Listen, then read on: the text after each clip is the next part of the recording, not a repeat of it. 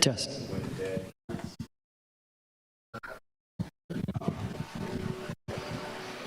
Live stream test. Testing to YouTube. Test 1, 2.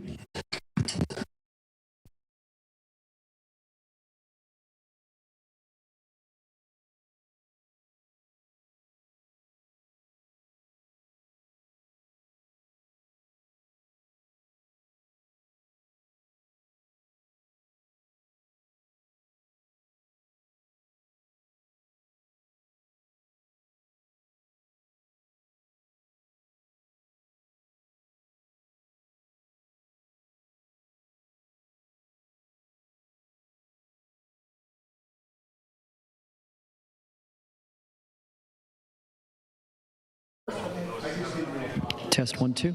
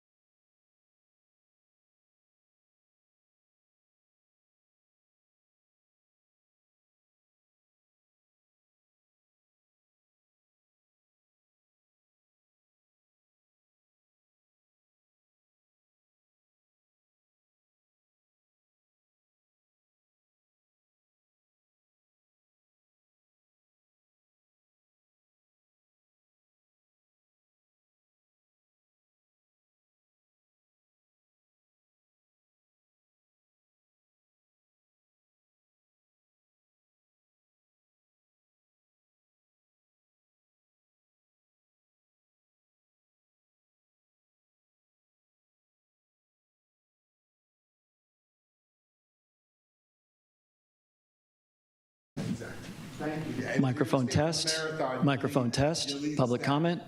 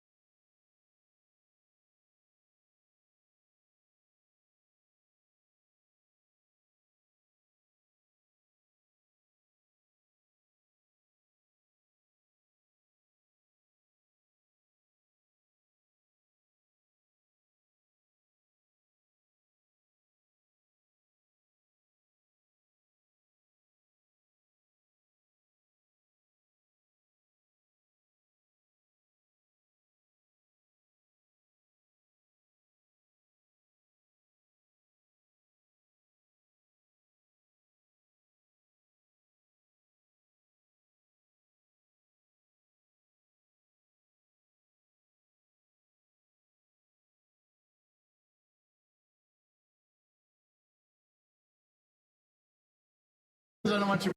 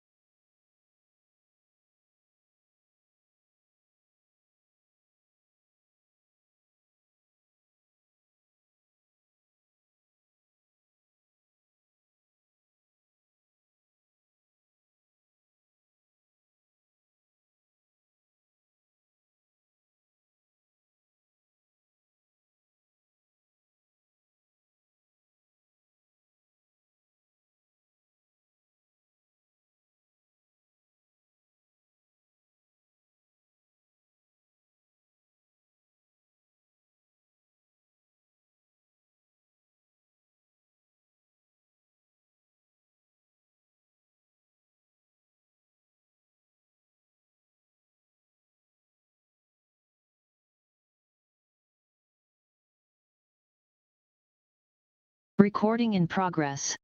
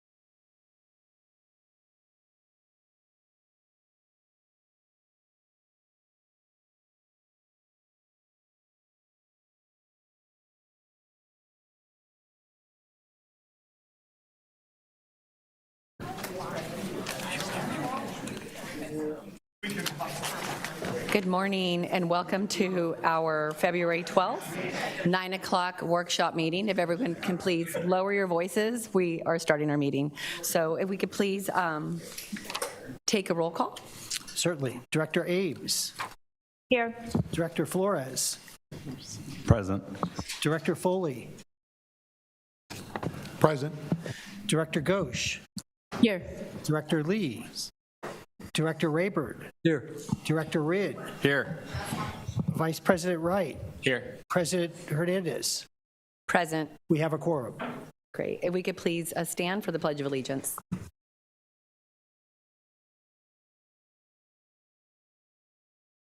Of the United States of America, and to the republic for which it stands, one nation, under God, indivisible, with liberty and justice for all.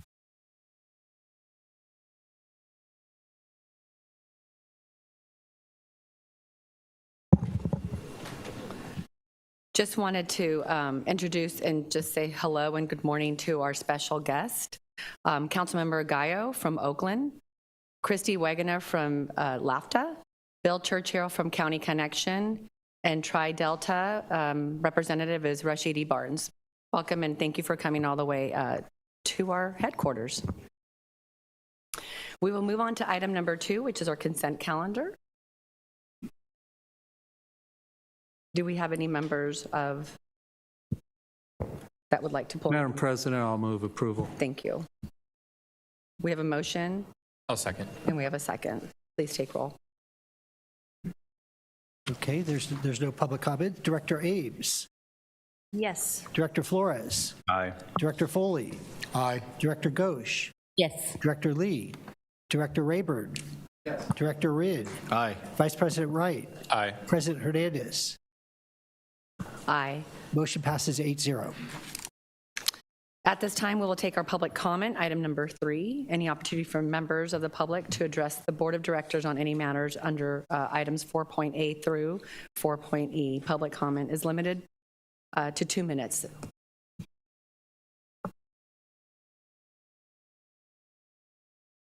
Our first public comment will be from Bill Churchill, followed by Chrissy Wegener. Bill, for 2 minutes.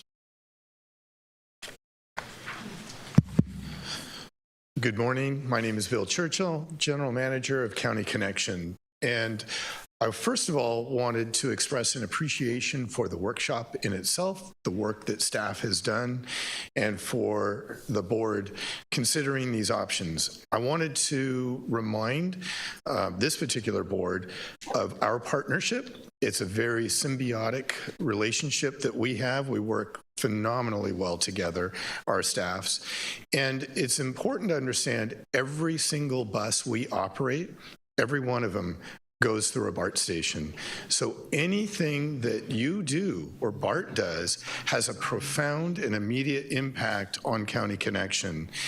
And the reason that's important is whatever you work through today, whatever you're considering, and whatever solutions that you have to come up with this very real and unfortunate fiscal crisis that BART is struggling, will then have an impact on how County Connection responds and how we integrate with your system as well. And it has a rippling effect across the entire Bay Area together. So I just wanted to point that out. It's a partnership. I'm here because I want to know what it is you're going to do, because whatever you decide to do has a profound impact on what we're going to do. And then we will sort of limp together into the future and find a way to be sure that we can serve the communities to the best of our abilities despite the financial crisis we're suffering. So thank you for your work. I appreciate it, and I appreciate the partnership. Thank you. Thank you, Bill. So, okay, Christy? Okay. Good morning, board members. My name is Christy Wagoner. I'm the Executive Director of the Livermore-Amador Valley Transit Authority. We are a small suburban bus system serving the growing Tri-Valley communities of Dublin, Pleasanton, and Livermore. Thank you for having me today and for having the opportunity to comment. The work you're doing today is a necessary and uncomfortable but responsible step that you are taking to better plan for a worst-case scenario future. Just to note, BART's Phase 2 worst-case scenario removes all Blue Line service east of Bayfair. Nearly 100% of my local bus routes connect to BART at Dublin Pleasanton. Removing all Blue Line service would be extremely detrimental to my riders, the majority of whom are low income. I encourage the board to also think about the impacts to paratransit customers. Thank you for your time. Next, we have Rashidi Barnes, followed by Councilmember Gallo. Good morning, Chair Hernandez and the BART board. My name is Rashidi Barnes. I am the CEO for Tri-Delta Transit. We serve around 225 square miles of eastern Contra Costa County. We have, like Bill said, a symbiotic relationship with BART. We feed into a BART system. We have been feeding to a BART system for decades now. So the impact that the decisions that will be made today will have a grave impact on how our service is operated and run in the future. It would also impact, as my colleague Christy Wagner mentioned, ADA paratransit services, but also Black and brown communities that are in the East Bay. So please keep that in mind when we're making these decisions on what that ripple effect will have. So thank you.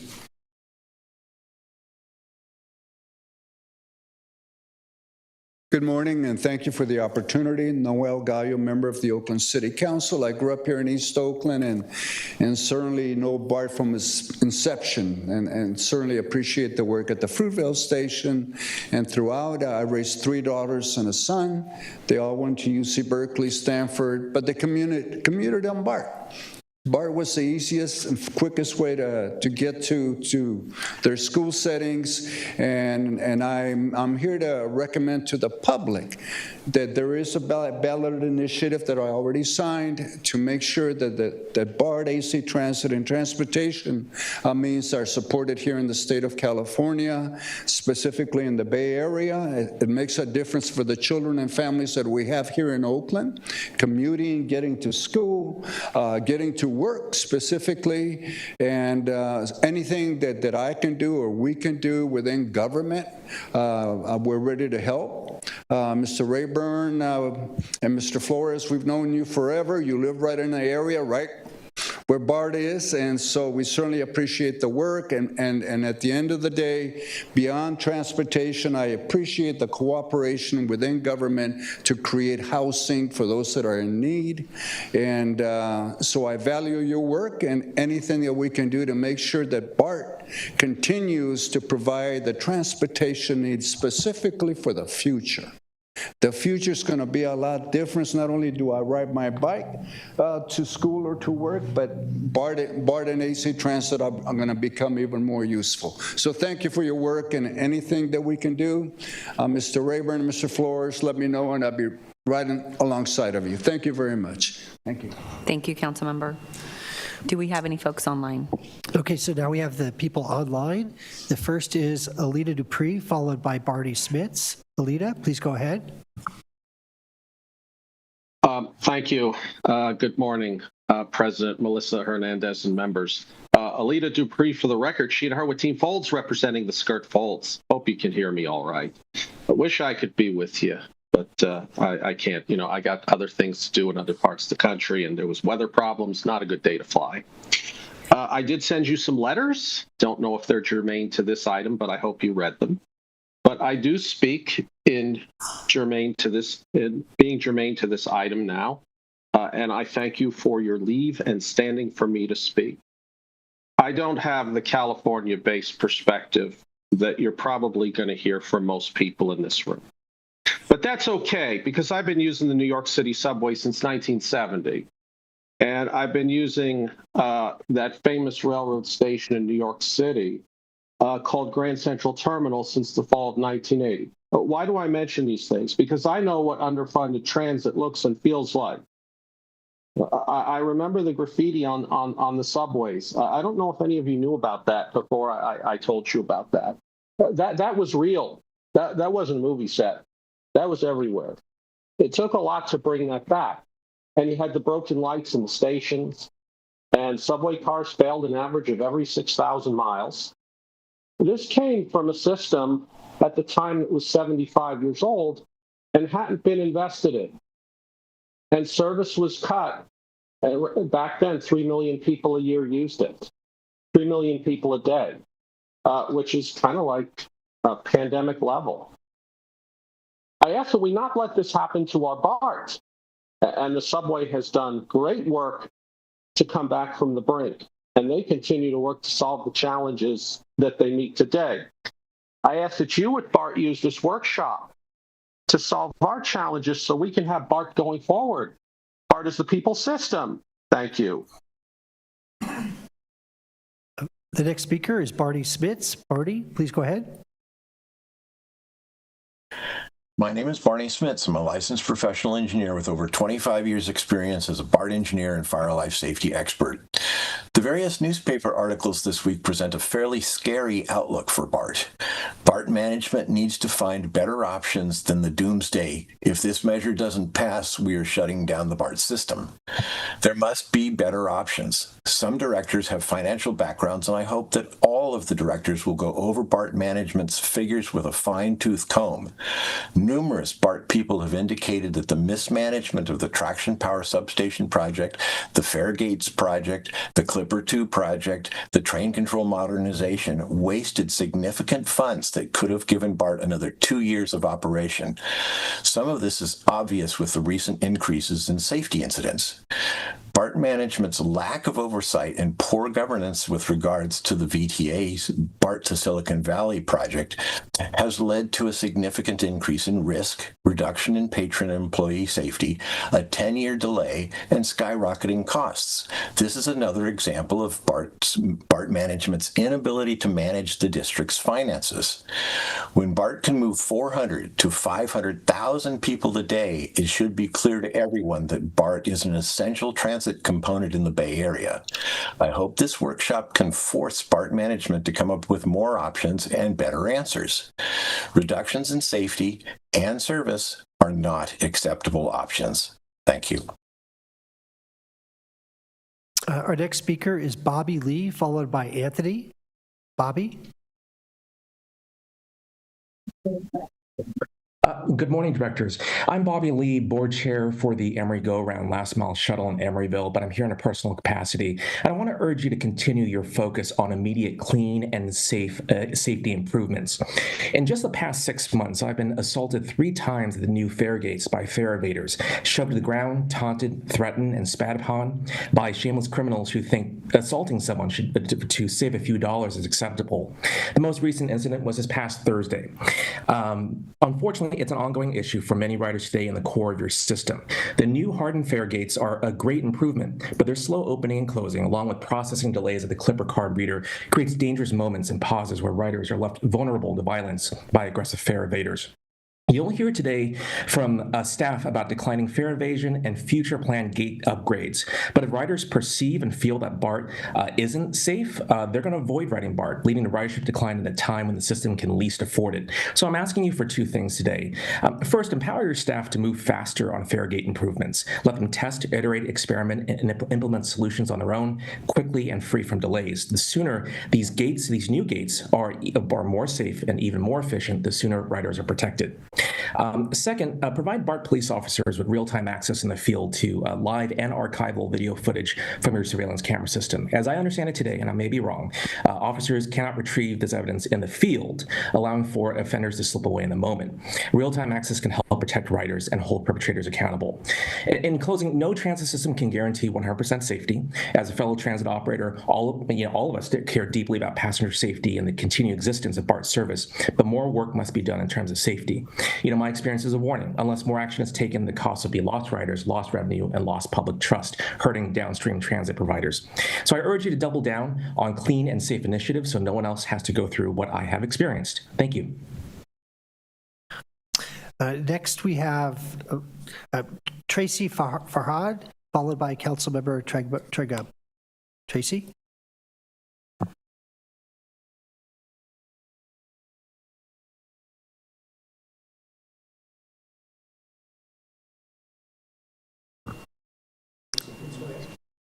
Tracy, please go ahead. Thank you. Sorry about that. I'm Tracy Farhad, and I'm the president and CEO of Visit Tri-Valley. I represent 41 hotels and hundreds of hospitality businesses and over 9,000 employees in the hospitality industry.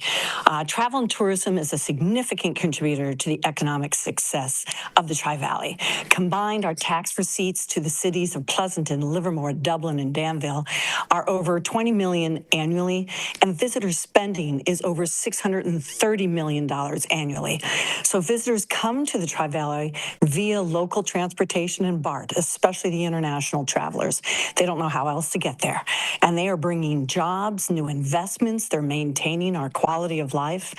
And in fact, VTV is developing a new multi-use 150,000 square foot event center adjacent to the Dublin Pleasanton station to secure our tourism future and the accessible, equitable travel to and from the Tri-Valley.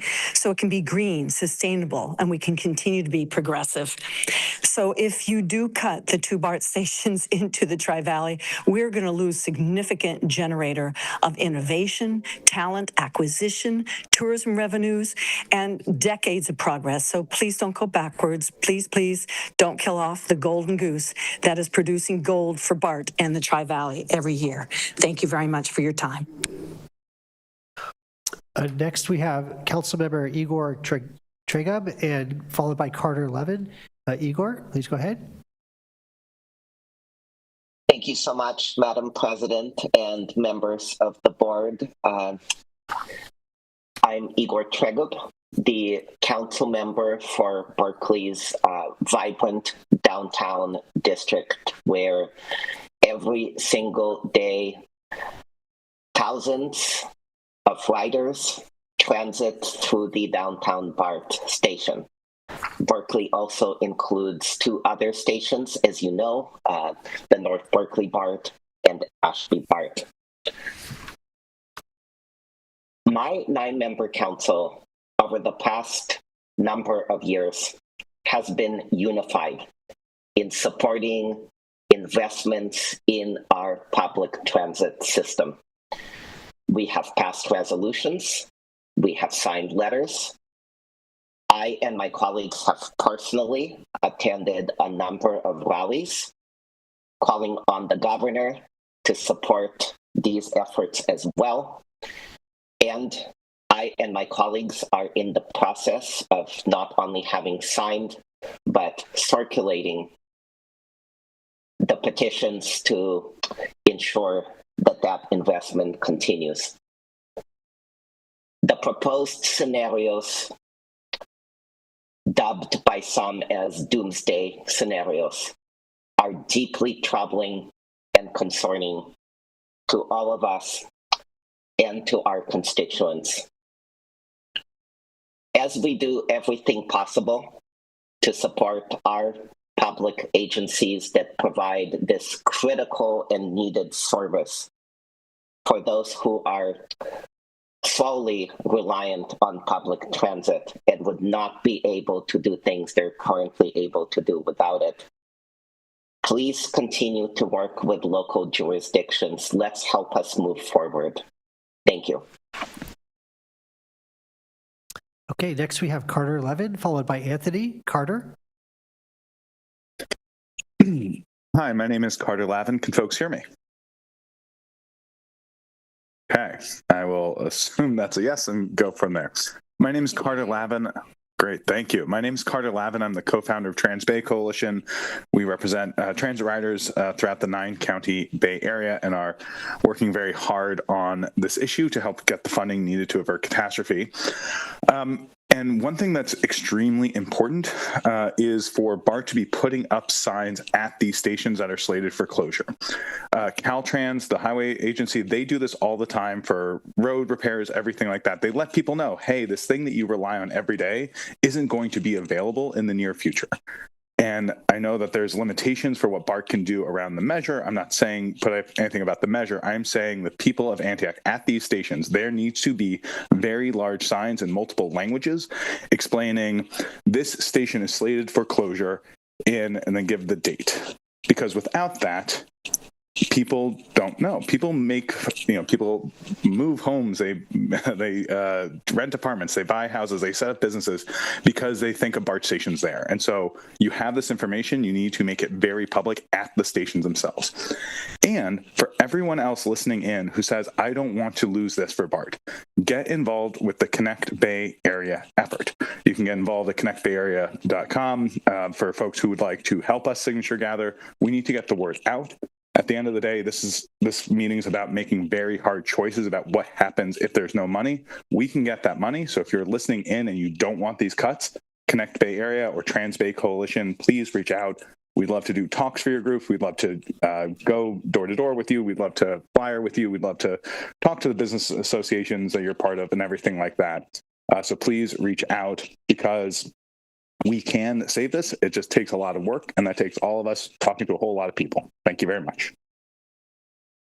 Next, we have Anthony, followed by Odysseus. Anthony, please go ahead.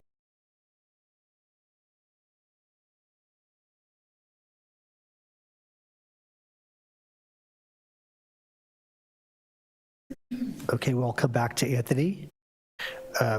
Odysseus, please go ahead. Hi there. My name is Anissa Williams. I'm a council member from Oakley, and I would just like to advocate on behalf of East County. I realize that some of the cuts will affect us in phase 1, but even more detrimental is phase 2. We've heard time and time again that the yellow line maintained its ridership, especially through the pandemic, and that's because our folks out here were all forced to work. They didn't have options. A lot of people moved out here because this is where they could afford, and our residents are what keeps the Bay Area in their work. So what we need is some consideration about that. The other thing is that our folks out here have been paying bonds for decades, and the nearest train station is the E-BART in Antioch.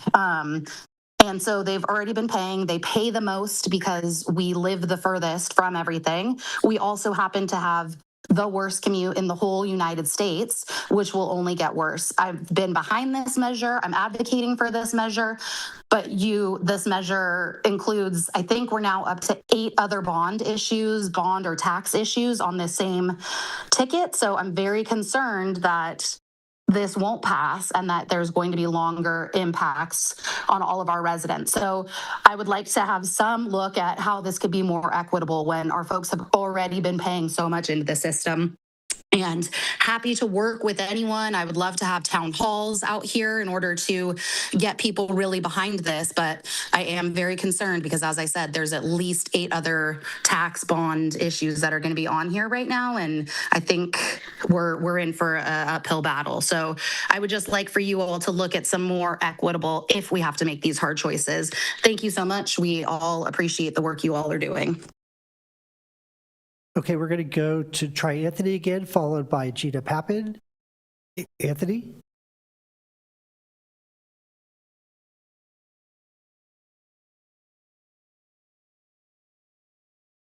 Okay, we'll go to Gina Pappin. Gina? Thank you very much. Good morning. My name is Gina Pappin. I'm the MTC representative for the 20 cities in San Mateo County. BART needs to gain the public trust at this point in time, not a doomsday threat of closures, one of which will actually violate an existing agreement and end up in a lawsuit. But that's the wrong way to go. BART needs to be transparent, and they need to have an efficiency plan. Lead with the good work you're doing. Lead with the savings you're making. You have increased revenue from the new fare gates, $10 million. Increased revenue from fare increases. You're not paying for bus feeder service in the North Bay, coordinated schedules. At an MPAC conference in Portland just last year, they had a seminar on transit and ballot measures. The one thing they said was, you must lead with the positives. You must gain the public trust. Threats do not work. You need to show the riders a positive movement at BART.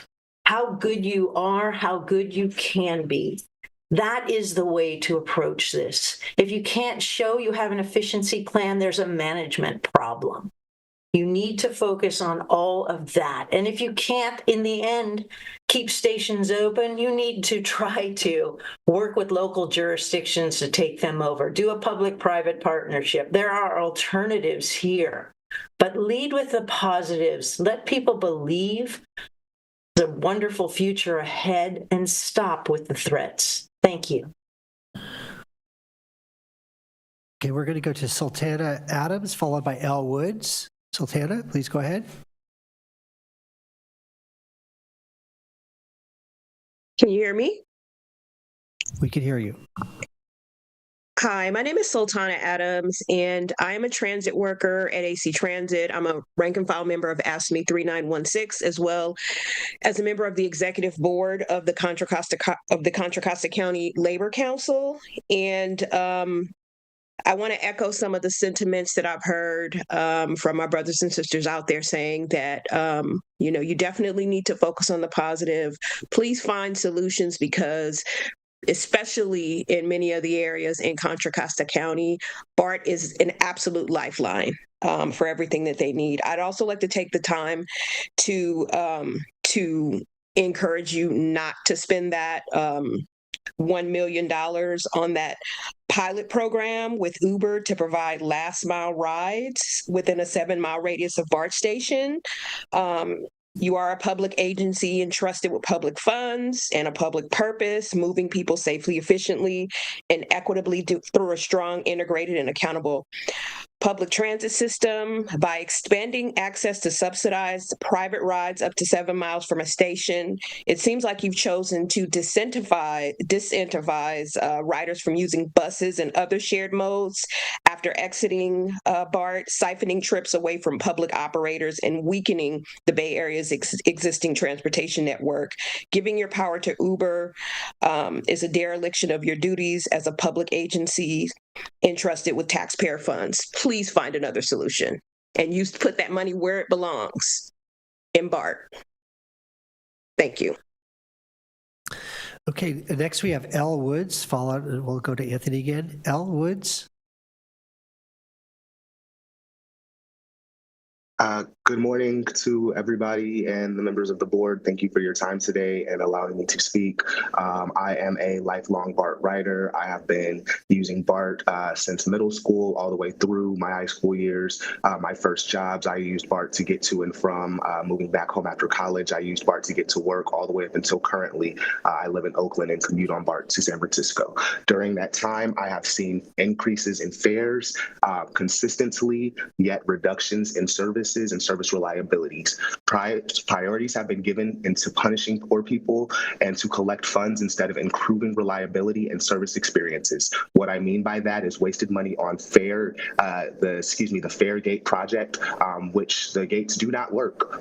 As somebody mentioned earlier, they stay open and allow people to go through. That is actually not really a concern of mine because my ridership experience is not affected by what other people are doing. So I have not been affected by violence on the trains like other people have mentioned.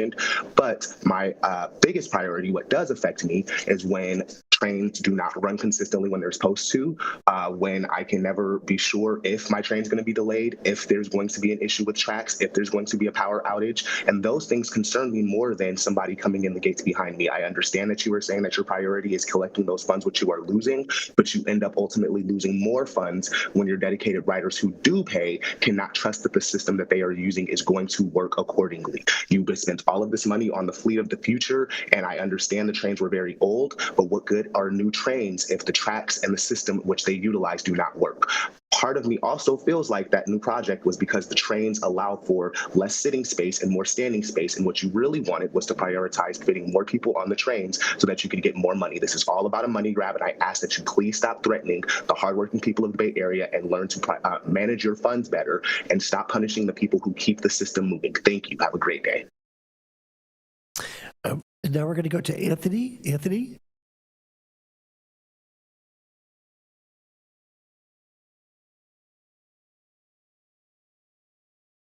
Okay, so now we're going to go back to in person. We have City of Antioch's Mayor Ron Bernal. Ron?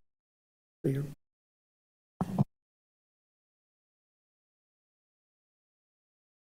Thank you. Good afternoon. I wanted to come out in person today, so I jumped in my truck and drove out here instead of taking BART. Took an hour and 20 minutes, $16 for parking. So to kind of put that in perspective, I first want to thank you all for the hard work you're doing on these difficult decisions. We have a structural deficit as well, which is very difficult to resolve. It's not easy. I just would ask you, I know everybody's focusing on their stations being closed, but to consider the overall transportation system. This Prop 63 affects not just BART, but also our local transit. And in East Contra Costa County, with our long commutes and the fact that 85% or so of our folks commute out, getting to the next closest BART station would be really difficult for people if our BART station did close, first of all. And so I just would ask you to look at the overall system and how it impacts all of not just Contra Costa County, but the Bay Area as you're considering your decisions on closing stations. And then secondly, I would just ask that the final decision, if the stations are closed, would be made by the board itself as opposed to as a former administrator. I think it's the decision of a board, now a policymaker. It's the decision of the board to make those final decisions. And so, again, thank you for the work you're doing and for starting this process early, because it's going to take some time to work through this, and then just hopefully Prop 63 is successful. Thank you. Next, we have Latrina Meredith, followed by Nathaniel Arnold.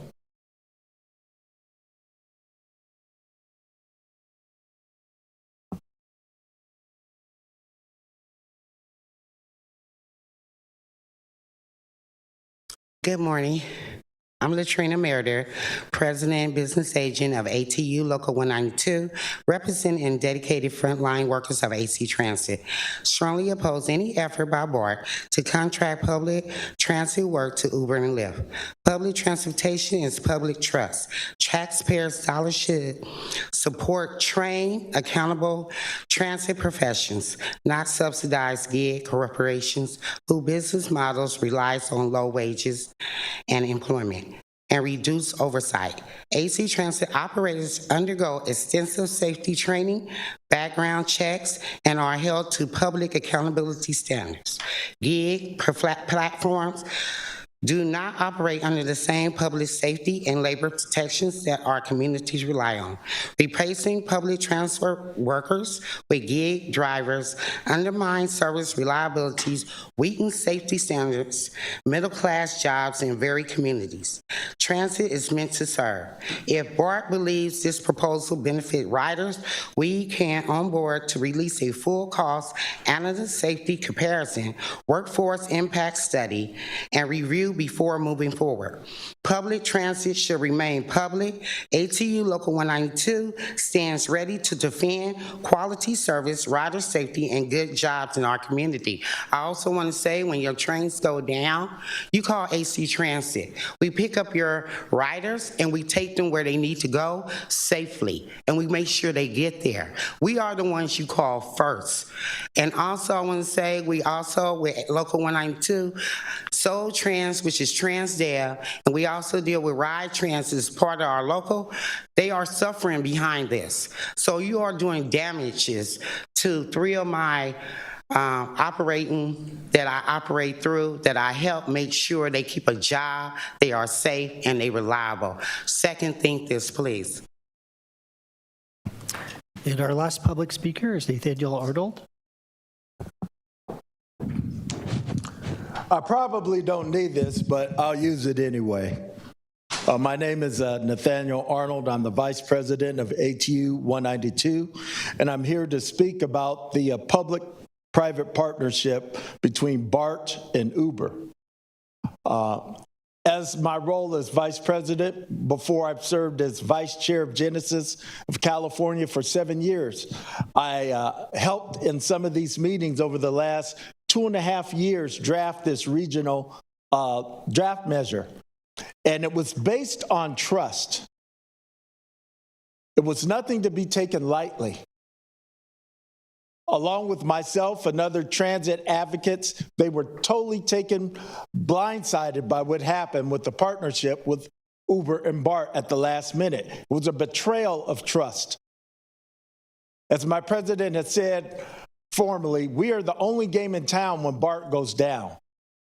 As a matter of public trust, our ask is that you get rid of your private partnership with Uber and give that money back to the buses where it belongs. That's our work. Not to mention that Uber has, according to the New York Times, over 300,000 sexually assault cases against them. And they also have Saudi Arabia on their board. They bought 70 million shares at $5 billion. That's against the United States law. You can't have that. And I suggest if you're going to have any partnership that you vet them thoroughly like you vet us. Thank you very much. Okay, we have a couple more public speakers. Laura Tolkoff, followed by James Lindsay, and then followed by Paul Barcelon. Good morning, board. My name is Laura Tolkoff. I'm the Transportation Policy Director with SPUR. We are part of a broad-based coalition of labor unions, business groups, environmental groups, transit advocates who are working to qualify and pass a regional measure this November to prevent major service cuts like the ones you're about to talk about today, as well as for Muni and Caltrain and AC Transit. And I just want to offer a word of caution. It would be a mistake today to focus on fighting to maintain service at any particular station right now. It is missing the forest for the trees. This is a plan for how the agency plans to shut down over the course of 12 to 18 months. So for anyone who is listening to this hearing, let's be clear-eyed. Everyone here is going to lose if this measure does not pass, and we need to put every effort into qualifying and passing this measure so that the cuts that you see don't happen. Thank you. The next speaker is James Lindsay. Good morning, board members. Good morning, Bob.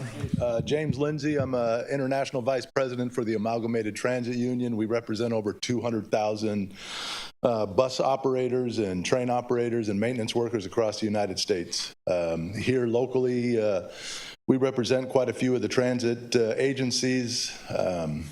And I might as well say I'm a BART rider myself. I ride BART to get around to negotiations when I go up to meet with Bill and his group and Rashidi, down to VTA as well. So a lot of these closures will affect me personally.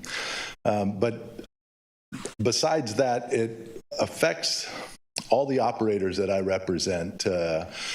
Specifically, let me just get to the point of the Uber deal and the effect that it has on all of my members. They are drug tested where Uber's not. They are trained, as my president from 192 explained, to handle all kinds of different scenarios that Uber does not do. So the Uber agreement that you have is really affecting the members at all the transit agencies in the Bay Area, and that's going to make it difficult for us to help with 63. So you really need to think about that. We need the operators to move people, and we need them to talk to the members of the public that are getting on their buses about 63. So we really need to think about this. Thank you. And our next speaker is Paul online. Is Paul Marcellin? Please unmute yourself. Good morning. My name is Paul Marcellin. I am a lifelong transit rider. I have never owned a car. I haven't driven at all in my adult life, and I rely on BART and on the feeder bus agencies to get around. I'm disappointed about BART and MTC's mixed messaging on bus service coordination. On one hand, you brag about little schedule changes and so on to consider bus transfers, and then you come up with a doomsday service cut scenario that doesn't even consider feeder and replacement bus service. I really hope that transit riders and the rank and file union members who operate buses and BART will stand up for better management and more honest planning for this scenario. Of course, I hope that the revenue measure will pass, but I hope that your future contingency plans will consider BART Express style bus service. I don't think there are many people around who remember that, let alone who actually rode it, but I did for years. Its flaw was that it was privately contracted. I'd like to see that kind of service subsidized by BART and operated by union labor at AC Transit and at other bus agencies that still have direct unionized rather than privately operated service. So again, I think it's really myopic for you to present a doomsday scenario that doesn't include the feeder bus service and complementary bus service that we used to have until the mid-1990s before the extensions opened. That could be part of a rescue if we have to consider a rescue. The point of it is to move people around, and you really need to include the bus as part of the solution rather than presenting a doom and gloom scenario. Again, let's hope the measure passes. Okay, we have two more people in person here. Keith Brown, followed by Crystal Lee. Keith?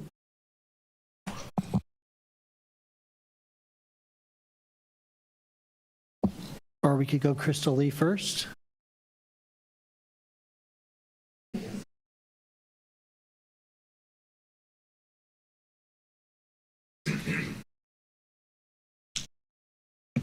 Good morning. Good morning. My name is Crystal McGee Lee. I am President, Business Agent in Sacramento, California. Thank you for allowing me to speak. And I can tell you from personal experience out in Sacramento that it doesn't work in regards to Uber. They try that in regards to the first and last mile in my local as well.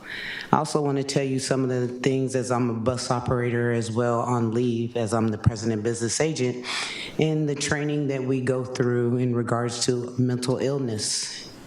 We all know that we have that. And those are the things that Uber drivers aren't trained to do, that we do. We also are trained in, you heard in the drug and alcohol, that we have to be clean. Those are the things that the Uber drivers don't have to do.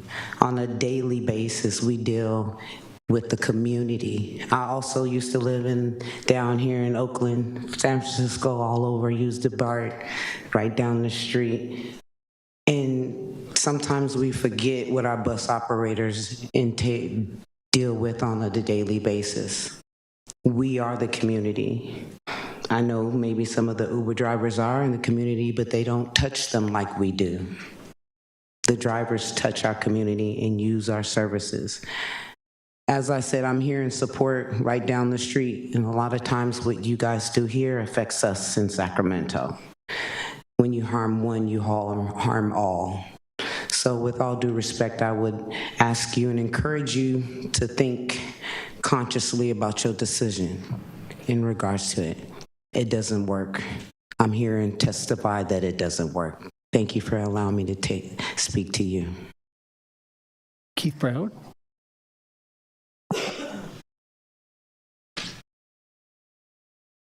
Good morning, board. I'm Keith Brown. I represent the Alameda Labor Council, over 100,000 workers across Alameda, but we have a unified message from labor across the region. And first of all, I do want to say that labor, we're on board and we support the regional measure. As a public transportation user, it is important for the stability of our region to have a thriving public transportation system. And we went in working together to make sure that we achieve this, it's based on trust.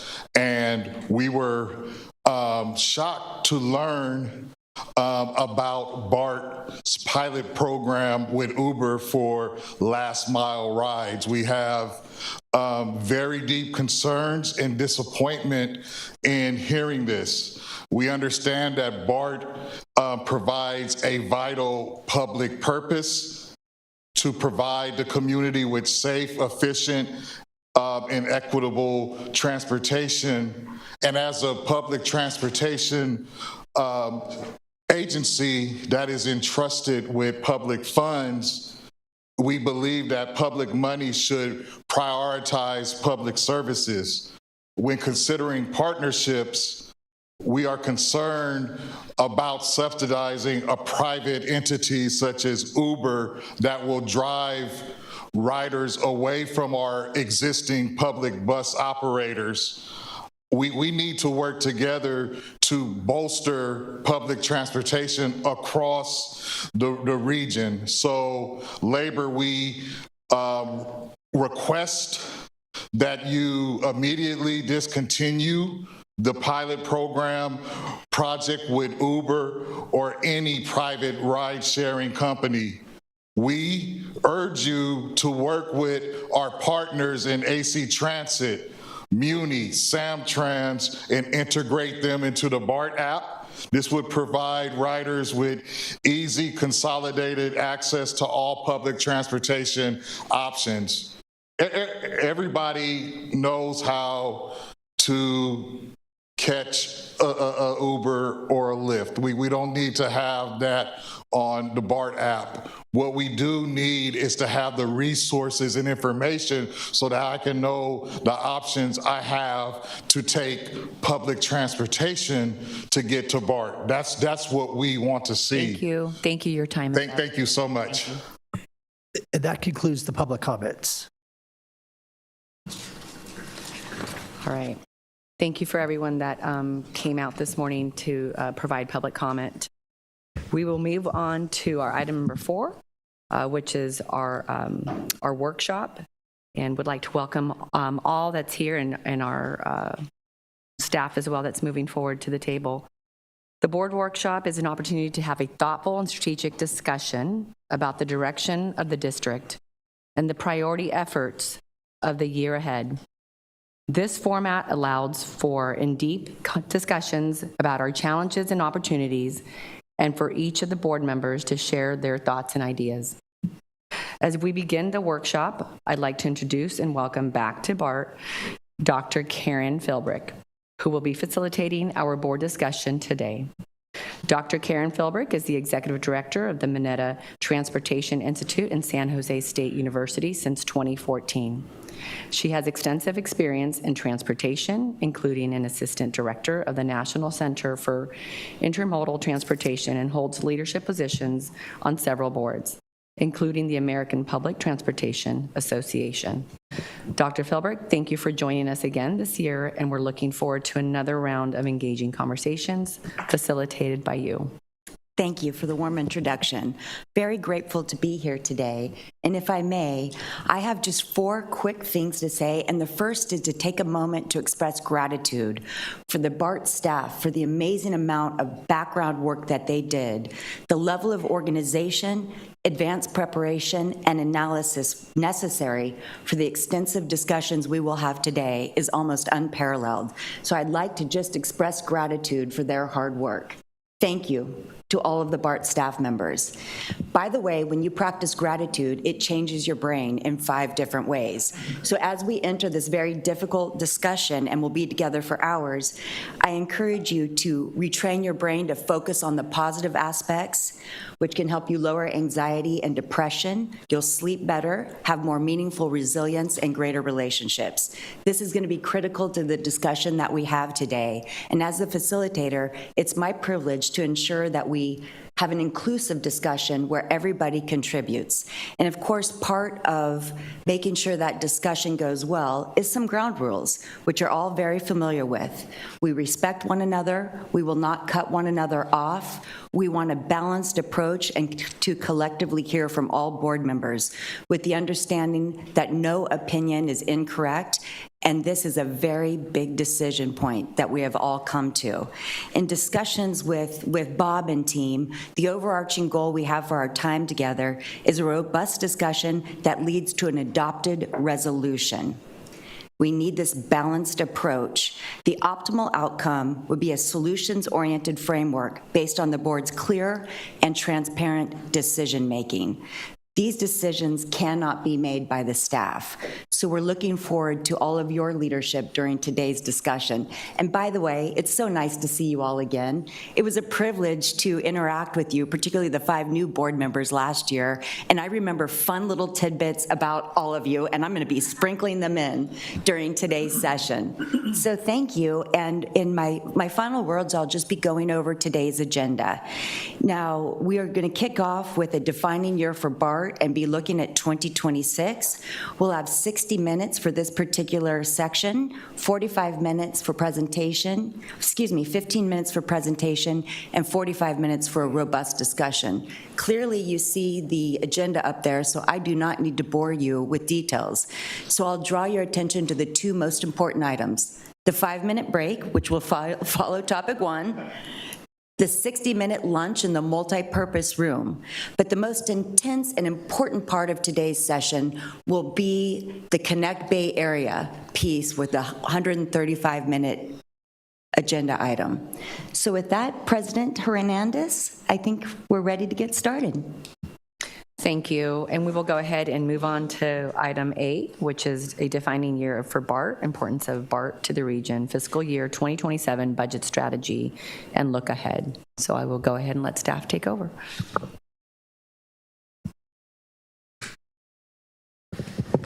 Good morning, directors. Monica Maher, Group Manager of Sustainability. There were over 55 million trips on BART in 2025. 55 million. If every single resident in the Bay Area rode BART, they would have to take more than 7 trips to equal that number of trips. So clearly, BART plays a significant role in how the Bay Area moves. And more than that, We contribute an importance to the region in many different ways, including connectivity, the environment, and the economy. For connectivity, we connect people to communities, jobs, destinations, and other transit systems. For the environment, we take cars off congested roads and support both regional and state climate goals. And lastly, for the economy, our station areas generate revenue for local governments and businesses. I'm going to hand it over to Dan Wu to give you more data and facts about BART's importance in the region. Good morning, Directors. Daniel Wu, Principal Planner with BART Strategic Planning. BART provides critical regional connectivity. This map shows in purple that within a 15-minute walk of BART, there are 800,000 jobs and 670,000 residents. If we also consider transit services that connect to BART, this coverage, as shown in orange in the map, expands to 2/3 of regional jobs and 61% of regional residents. BART is also the core of the region's transit network, with 87% of transfers involving BART, with more than 300 connecting routes. There is no other service than BART that connects the inner part of the region with points east of the Caldecott and Castro Valley. Replacing BART with a similar bus service would subject riders to congestion, crashes, weather, and other roadway delays. The diagram on the right shows that 120 buses would be needed to carry the same amount of people currently riding the Yellow Line trains westbound through the Caldecott Tunnel during the morning peak hour. Further, to match BART's speed, buses would need dedicated lanes and signals on highways and local roads, which may be logistically challenging. BART saves the region in both time and money caused by congestion. This slide shows for 3 trips in the region to and from San Francisco, congestion could increase without BART. Take the upper left example. As shown in the blue bar, a driver making a round trip between El Cerrito and downtown San Francisco during typical weekday peak hour currently experience almost 1.5 hours daily in congestion.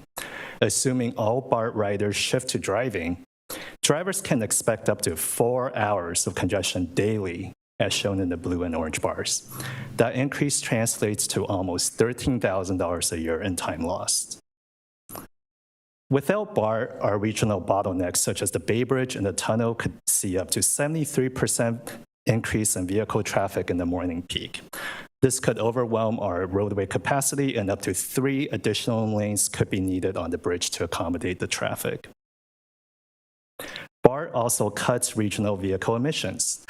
The graph on the right shows that for an 100-mile round trip between Pittsburgh and SFO, a person produces 42 times more carbon dioxide driving than on BART. Without BART, additional driving could make it impossible to meet state and regional climate goals. BART provides capacity that could be challenging for the region to replicate. For instance, if all morning peak hour BART riders from San Mateo County shift to driving, an additional highway lane would be needed. An additional highway lane would cost the region more than $460 million per mile to build, not to mention the lack of space to widen a highway in an urban setting like the 101 corridor. Finally, BART grows the region's economy. As shown in this graph, properties within a half-mile of BART, shown as the blue bar, have more than 4 times the average property value of the 3 BART-represented counties, shown as the orange bar. These station areas represented $300 billion in property value in 2024 and generated more than $3 billion in property tax revenues for local governments. BART also fuels local businesses around the region. A Bay Area worker spends on average $34 daily on food and beverage and shopping around work. Based on ridership in downtown San Francisco, this translates to almost $1 million daily spent in local businesses. Now I'll hand it over to Dave to discuss a recent resident survey on regional sentiments of BART. Good morning, Directors. David Martindale, Director of Marketing and Research, with some very preliminary findings from a recently concluded resident survey that we fielded. The survey was conducted in January and aimed to get a snapshot of ridership in the 5-county service area and better understand why some choose not to ride BART and what steps we might take to grow ridership. I want to note that this was not a likely voter poll or a rider survey. We have a lot of data on those two groups. This is a survey of the general population and fills in gaps in our research, namely sentiment on those who do not ride BART. The sample size was just under 1,400 completes, and of those, 33% were regular riders, those who ride BART at least once a month.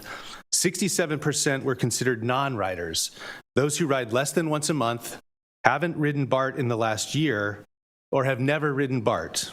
And yes, there are residents who have never ridden BART. There's a large amount of data from this survey to go through. We're just digging into it now. This is a quick overview, but we will be back in front of you with a detailed analysis and a plan for how the results will be used in March. First, some good news. 87% of those surveyed say BART is very or somewhat important to the quality of life in the Bay Area. 80% describe BART as necessary, and 69% recognize that BART has a great need or some need for additional funding. Non-riders tell us that we need to keep our eye on the ball regarding safety and cleanliness. 50% of non-riders say crime is a major reason for not riding BART, and 35% of non-riders say BART is too dirty.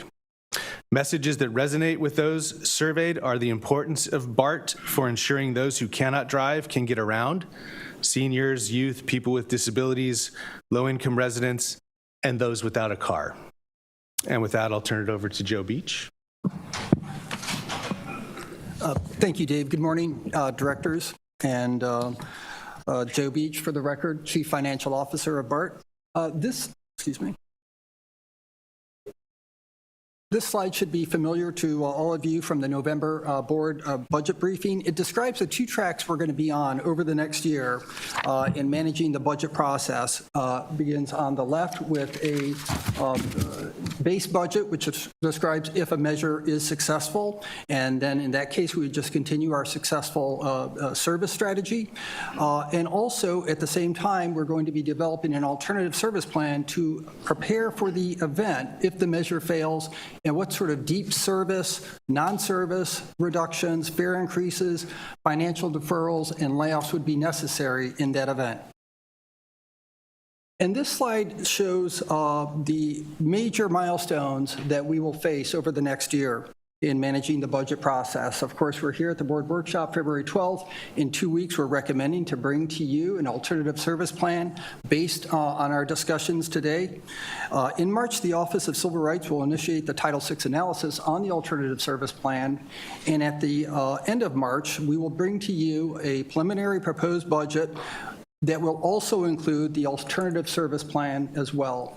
On April 1st, we'll complete our work with MTC on the financial efficiency review. It has two phases. This phase will focus on an analysis of operator efficiencies and cost savings achieved since 2020, and also transit service enhancements that could be achieved with no additional costs. On June 11th, the board will be asked to adopt the FY 27 base budget and the alternative service framework with any changes directed by the board. I also want to note that in that period between here and when we bring the adopted budget to the board, we're going to continue to evolve our work here. We're going to refine our assumptions and estimates based on your direction, based on input from the board, based on our discussions with labor, and our own analysis and input from other stakeholders. And that will include throughout the summer as well. I also want to point out that in June 25th, before July 1st, the Connect Bay Area Act requires the board to take action on the financial efficiency report, the final report. In October, we're going to present the board with a budget update. We haven't decided what meeting that will be, and then we'll proceed to, of course, the November 3rd general election. And this slide goes into detail on some of the actions that would be necessary if the measure fails. In that case, on November 4th, we would meet with our labor partners and discuss the service reductions and layoffs that would have to take place. On November 11th, we will issue the legally required Warren Act notices, providing that 60-day notice between when the layoffs would have to begin on January 11th. And then in the first meeting, or excuse me, the second meeting in November, we'd bring two things to the board. First of all, we would brief you on the revised budget. Second of all, we would also bring for your adoption the final Title VI analysis completed by the Office of Civil Rights. From November 30th through the mid-December, Transportation Department employees would submit their bids based on the alternative service plan. And the first meeting in December, we would ask the board to adopt the revised budget. Now, after the budget is adopted in December, we'll be continue to work with the legislature, state and regional leadership to work with jurisdictions to prepare for the service reductions and layoffs. And on January 11th, we will implement the service reductions and layoffs. Throughout the administration of the service reductions, the implementation of this alternative service plan will continue to monitor the risks, particularly service and business and operational risks and vulnerabilities, albeit with significantly reduced staffing and the capacity to respond to identified problems. This concludes our remarks in this presentation. Thank you for that presentation. Do any of our BART board directors have questions for the presenters? Director Ames, followed by Director Flores. Thank you. Excuse me. So I'm concerned about this plan here if it fails, and so I want to know how we can come up with a plan in the budget iteration that we're going through now. How can we come up with a plan that keeps the stations open? That is a decision that's up for this board to make, and my understanding is that's what we're here for today. This is our set of recommendations. There could be other choices, but those other choices are going to have their own adverse impacts in other places in the budget. So there can be different recommendations, different choices, but I wouldn't want you to draw the conclusion that they would be any less severe just in other areas of the budget. And Director Ames, I think it's a very relevant question and topic. I think it's premature. I think let's have that discussion after Beach and Iceman and McCormick get up here in the second portion of this deck and walk you through the analysis, the analytics that led to some of those graphics there. And then let's have that discussion. I think we need that backdrop from Iceman and McCormick to kind of educate the board and make sure that we're all on a level playing field to have that discussion. But we want to have that discussion with you. Thank you, Bob. I think it's important to note that we talk about this iterative analysis and refinement. This is if it fails. And I think those steps there, advance risk assessment, refine FTE, full-time equivalent, that's full-time employees, and refine the impacts of the full-time employees, refine the budget development, all of that, even discussion with labor, could happen, I think, in this next, hopefully this next iterative process where we keep the stations. I think well, he's got it shown here too. I mean, he just kind of mirrored that between Director Ames, again, Joey, I guess you could answer for yourself, but between March and November, he's doing this interactive analysis, refinement. I call it sanding it down, back and forth with labor, discussions with labor, the budget folks, Jones, me, so all that's happening. But I guess I would say, come November 3rd, is it November 3rd? Depending on the outcome, it can become a little bit more real, right? And so I think that's the portion that Joe has got listed on that second slide there. But what you're asking about, Director Ames, is going to happen starting now through November 3rd. Mm-hmm. Thank you. Thank you. Director Flores, followed by Director Ghosh. Thank you. As a matter of process, if we get to the point where we reach eventually phase 3, what would be the process of dissolving the district? Would we have to file for bankruptcy to make sure we pay off our debt obligations? Is that something that we've started exploring? I'm going to defer the answer to that to General Counsel Gina Zalen. Thank you. Good morning, General Counsel Gina Zeland-Peterson. Thank you for the question. Yes, Chapter 9 municipal bankruptcy is an option when a local government agency becomes insolvent. However, you do have to, as a threshold issue, establish that you are insolvent to be eligible for bankruptcy. And of course, I defer to Joe on the numbers, but the district is not currently insolvent. Joe, can you talk about at what point in the scenarios that you've mapped out we would become insolvent? What does that look like? Well, first of all, I want to say we're not even close to insolvency right now. We have a very strong financial position right now, strong cash balances, strong reserves, and very sound policies that are in place right now. However, one thing to keep in mind is when emergency assistance is exhausted at the end of June, each of those months, we're going to be incurring monthly losses of about $30 million. When you see the monthly budget performance report, that shows in detail what our revenues have been in that period, what our expenses, and you can see the difference in there is made up by the inclusion of that emergency assistance. And so we do have, I would describe a lot of runway after that, and we manage and monitor our cash flow very carefully. We meet on it each week. I look at it almost on a daily basis, and it's something that we look to and monitor very, very closely.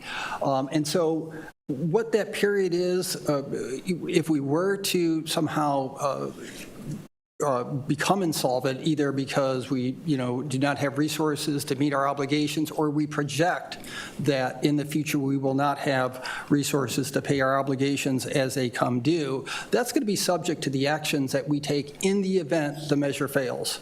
And then what would be the service reductions, what would be the fare increases, and what is the success? One of the things you're going to hear from Michael Eisman and John McCormick today is what's going to be the ridership impact and response if we had to implement these service reductions. These are unknown in part because this level of reductions have never been implemented by any transit agency. So it's a big unknown to us what the revenue impact of that would be, what the ridership impact, and then what the revenue impact. So what I would say is right now we're reasonably confident about the strength of our reserves. We monitor it very closely, but it's really something I couldn't give you a point in time at which point we feel like we may not need to meet our obligations as they become due, because right now that's really not an issue for us. Okay, thank you. I do want to talk about this a little bit later once we dig into the service levels and everything else, so thanks. Director Ghosh.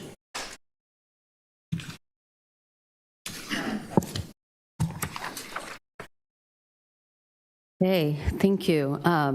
Very sobering start, but I'm glad you all started with the positive in some ways, which is also the negative, which is that BART's really critical to the region. I think for those of us who live in the BART world, we kind of know that. If you ride BART, you know that. But BART has this sort of invisible, sometimes, impact on the Bay Area. And I think some of the slides you showed today really speak to that. The supporting the economy, the number of dollars that people spend in the areas around the BART station.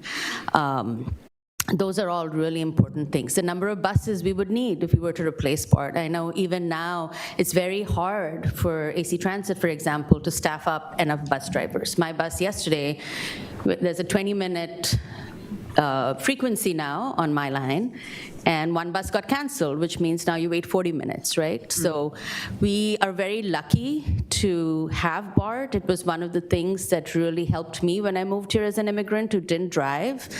It connected me to opportunity.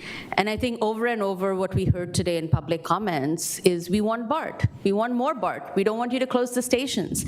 I think that's really important for us to remember is people people want BART, people want the stations in their neighborhood to be kept open, and I think that adds to the gravity of the situation and what we're facing today. And I'm glad Director Flores asked the question about what happens in phase 3, and I too look forward to speaking about that more when we come to that point.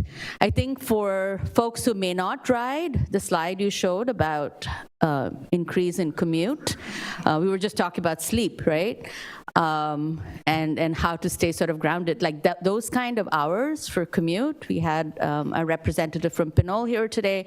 You know, the congestion that's in my district, the health impacts of that congestion is immense. So even if you don't ride BART, it's an immense impact that people are going to feel from the fallout of this reduced service. And I won't say what phase 3 is yet, but even with what we're looking at today, there is an immense impact.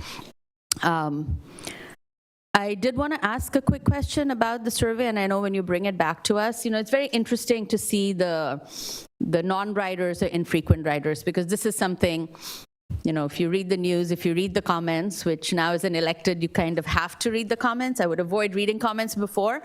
And it's obvious that some people have not come back to BART since the pandemic. They've not seen the improvements that BART has made. I totally understand, you know, some of the callers who do take BART, who might still be having some issues, and it's a continuing process.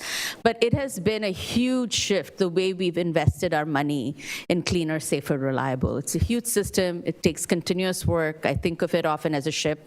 You know, something is always breaking, rusting. You know, you have to keep working on fixing it.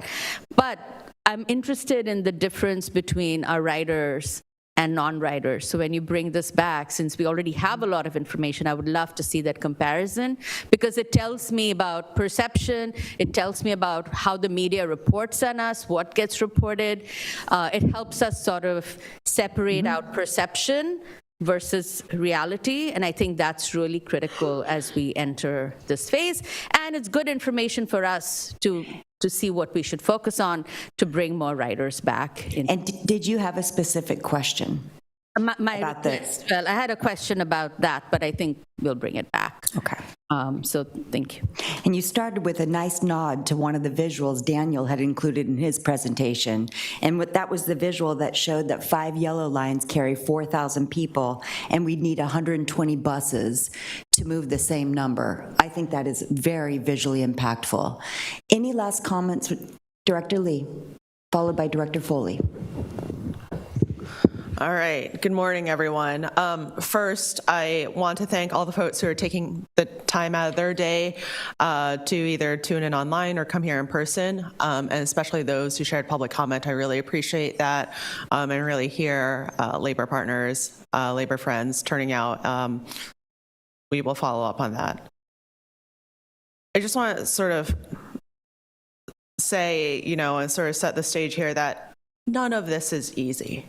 This is really, really hard, what we are hearing and what we are doing today. It is not easy for staff, especially our labor partners, to analyze numbers and scenarios where their job is eliminated, where they have spent their entire careers possibly. It's really hard for them to be doing this and presenting this to us today. It's not easy for us as the BART board to receive this information.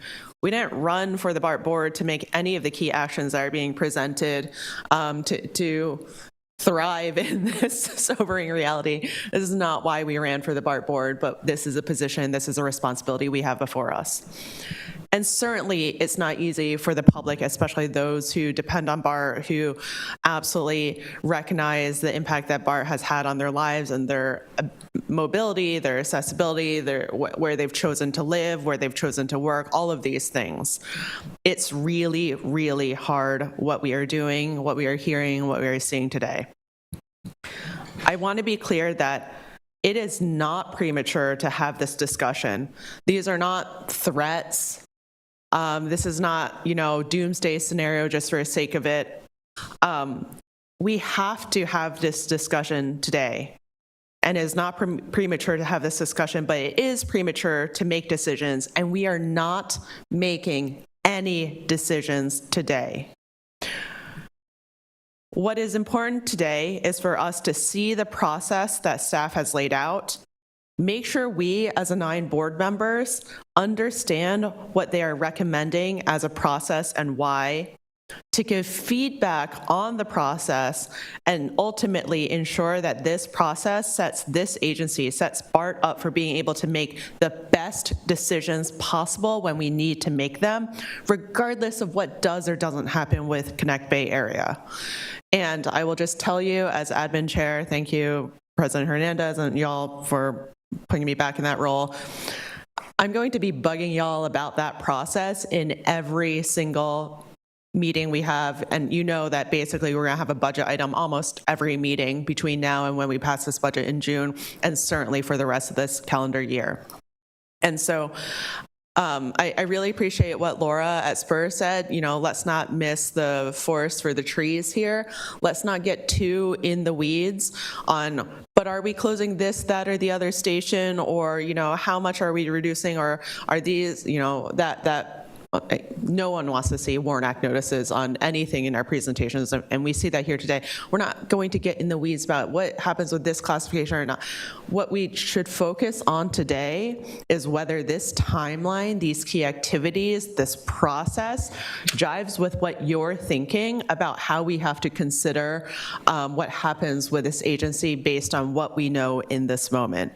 I also want to be clear, and this is the last thing I'll say here, the reason staff is presenting what they are presenting is because we've asked them to. Like we said last year, you have to be honest about what's going to happen with this agency. We can't just keep pretending these deficits that we knew were going to lie ahead would magically disappear. We told Bob, tell us the real scenarios of what happens if these deficits, and we saw those numbers, the 300 plus, you know, close to 400 million deficits in future fiscal years. Guess what? That deficit is hitting us in this fiscal year. So this is getting presented. These actions are being presented because we asked you to. And so, thank you. I'm sorry it's so hard, but we're in it together. And I'll just say, you know, based on what we're seeing, particularly on this slide, the FY27 key activities and actions, and then the next slide, the Metro Fails timeline. I don't think I have any questions at this moment. I will get into it in the coming presentations, but I just sort of want to lay out how I'm approaching today. And if you're with me, like, let's figure out a process that we think we need to be aligned on. Thank you. And may I just remark on the level of emotional intelligence that you've just displayed with those comments. Personally, I thank you for setting the stage like this, because this is a difficult discussion, and you've allowed people to feel psychologically safe in sharing their feedback. And that is critically important to a transparent discussion that will lead us somewhere. So thank you. Director Foley. Hold up, Foley, Director Foley. You know, Janice, I just wanted to say something. We are in it together, right? We absolutely are. And I'm like, yeah, she's right on that. You know, and the one thing I was just going to point out to everybody, you know, around in this workshop, and it is a workshop. It's supposed to be interactive, back and forth. You saying we're in it together is very powerful. So thanks for that. And then the other thing is, you know, it didn't go unnoticed. You know, it's this section. Doctor, is called, you know, a defining year for BART. You know, but somebody, you heard from the public audience, whether it was LAFTA or Rashidi Barnes or Bill Churchill or Spur, you know, it's so much more than a defining year for BART, right? Mm-hmm. It is a defining year for public transit in the Bay Area, right? And so you heard how interconnected we are. And so when you heard Director Lee say we're in it together, mm-hmm. not just here, we're in it together as a system, right? And so I just wanted to, you know, echo that thought that you had there, Director Lee. Very meaningful. Thank you.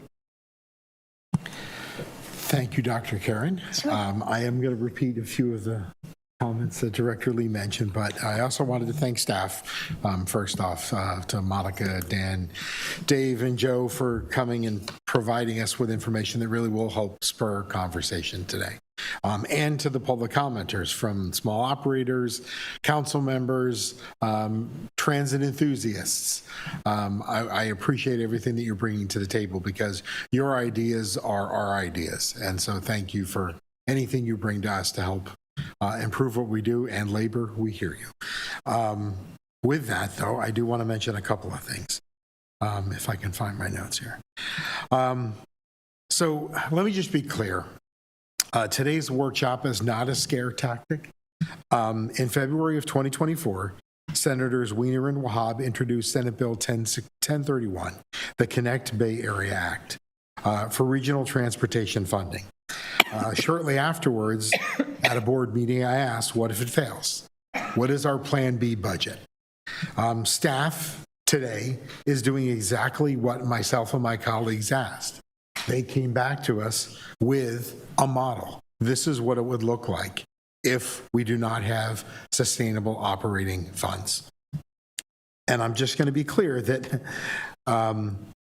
without additional revenue for operations, BART faces a $376 million annual operating deficit starting in 139 days. 139 days. That's when we hit the next fiscal year. So we've got to come up with alternatives, and that's what we're here to try to start today. So with that, if I could jump to slide 14, I had a couple of questions on a couple of slides. So when we talk about growing ridership, for me, this slide, the focus is really on the chart in the bottom right with the pink bars, which is how do we grow ridership? It's important to understand that people think we're great and think we're necessary, but it's how do we improve the ridership model? So what I'm hoping to see out of this survey are action items. So I would like to understand, what are we doing to address issues around doesn't serve my trips or station's too far from home? Now, again, we're not going to just build the station, but it is that first mile, last mile conversation. What can we do differently? So I'm hoping to see action items coming from these survey so that the board can take action to try to make positive change. I'd also Director Foley, we'll be back in March with a full analysis. We'll have our partners from FM3 here who did the survey for us. So the plan is to come back in March with full details on the results of this survey. Super. You put on the commentary that BART likely to resonate with 5 county residents. How are we defining likely to resonate, these bullet points? How did we decide that those are the ones? They were ranked. They said which of these, we spelled out different categories, ensuring people can get around, better for the environment, reducing traffic, and they ranked them as far as their preference. Okay, thank you. All right, if I could jump to slide 17, my last couple of questions. I see that on June 11th, we have budget adoption, but then on June 25th, we have board action on the efficiency report. Shouldn't those be reversed? Shouldn't we be looking at the efficiency report as sort of folding it into the budget as opposed to adopting the budget beforehand? That's a great point. And so it will be completed at the end of April. We've been working on that with MTC and the other operators, and we're on track. And so when that report is completed, we of course will reflect on that and what it will mean for the budget. I want to stress, though, for the most part, most of it's the two components of this are really, one component is sort of retrospective, looking at the efficiencies that have been achieved since 2020.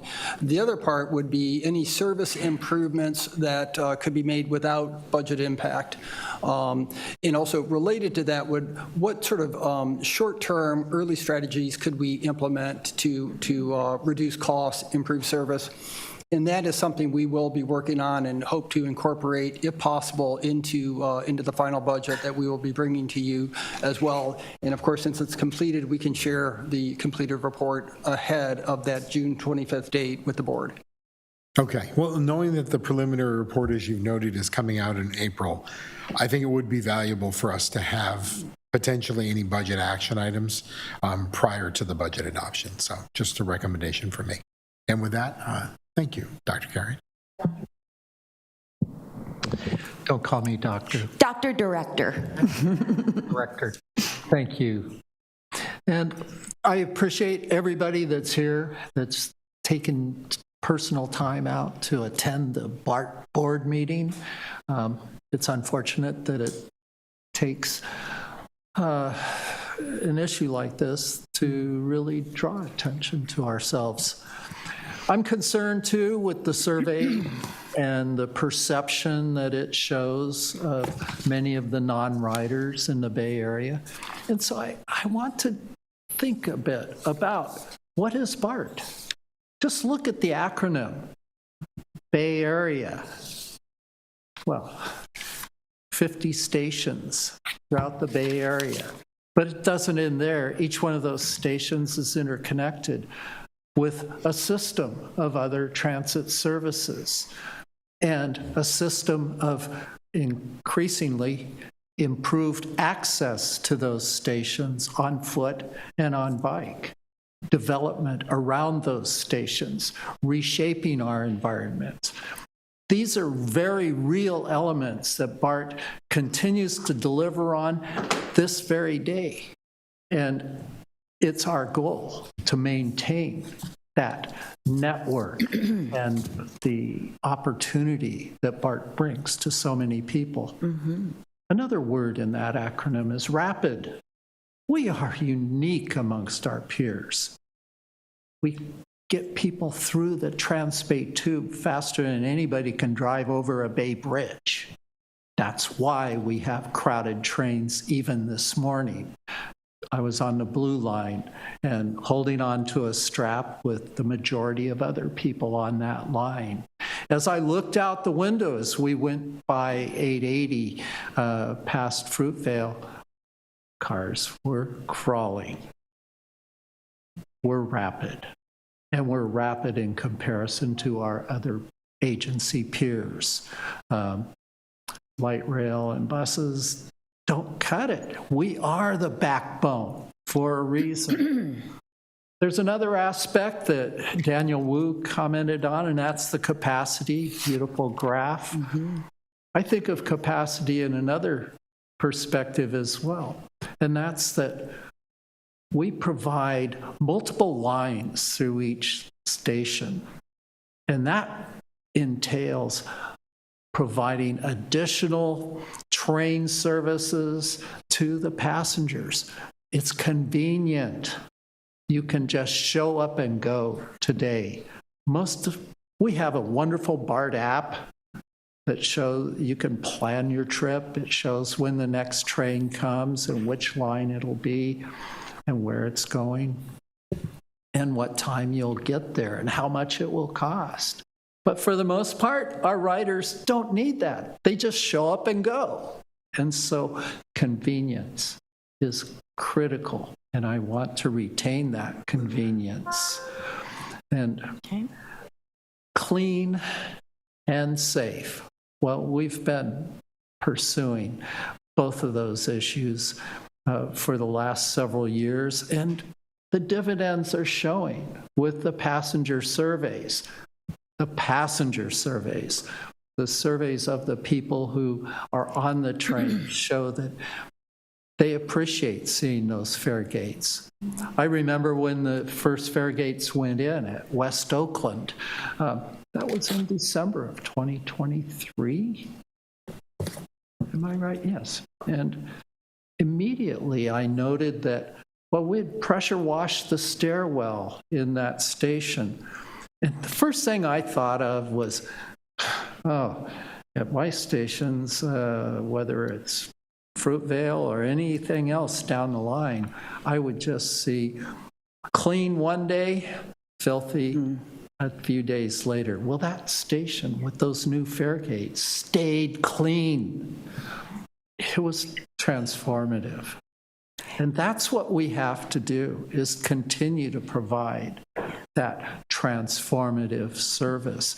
We've transformed by emphasizing the clean, bringing more people in to keep the stations clean, and it's paid the dividends. So yes, I feel that we have, somebody said it earlier, the golden goose, and we are the backbone for the Bay Area. That, let me also share that RTM has spent considerable time on a transit transformation plan. integrating our service with all of the other transit agencies around us. That is what's being employed today as we work out time transfers, as we deliver seamless, fair products through all the transit agencies. So we have been pursuing building the Bay Area to work together with BART. And that's where our goals lie. And is it premature to think about the unthinkable? No. Thank you so much for those very cogent and rich comments. I am cognizant that we have 9 minutes left at this session and have not heard from three directors. So, yes, Director Wright. Thank you. I'll be brief. I just want to start where others did in thanking members of the public for coming out today and participating in this conversation. We certainly do not take for granted that you're here. And I think you're here for the same reason we are, which is that we really, really care about BART and about the future of this system. I had one question that I wanted to ask about the resident survey, which is what languages it was offered in. That's a good question. English, Spanish, and Chinese. Okay, thank you. And to those who came here and commented on, wanting to see transparency from us, this is us being transparent. This is having a really difficult and really honest conversation about what two different versions of the future look like.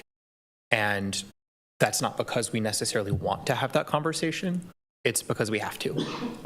And one version of that future is something that feels unimaginable, but it's our job to imagine it. And that's the exercise we're going to be going through today. And I really appreciate that we started with this presentation, which is about setting the stakes. Because we who ride BART know what it means in our life, but it's really helpful to zoom out and remember what it means to the Bay Area, and that the two different futures we're talking about are not really about stations or about lines or about trains or about line items on a budget. It's about people. It's about people's lives and their livelihoods, and whether or not you can easily get to work or to school or to visit friends or family or not. And whether or not traffic grinds to a halt with 200,000 more cars on the road every day or not. And whether or not our air quality decreases with more pollution from those vehicles or not. And whether or not the Bay Area can continue to be the economic engine of California, driving one of the largest economies in the world or not. So there's a high degree of uncertainty here. That's what we're contending with. But I would just encourage anyone who's here, anyone who's watching, if you're feeling, fearful, if you're feeling frustrated, I think we're feeling that too. But I would just remind you that you have a lot of power here as well. And we'll be talking about the decisions that are in this board's power, but ultimately what road we go down is a decision that will be made by the public. Thank you. Very good, thank you. President Hernandez, do you have any comments on this agenda item? No, just agreeing with my colleagues.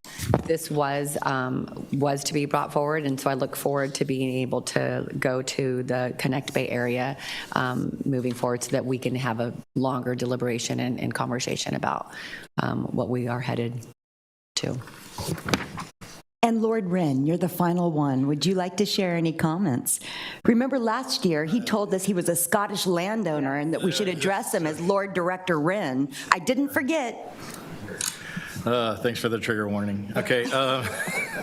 No, I appreciate, just to echo my colleagues, my questions will come at the next presentation, so I'll defer the time to that. But, just going into this, I think this BART board, even though we all have different voices and different perspectives, the passion that we have for the success of BART in the Bay Area is evident.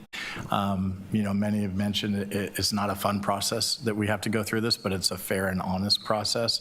So that's why I'm looking forward to the other items, which will kind of delineate how the process came to be and where we arrived at some of those decisions. And then just With Director Lee, man, I don't know what you had for breakfast, but it was spot on this morning, and your comments were awesome. And just looking forward to my colleagues in collaborating today. And, you know, we all probably have a different roadmap of how to get there, but hopefully, you know, this board has built consensus so far since I've been on, and I look forward to that on how we get to this, and hopefully, you know, this scenario doesn't even need to be played out, but it's a necessary conversation. It needs to be happen now, sooner than later, and as transparent as possible. And as uncomfortable that is, we're all here today for it, and looking forward to those discussions. So thank you. Thank you. And that, without further comments from any of the directors? Okay, seeing none, we now move into our brief 5-minute break. And I will go ahead and set the timer because we're in transportation. Time management matters. I'm serious, too.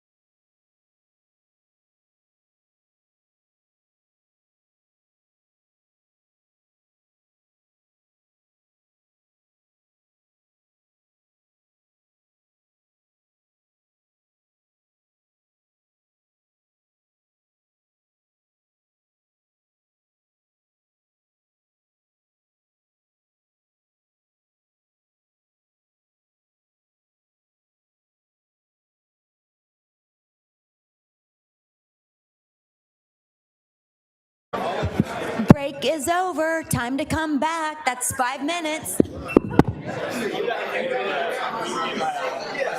I love my job.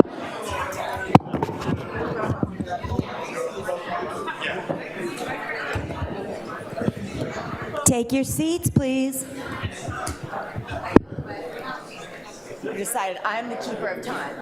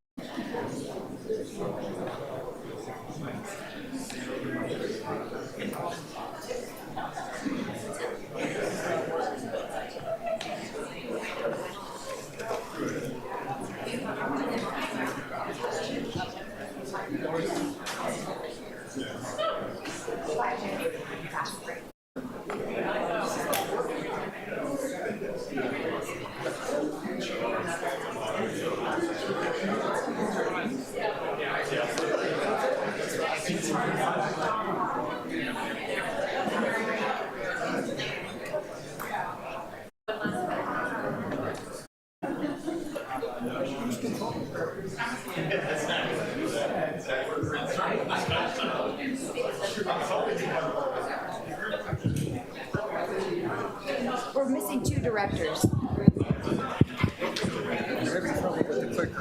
Oh, trouble with the clicker. Missing 2 directors. Trouble with the clicker. We'll get there.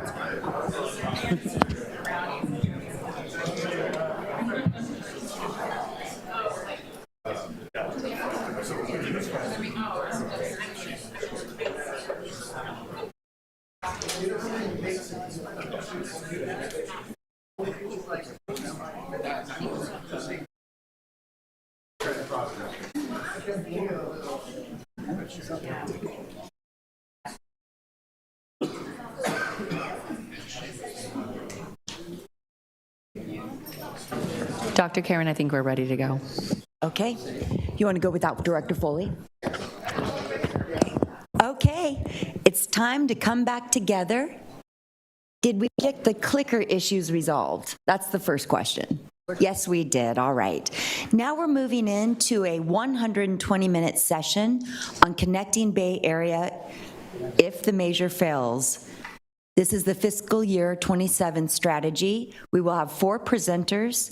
We will have 30 minutes of content followed by 90 minutes of what I would imagine will be spirited discussion. Presenters, please take it away. Good morning, directors, and again, just for the record, Joe Beach, Chief Financial Officer for BART.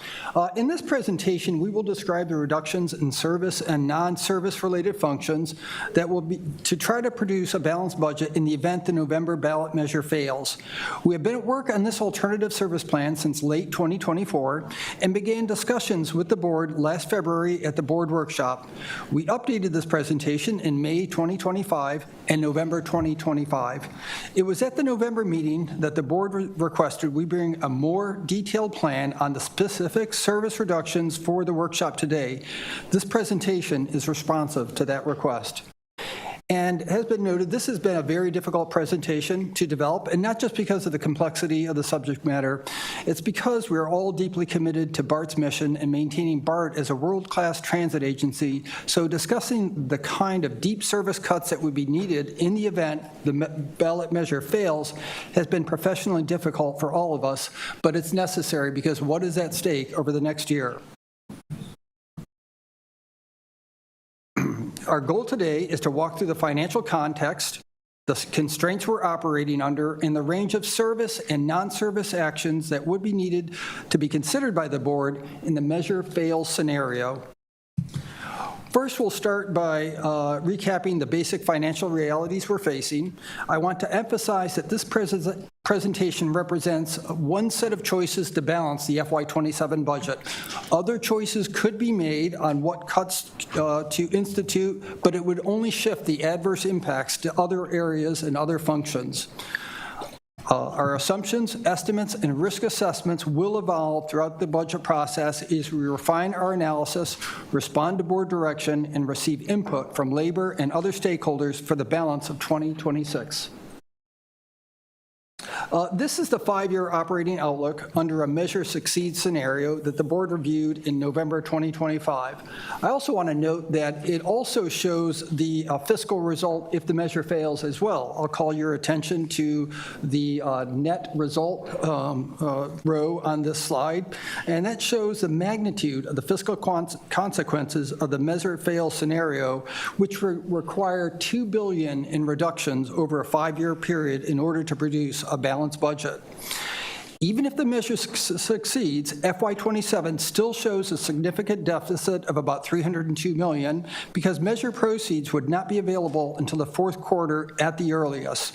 Once the measure is fully online, the ongoing gap narrows, but it does not fully close, but we believe it is manageable without service reductions.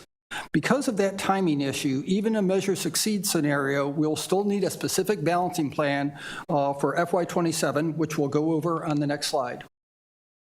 And this slide also should be familiar to you.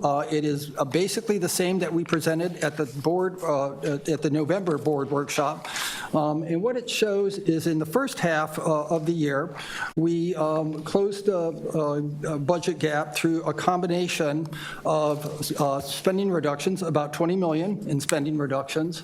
We also defer about $53 million in capital allocation and defer retiree medical contributions. That doesn't change the benefit level, but it does change our pre-funding contributions for it to achieve that. We'll have a different treatment of our sales tax accrual, but also we'll be able to draw on loan proceeds, $39 million in the first half of the year, $58 million in the second half of the year.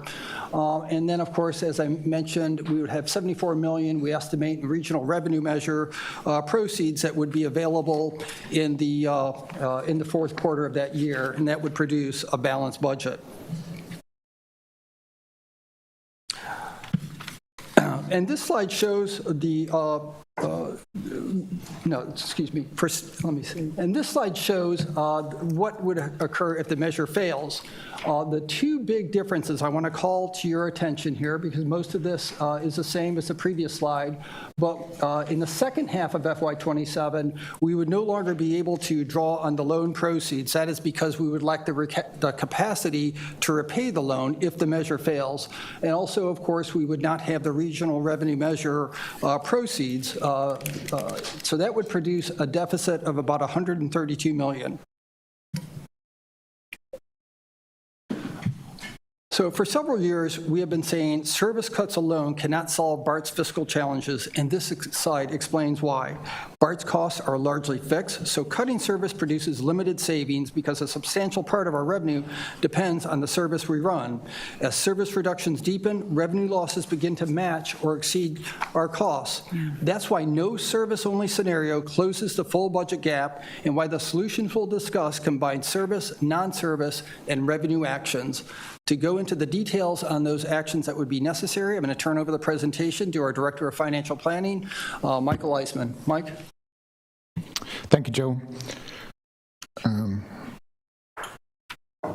I'll start by revisiting the budget principles and the process staff went through to develop today's proposals, and then I'll give a more detailed, I'll give a overview, pardon me, of the more detailed proposal that will follow.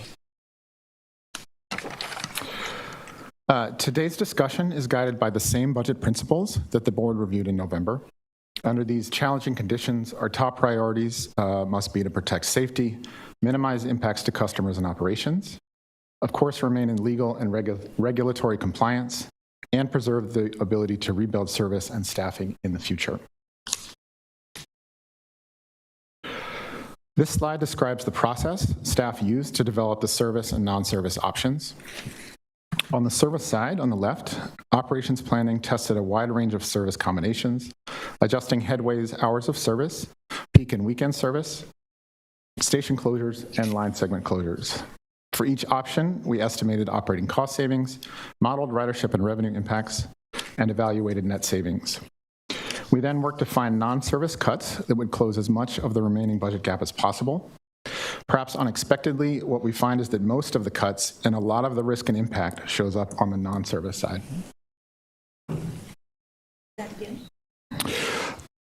I'll just reiterate that. What we find is that given the limited available savings from service cuts, we see a lot of the risk and a lot of the impact showing up on the non-service side of the cuts. This slide is a summary of the proposed plan and phasing strategy. The whole presentation that follows provides detail and rationale for the proposal you see here.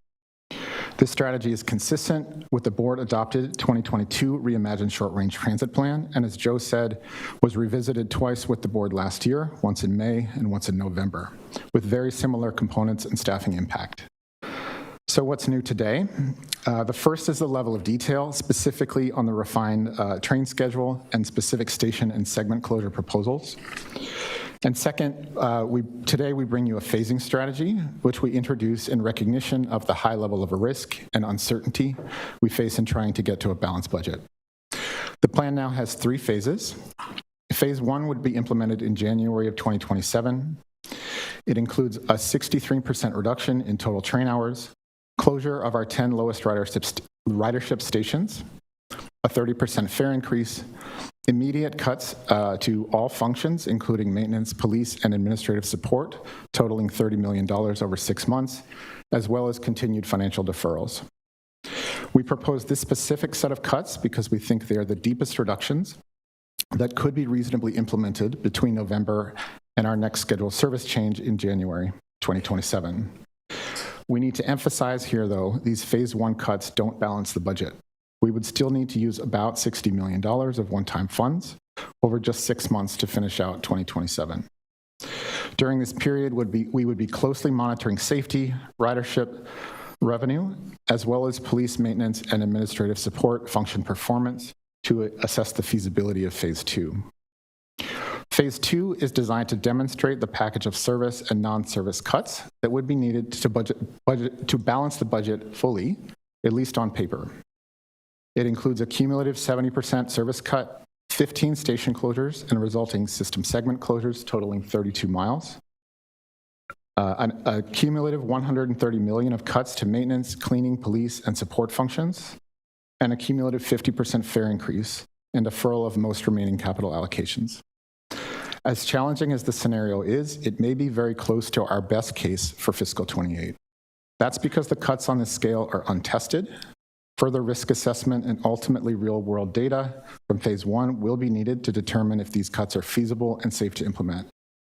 If not, it may prove necessary to move directly to phase 3. Even if phase 2 is implemented, we can't say with any confidence today whether it would be stable for a full fiscal year.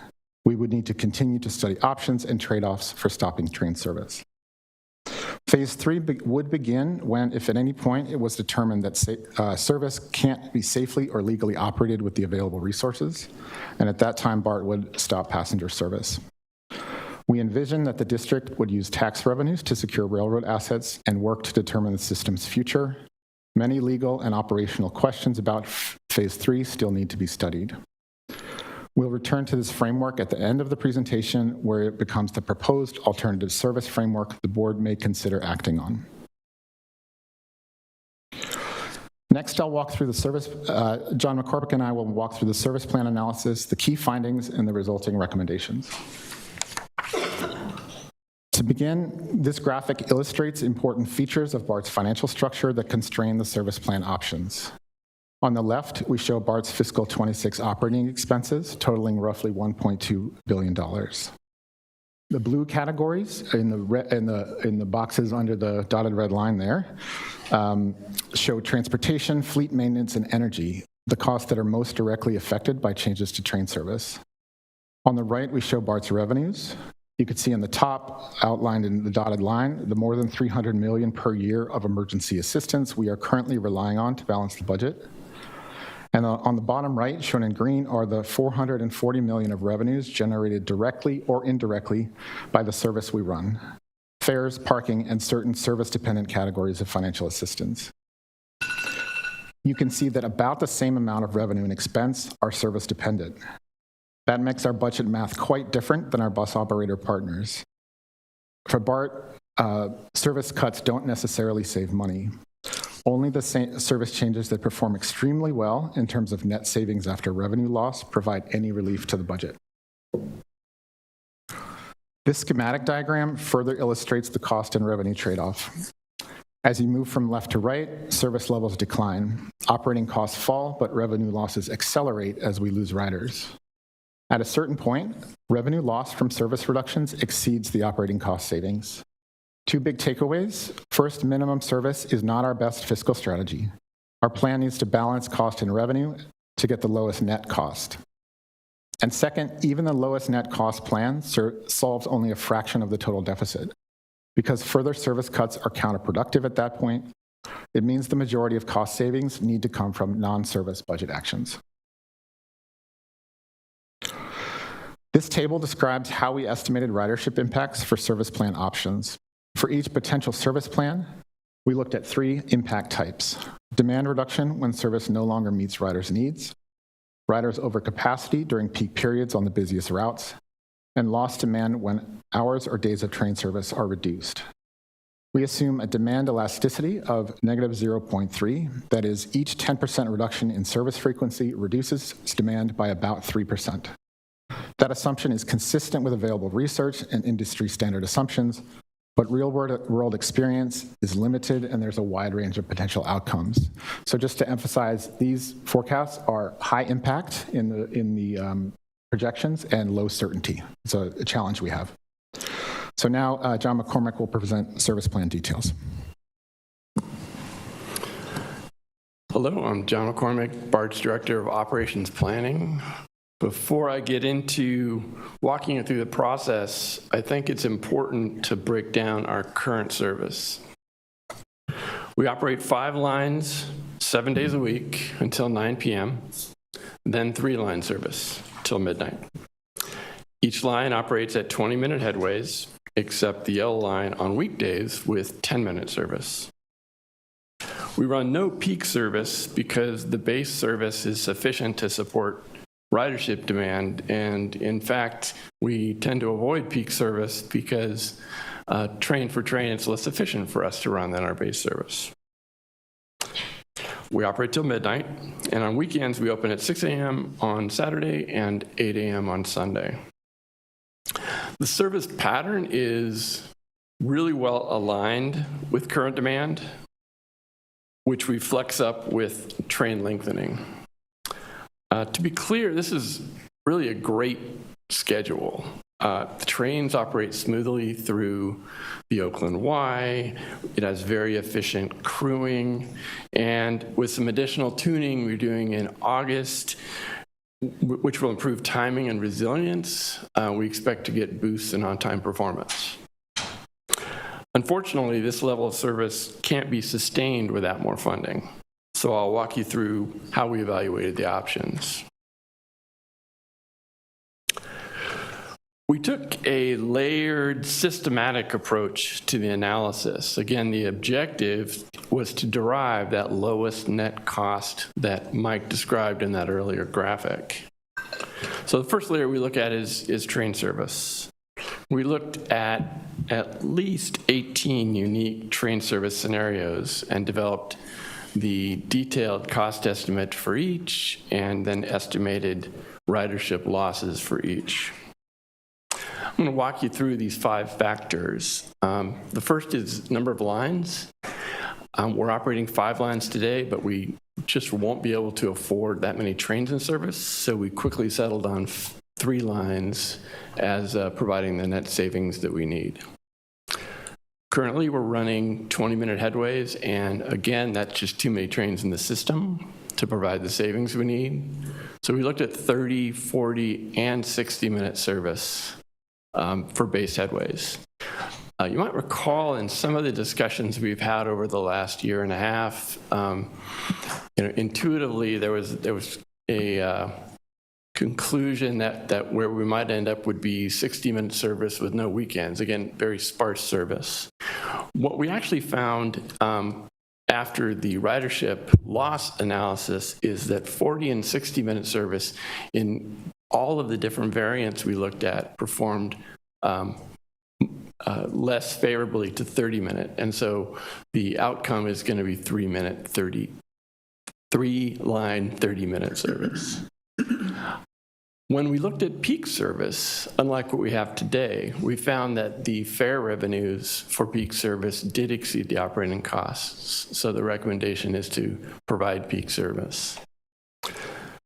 Conversely, evening service, the operating cost was higher in all the variants we looked at than the fare revenues. And so that is excluded, and 9 p.m. close is recommended as part of that.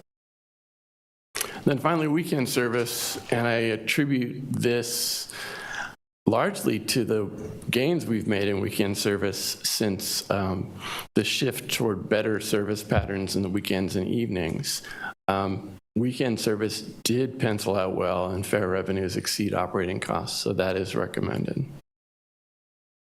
So what you're looking at in green is the outcome. That is the lowest net cost service, train service pattern.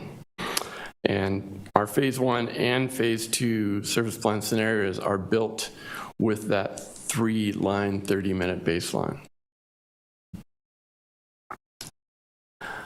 This diagram is really helpful for showing the kind of the scale and the shape of that proposed change. While 5-route 20-minute service sounds similar to 3-line 30-minute service, they're really quite different. And you can see that in these patterns. Starting with the top diagram, you can see all 5 colors of service from opening at 5 a.m. till 9 p.m. And then you see after 9 p.m. continued service for 3 lines until midnight. You also notice the kind of the doubled up of the yellow line density for the 10-minute headways all day until 9 p.m. where that goes to 20-minute service. This totals 665 dispatches per weekday. Another important factor, though, is with all this one-seat ride service, the number of, based on today's origin and destination ridership patterns, the number of people that have to make a transfer is only about 7%. I'm going to go ahead and move to the lower diagram, and you can see just immediately the difference in density. You know, each dot is a train dispatch. You can see that the base is the 3-line service, orange, yellow, and blue, that starts at opening and proceeds till 9 p.m. You can see there's no trains after 9 p.m. And then you can see the peak trains layered in, with the red and the green being the only occurrences of direct service into San Francisco for the red and green is during the peak. And then there's also yellow line peak service as well. The transfers required for that service will increase to approximately 22%. Of course, that assumes everybody from today were to ride, but that ratio is still a good representation. You can also get a pretty good idea of, you know, the potential impacts of crowding and ridership loss and kind of where that would occur, and, you know, and the resilience of the proposed service just isn't there like we have today. What's not shown on this diagram for the phase 1 is that weekend service will be different from this. Weekend service will start at 8 a.m. for both Saturday and Sunday, and there'll be no peak trains.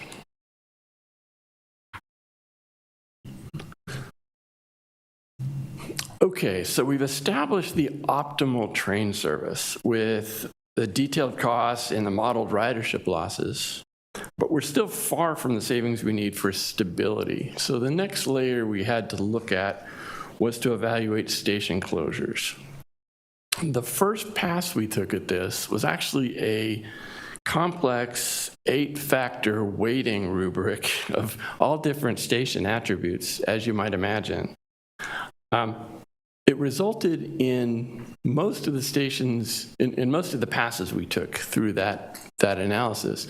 It did identify most of the stations you're looking at, but it also identified a lot of illogical stations that weren't practical for BART from operational reasons. A lot of our stations are critical for us to have in service because that's where we turn trains, that's where crews report, and other logistical reasons, right?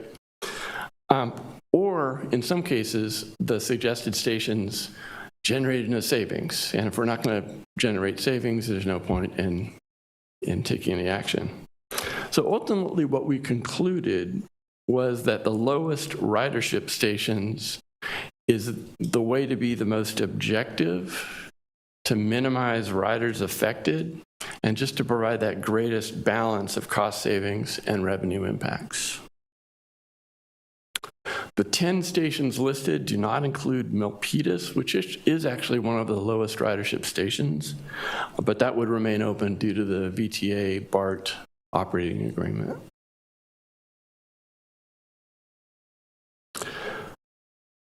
So just to summarize everything in phase one on a single slide, I'll walk through it one more time. So for the service change that would start on January the 11th of 2027, the map shows the lowest ridership stations, and the dashed lines on the map actually show the peak service for the red and green that would only occur during commute. Just to be clear, even the peak commute service is only in the peak direction, one series of trains. Those trains would spend the day parked in the West Bay and make one pass in the evening back to the East Bay. It'll be 3-line, 30-minute service. Transfers would grow from about 7% to about 22%. We open 5 a.m. weekdays, 8 a.m. Saturday and Sunday, and close at 9 p.m. every day. I want to flag up front that due to revenue impacts, even changes of this magnitude will address only a relatively small portion of the overall deficit. So Mike will be quantifying soon that there's other non-service budget reductions that we'll be covering later in the presentation.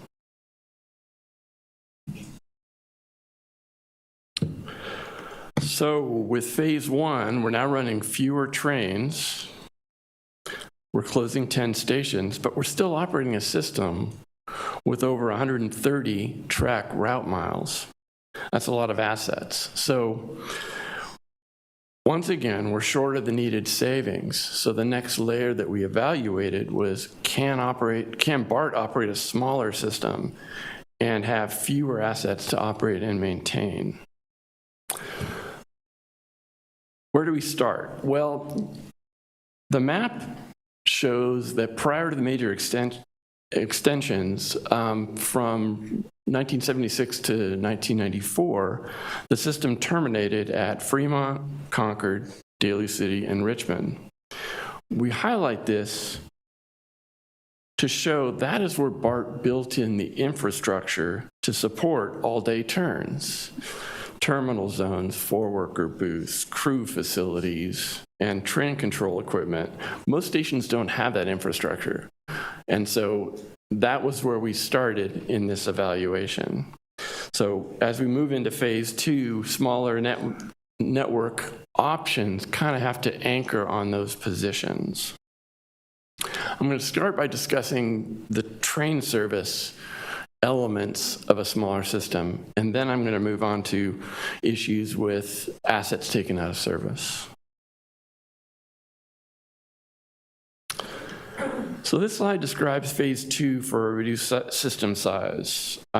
Phase two does include deep cuts and lots of change that require more analysis and evaluation. It's our intent to learn from phase one in January and then refine the details for what might be needed to implement a phase two. The first pass that we took at this evaluation isn't actually shown on this diagram. That map from the last slide from 1976 to 1994, where the system ended at Concord, Daly City, and Fremont, that was the first system that we evaluated. And we created, the train schedule details, we did the cost analysis, the ridership loss, but it didn't pencil out. It actually performed worse than what we showed you in phase one. So we took another look, and the next thing we looked at was to extend Fremont down to Berryessa and Daly City to SFO. in an effort to see if higher revenues could help us net out better. And it actually did. It provided a net cost savings that was larger than phase one. And that is the reason why we then adopted that as phase two, the next level cut, right? Let me walk you through some of those details. You might recall that phase one is 63% fewer train hours. This is 70% fewer train hours, so a little bit less on the train hours. The bigger reduction is we're now starting to make savings on asset maintenance, 25% reduction in track route miles. The yellow line ends at Concord. The orange line would turn at Bayfair. The blue line is discontinued, and a total of 15 stations are closed. Phase two is presented today because it is expected to reduce net costs, but it also carries significant risks to infrastructure, operations, security, business continuity, and even future operability. And it's going to take time for us to evaluate it, and it would take money to implement it. For that reason, phase two is contingent, not immediate.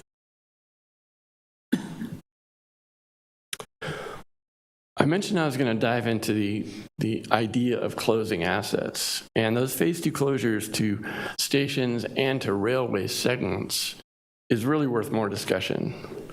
Transit systems often expand, but they very seldom contract.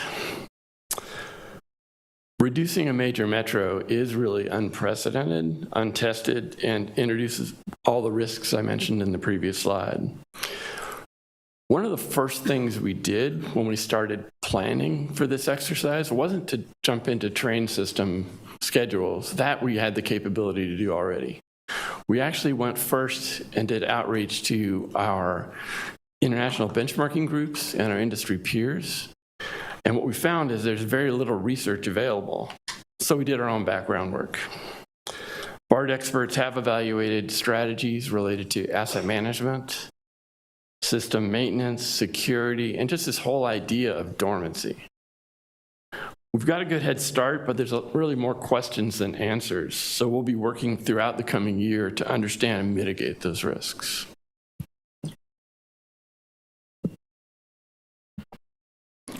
Thank you, John. This slide brings together the analysis for a subset of the plans we tested and shows why we're bringing you these phase one and two strategies for today's discussion, despite relatively modest savings. On the graphic here, each column represents a different service scenario that was tested, again, a subset. The blue bars show estimated operating cost savings for each scenario. The orange bars show the estimated revenue losses associated with each service change, keeping in mind these estimates carry much more uncertainty than the cost side. The pink highlighted scenarios show the proposed phase one and two service strategies. Our phase one scenario, we estimate saves $131 million in operating cost, potentially offset by a revenue loss of around $90 million. The phase two proposal yields an estimated $176 million in cost savings, offset perhaps by an estimated $112 million in revenue impacts. These figures underscore the core challenge that there is no service scenario that solves more than a fraction of the forecast deficit. And there, I'll turn it over to Pam Harold. Oh, I'm sorry. We have one slide where we recap the discussion so far. The proposed service plan summary here, just for your records, cumulative impact on train hours is 70%, as John said. On the left, we summarize the train schedule, three-line base schedule, 2 trains per hour on each line, peak direction service, as John mentioned. So that would be consistent in the phase 1 and 2 plans. And on the right, recapping the phasing strategy, phase 1, we would, in January 2027, close the 10 lowest ridership stations. And in phase 2, if feasible, we would stop service on 32 miles of the system.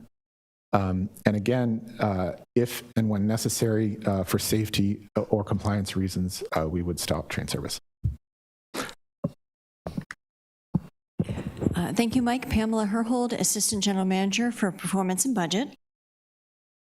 So after the cost reductions that you just saw from a 70% service reduction, we still face $300 million deficits each year. This remaining budget gap requires non-service reductions at a scale that comes with significant risk. And the following slides will describe where those risks concentrate and why they're difficult to quantify in advance. So this table summarizes a set of possible actions, which include revenue increases, cost deferrals, and expense reductions. The previously discussed service reductions included cuts to police and maintenance tied to reduced service hours, headways, and closures. Now we'll talk about additional expense reductions on top of those service impacts. Unlike the service reduction, though, which sought to optimize the balance between cuts and projected revenue loss, this is basically just straight math of what would deliver $300 million in annual savings. We anticipate that phase one would be implemented next January, and that would be about half of the reductions that you see right here. Phase two, which would reach the full scale of reductions, would be implemented next July. And so like the service changes, we recommend or propose to phase in these non-service reductions to give us time to assess and adjust to risks and impacts as they or if they become reality. This slide summarizes planned fare and parking fee increases. Under phase one, fares and parking fees would increase by 30% next January. Phase two would see a cumulative 50% increase 6 months later. After accounting for ridership impacts, these increases are projected to generate a net of $58 million in a fiscal year. The average fare paid by BART riders would increase to about $7.50, and the lowest fare would increase to nearly $4.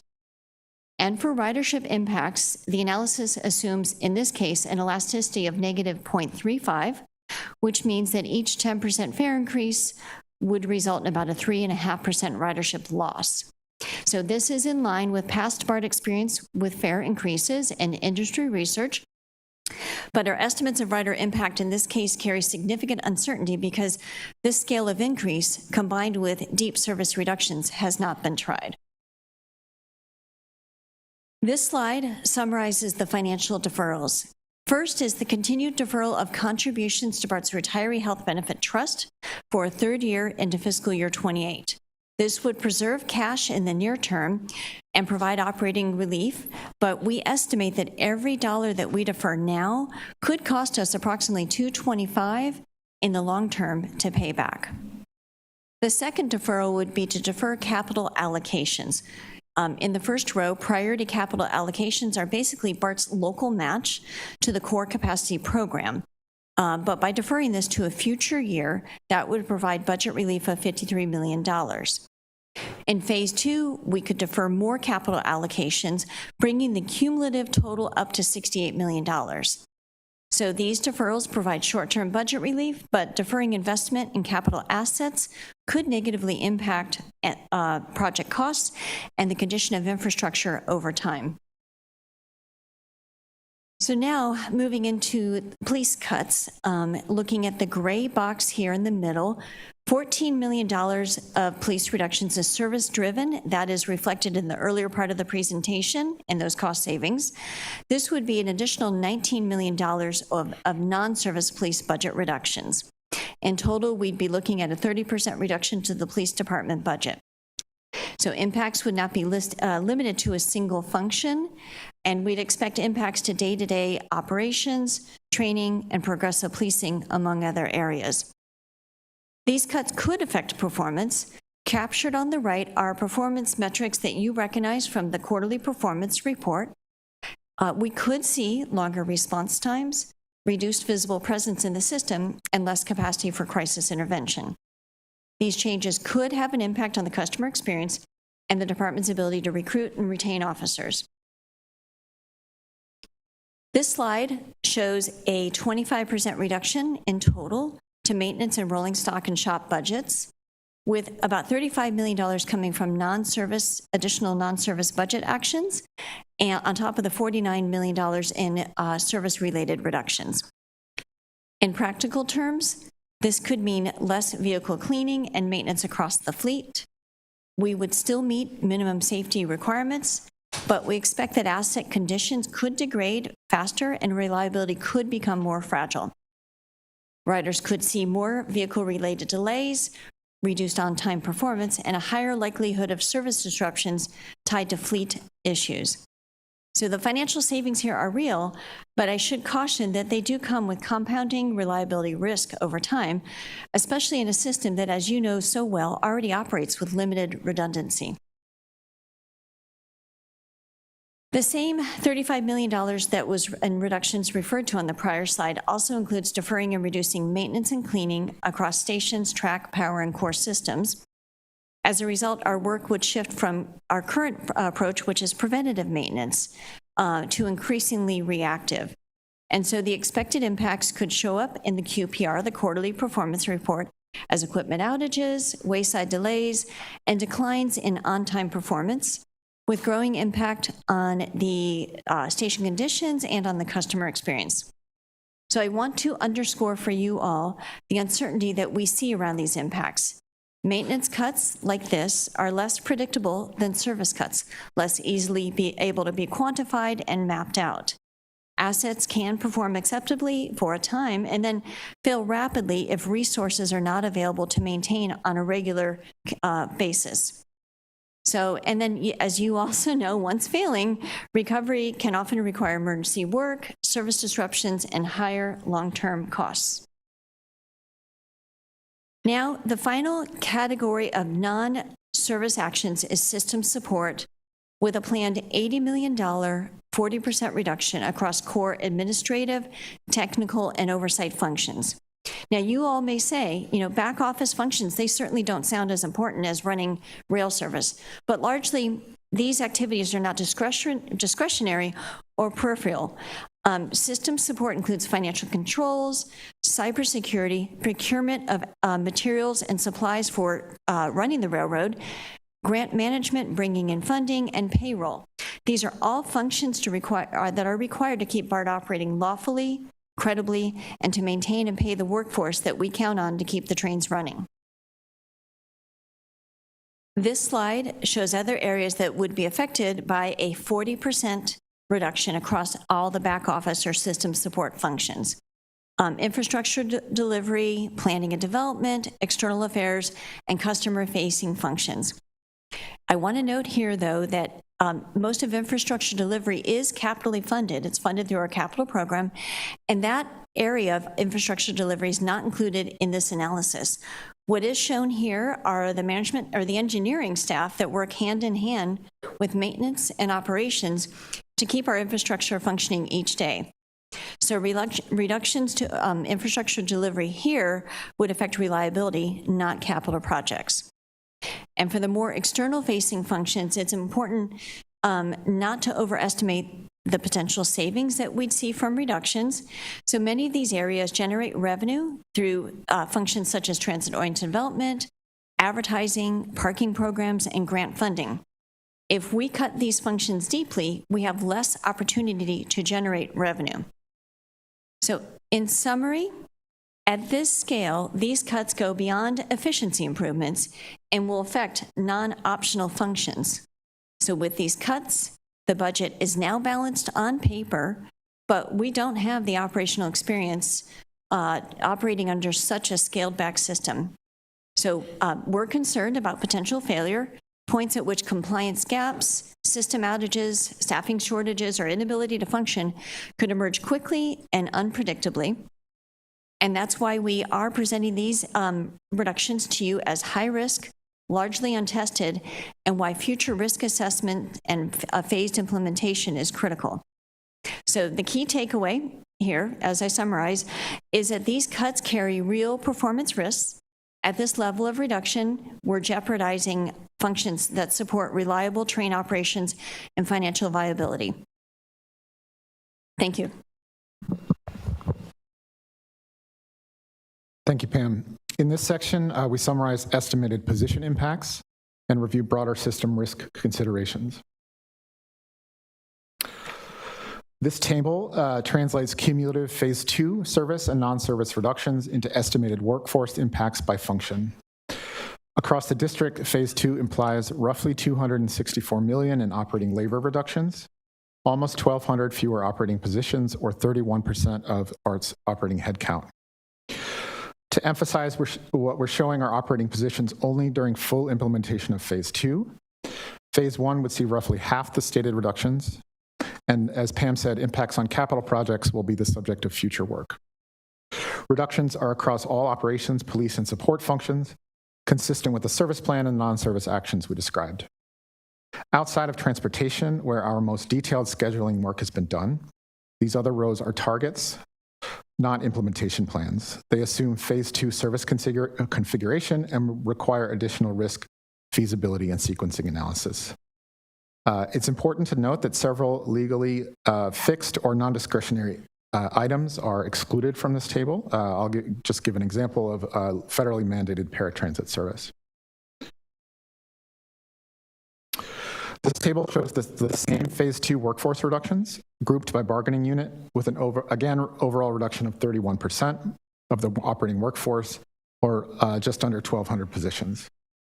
The percentage impacts vary by unit, reflecting the underlying job mix and where service and non-service reductions land, not a targeted approach toward any particular bargaining unit.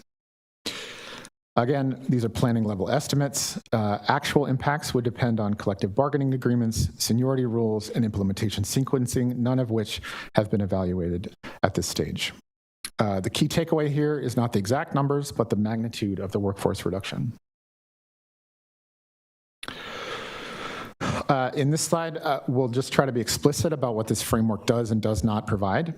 It is the most rigorous and detailed estimate we've done so far in a planning effort that dates back to the 2022 Short-Range Transit Plan. It estimates the net savings that service reductions can realistically generate and the order of magnitude of non-service cuts that would be required to balance the budget. We also service the major risks and constraints that affect feasibility. At the same time, there are important limitations. This framework does not demonstrate a sustainable or low-risk balanced budget, and it is not implementation ready. Significant work is required before certainly Phase 2 actions could be safely executed. There are several things we do know with confidence. Service cuts alone will not close the deficit. Non-service cuts on the scale required are largely untested. And some of the actions needed to balance the budget rely on deferrals or one-time resources, not permanent solutions. There are also critical unknowns. We cannot reliably predict the magnitude or timing of ridership and revenue impacts, and we do not know in advance exactly how performance would degrade for maintenance, police, or support services at these cut levels. We've said that Phase 2 would be implemented if feasible. This slide lays out the factors that may determine whether Phase 2 is feasible or infeasible. On the left of the slide are three major factors that could be points of failure for Phase 2. If we see ridership or revenue impacts significantly worse than our estimates, the budget will remain out of balance. If cuts or proposed cuts could result in the failure to deliver a legally, operationally, or safety required function, for example, payroll, track inspections, or cybersecurity functions, these cuts would need to be scaled back. If risk analysis determines that line segment closures do not help achieve expected cost savings, we would have to scale back on proposed closures, again reducing savings. If one or more of those conditions occur, we could be faced with the conditions on the right, which could trigger a Phase 3. If we're in a position of sustained negative cash flow,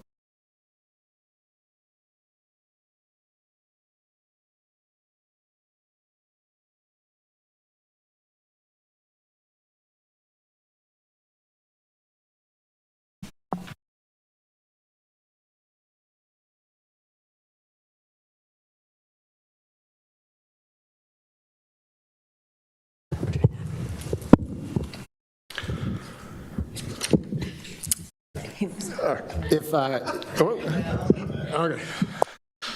We're back online. Okay. Again, if one of more of these conditions occur, we could be faced with the conditions on the right, which could trigger a phase 3.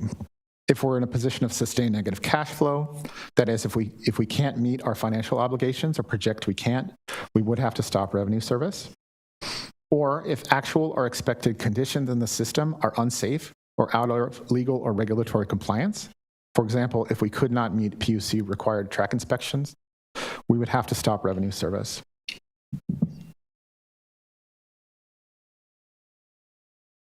So again, phase 3 is not a proposal, but a contingency. If at any point BART cannot safely or legally operate with the resources available, the only responsible option would be to stop service. At that point, we envision that remaining tax revenues would be used to secure railroad assets while we work to determine the system's future. Again, there are major legal, financial, and operational questions associated with this scenario, and those questions have not been analyzed at this time. We include phase 3 to be transparent about the full range of outcomes possible. Given the level of risk and uncertainty regarding phase 2, though, this state could be our reality as early as fiscal 28.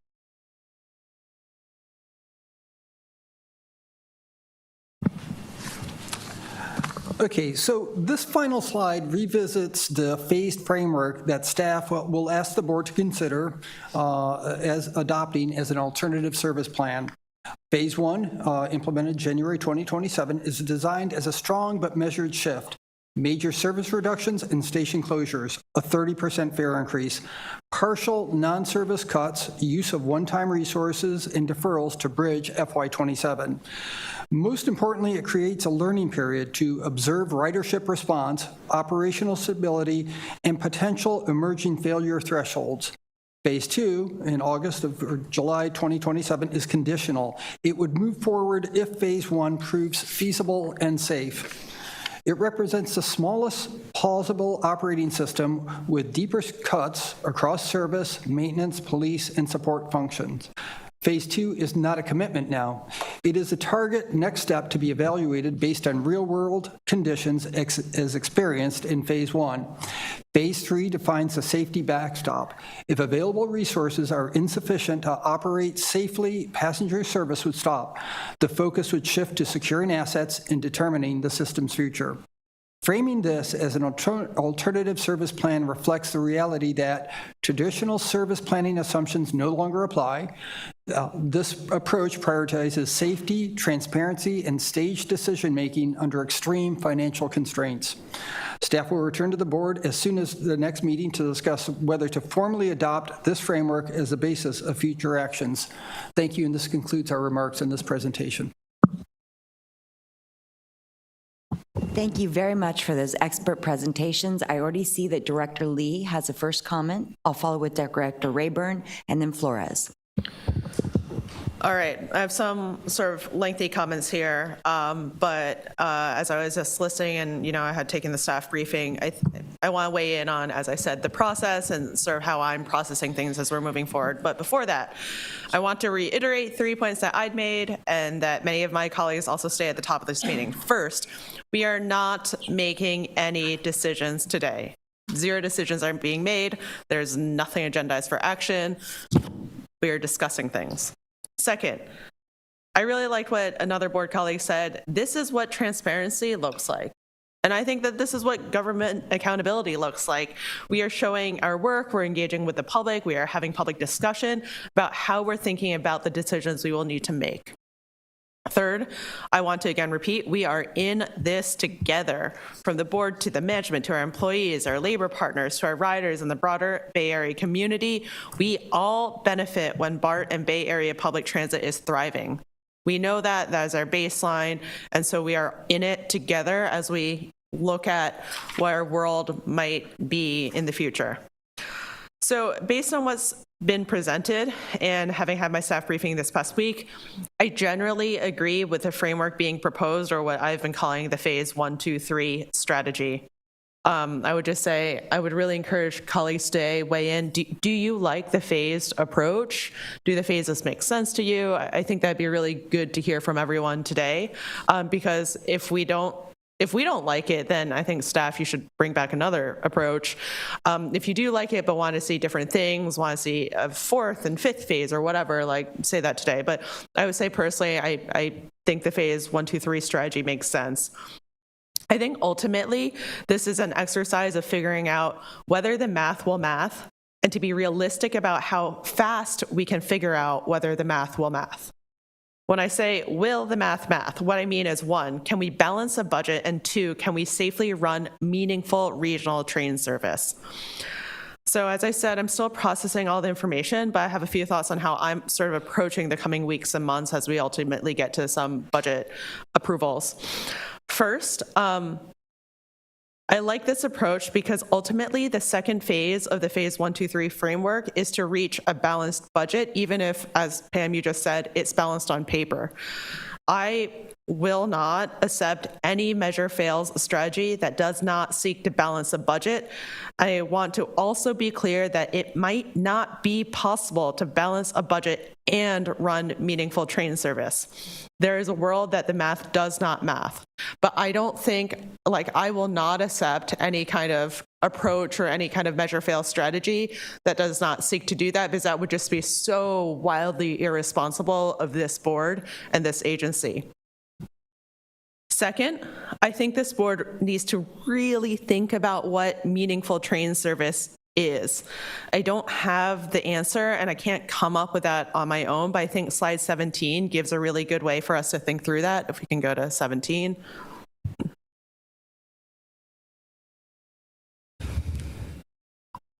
It's a McCormick slide. Yeah.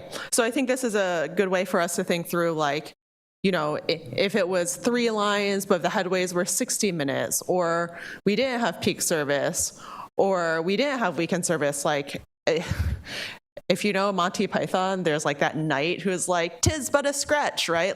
At some point, you have to be is this really a train service? And so I think we really need to be honest, what does meaningful train service mean? Third, as we think about safety and risk, I think that there's sort of 2 types of risk. One is whether the system can functionally be operable, and that's why I think we need staff to educate and explain what it takes to run service, provide necessary maintenance, and so forth, sort of the basic legal obligations, what FTA requires, but also how you all sort of determine what that means. But I think with risk, there's also a piece that's really about trade-offs that has to be policy decisions. I'll sort of give a really bland, easy example here. For example, could BART function with no elevator attendants and no bathrooms? Sure, we've done it before. Those are expenses that I think we all definitely see the benefit and we all have supported. We've passed budgets that had those things in it, but could we run service without those things? Yes, but there'd be trade-offs. I would encourage staff to especially present non-service budget actions as trade-offs as much as possible and allow this board to consider what we need to as policy or budget policy decisions. Fourth, this is only a framework. I think we can only proceed when this board and staff actually agree to a framework together, and I do think we need to do that really soon, in the next couple meetings. With that said, this framework does not trigger actual actions from happening. Those actions are outlined in the earlier presentation, that last slide that had the whole timeline. But I think it would be helpful for staff to make that really clear so that we can differentiate strategy, which is in this sort of phase 1, 2, 3 framework, versus policy decision, which will be made at later dates when the need to make those decisions arise. So just make really clear that this is a framework, this is what it means. Those decisions to do X, service scenario, that comes at this time.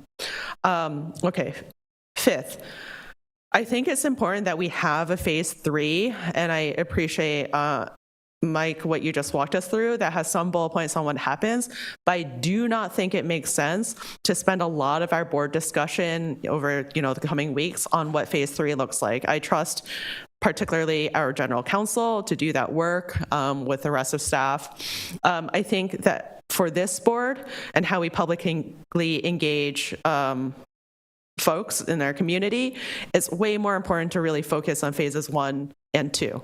So let's not get too caught up in phase 3 is my recommendation. And then my last point here, I don't have any specific recommendations just yet, but I do think staff, especially our government and communities relations team, need to do way more public engagement and outreach during this year's budget process.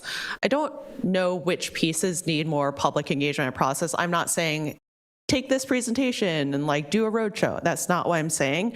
But I don't think we can have the usual budget process that we've had in recent years in terms of public engagement. And I would ask actually staff to present some recommendations of the engagement that you think is necessary between now and when we approve our budget in June. I know, for example, every year we have like that hearing piece as our budget approvals, but like no one really engages in that, from the public. So, I would ask staff to figure out what that looks like.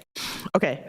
Then I'll just close with 2 questions for staff.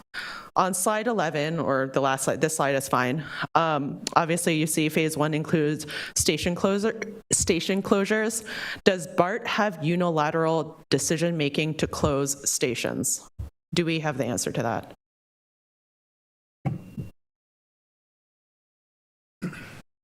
Thank you. Thank you for the question, General Counsel Gina Zealand-Peterson. Yes, station closures are a policy decision for this legislative body to make. Great, thank you. And then the second question on slides 5 and 6, I think this is a Joe question. I asked this to you in our briefing.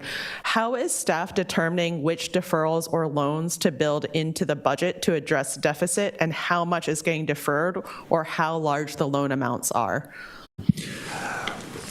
So for the purposes of this exercise, we're assuming a draw of about $39 million in the first half of FY27, with a successful measure, another $58 million. At this point, we're agnostic on whether that, for instance, would be from the revenues made available through the TIFIA loan or from a state loan as well. We're still negotiating with the state on the terms of the loan that's already been sort of in the governor's budget, and so we don't want to take a position on that right now. It's great that we have these resources available, but at this point, this is our sort of our best judgment about how much we would draw, but from what proceeds, we haven't made any decision yet. Yep. Thanks, Joe. So I have asked Joe and staff to bring back more analysis, including long-term impacts, which I think would particularly be for the Measure Succeed scenario. Basically, it was a debt service over the lifespan of those deferrals or loans.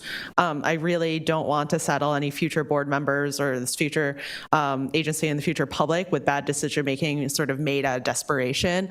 I think that there needs to be sort of some rationale between, and this is an example I use. So like, these deferrals, basically, we'll have to pay interest on them at some point. Usually you have to pay like 2-3 fold back over the length of the debt service. So I want to see what like FY60 looks like. I want to see what FY50 looks like, not just, the next year or two when we start having to pay those back. And like the example I use with staff is like, for, let's say, retiree medical contributions, why is that 19 versus the loan, which is agnostic to, state or TIFIA? Like, why is that 39? Why can't we zero out, for example, because we could increase the loan amount, right? So like, why wouldn't we just zero out the retiree medical contributions, not defer that, just continue paying that, and just add plus 19 mil to the loan, right? And like, you gave an explanation, but I think rationale and then like long-term debt service would be really critical for this board as we think about decisions we're making now. That's my comments. Thank you for your patience. A gentle reminder to all of the board of directors, if you're not actively using your microphone, please turn it off to save battery space. And thank you for being so detailed and organized in your commentary. That was very helpful, Director Lee. Director Flores, you are up next. And then Director Rayburn is how I captured it, but either one of you, please. Okay, thank you. And I want to revisit the query that Director Lee raised to Gina about unilateral decision-making on station closures. Does that apply to Berryessa and Milpitas? No, those stations are different. The district Thank has you. agreements with VTA that govern those stations. Thank you. And could we bring up slide number 45? It's titled Fiscal Year 27 Major Fails Budget Framework. And this is essentially the same slide that we reviewed with some numerical differences on November 13th. And so there's been some changes since. We've reduced the overall service reduction from 70 to 63%. But the change that I want to really explore a bit more is the one-time reserves and deferrals. And can you, in November, that number was 6 million, not 62 million. So could you describe exactly where these funds come from?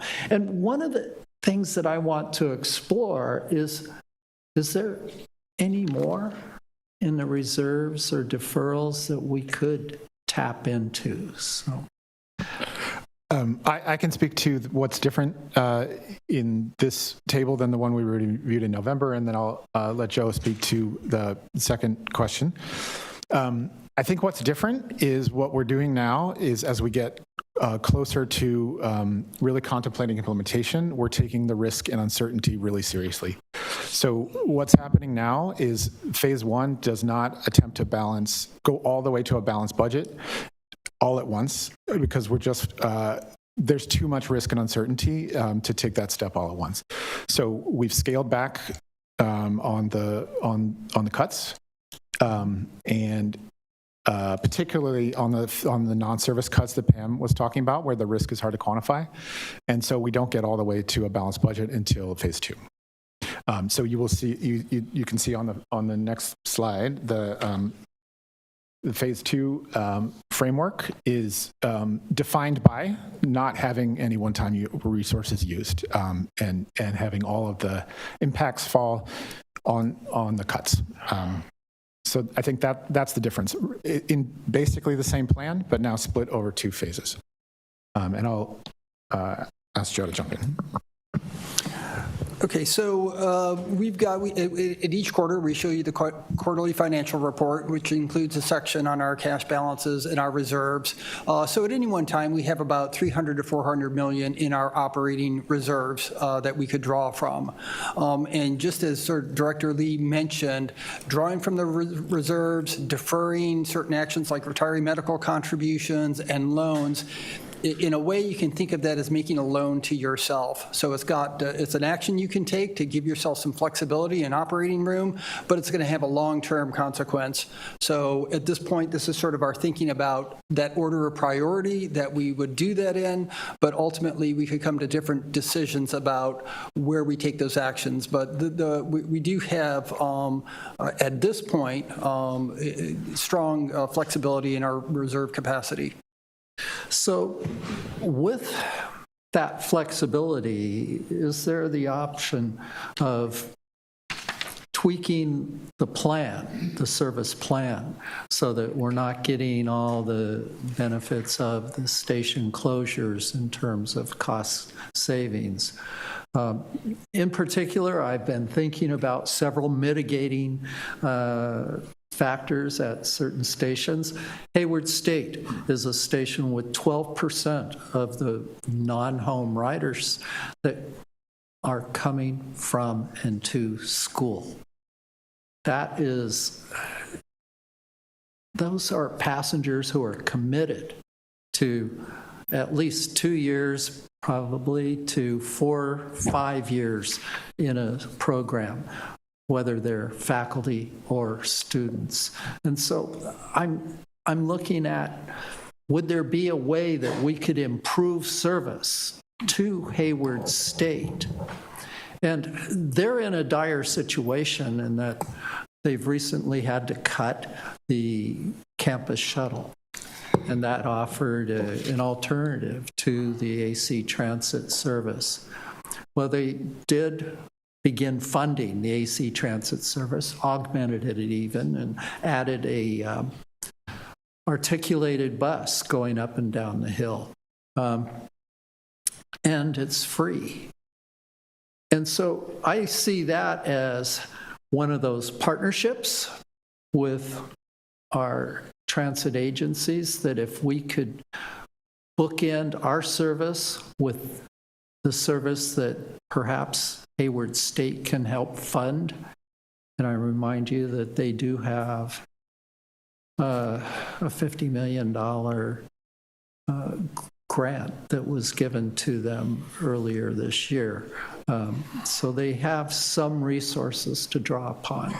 But I would like to explore that option and maybe tap into additional reserves in the meantime. I've thought of other areas where we could perhaps tweak a plan. Perhaps some of those stations that are closed would be open once or twice a month on weekends in particular. That's when we tend to see the greatest gain in our ridership. And, that's something that, again, it would cost money to maintain the station in a ready state. But could there be reserves contributing to that? And finally, I've thought of our board president's dilemma out in Dublin, where that's a station that perhaps if we had a shuttle going back and forth out to Dublin, we could retain some of those riders. Unfortunately, it appears that it may be just totally unfeasible to run a shuttle service into Bayfair and then transfer at Bayfair onto one of the other lines that may continue to be running. So these are avenues that I would like to pursue and consider using those one-time funds rather than absolute station closure. Okay, I can respond to that. So you used the correct term there, one-time funds. So using one-time reserves to offset or avoid a service reduction or a budget reduction is just not a long-term strategy, because once you use it, it's gone. And so there's only so long we could do it. If we used the reserves to fund a service improvement, that would compound the challenge over time and would put our reserves at risk. And another thing I would add is one of the things we try to be consistent on is this is just unknown territory. The ridership impacts are very uncertain at this point. And if they are even worse than what we're imagining, that would draw down our resources, our reserves, even more quickly. So, of course, using those reserves, that's a choice the board could make, but I would advise against that because it's just not a good long-term strategy. And under these conditions of risk and uncertainty, it would just create complicating factors to maintaining transit service. Well, I don't see the need for the reserves if we hit the third stage of the shutdown. That, unless we're talking about buying a nice casket. The only thing I would say in response to that is BART has a lot of, we'll have ongoing obligations after that. We have a lot of liabilities now. Spending down to the last dollar is not a strategy I would advise. Okay, well, and for each of you, I really do sympathize with what you've gone through to plan for the unthinkable. It's been, to put it bluntly, a bummer to contemplate such draconian measures.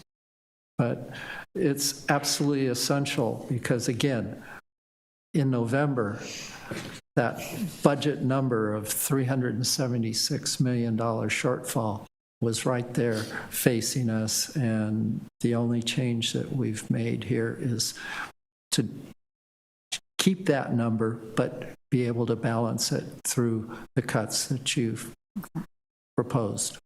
Thank you. And thank you for acknowledging the hard work of the staff. That's very important. I appreciate that.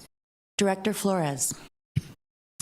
Thank you. I do want to echo some of Director Lee's comments about seeing a balanced budget, but I think it's also important that we make it clear that phase one is more of a soft launch to test out the waters and see where riders are going to go.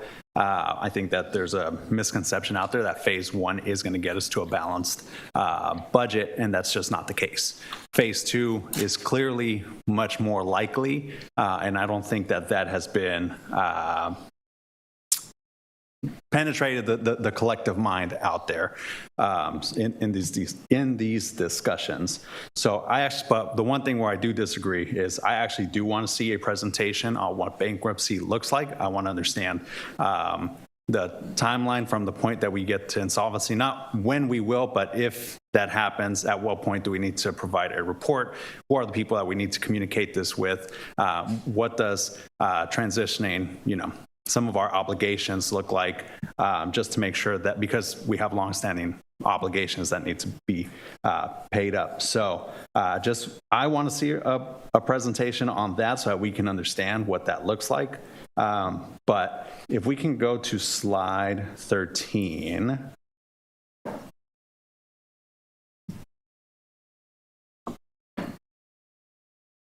There we go. Can you all just explain the all other revenue, how much of that is sales tax? Yeah, so sales tax is in the neighborhood of $300 million. And our next largest revenue source is our property tax, which is in the neighborhood of $50 million.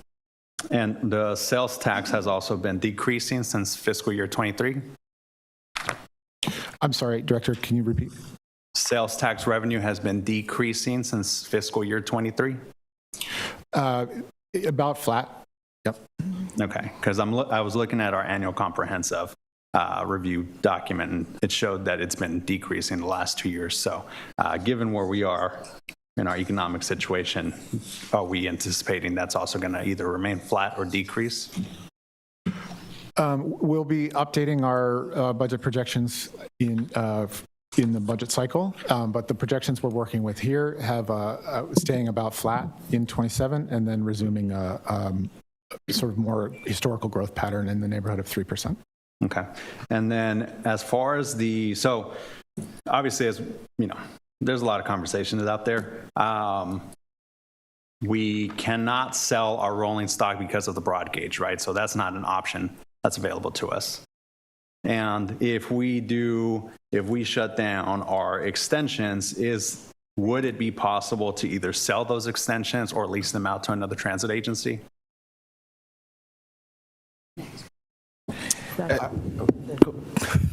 Good morning, everyone. Michael Jones, Deputy General Manager. Director Flores, we have not contemplated that yet. We can certainly take a look at it and get back to you on because I've seen some of those reports about outsourcing or public-private partnerships, on the E-line, but we have not done that work yet.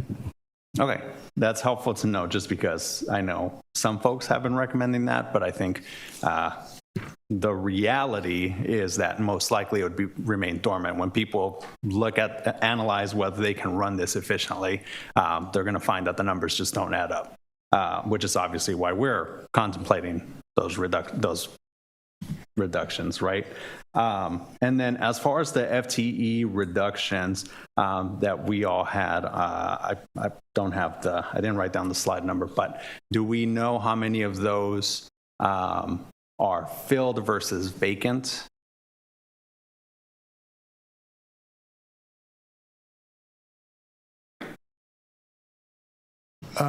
Director, I don't have those numbers in front of me, but we can certainly get into the details of the filled and vacant positions during the budget process. So I think I'd answer it a little bit differently, Director Flores. We haven't done that work yet. We have to get. First step is to present this to the board during the workshop. Next step is to get a resolution adopted on the phases. And then we're going to go through and do the work as to if we have to take, 67 positions out of administration, what 67 positions are they? Are they going to be vacant or full? We have not done that research. That would be in the phase between 226 or 312, whichever we come back, and then the June budget timeframe, and still tweaking it after the June budget time. Okay, that's helpful because I think that, for our staff that are looking at these numbers, they're probably wondering the same thing if it's going to be their job on the chopping block.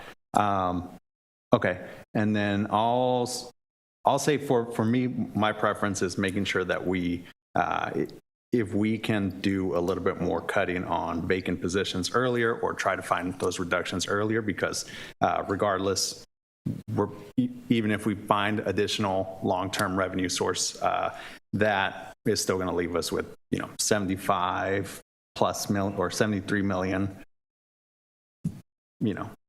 over the next couple fiscal years in deficit. So, thank you. Nice, thank you. Director Ames. Thank you. This is a good slide. So we do have an accounting of what our actual filled positions are. As of June 30th in 2025, we have 4,243 positions filled. So that's in this accounting document we get every year. And so that it does not have vacancies. That is actual filled positions. 4,243 positions. And the reason why I'm focusing on that is this document is showing part of that, it's operating. There's operating and capital that make up the 4,243. So this is showing 3,743 filled operating positions. Is that correct? This is budgeted operating positions. That's budgeted. Okay.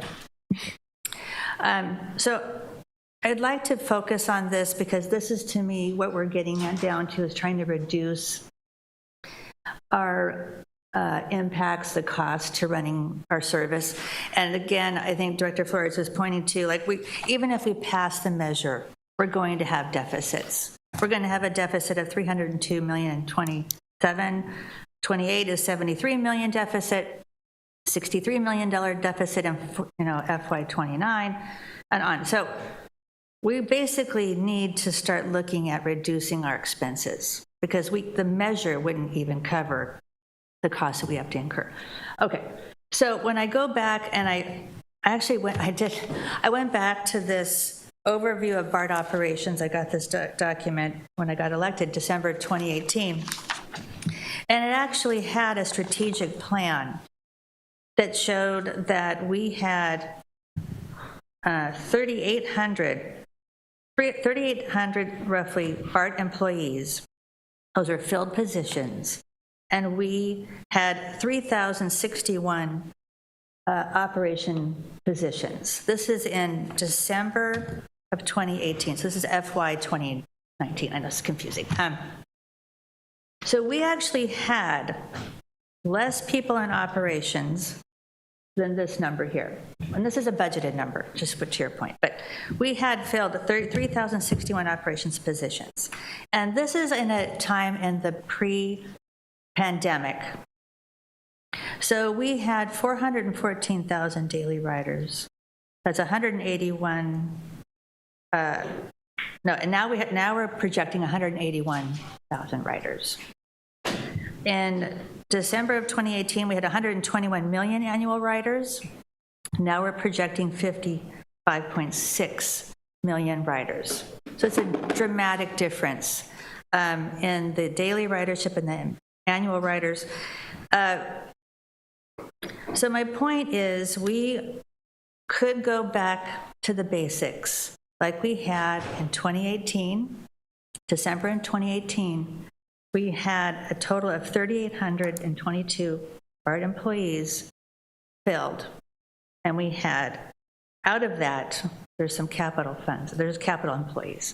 So then we had 3,061 filled operating positions. And then that is when we had peak service, like I had mentioned. It's like, 400,000 daily riders versus 108, just say 200,000 riders. So it's double.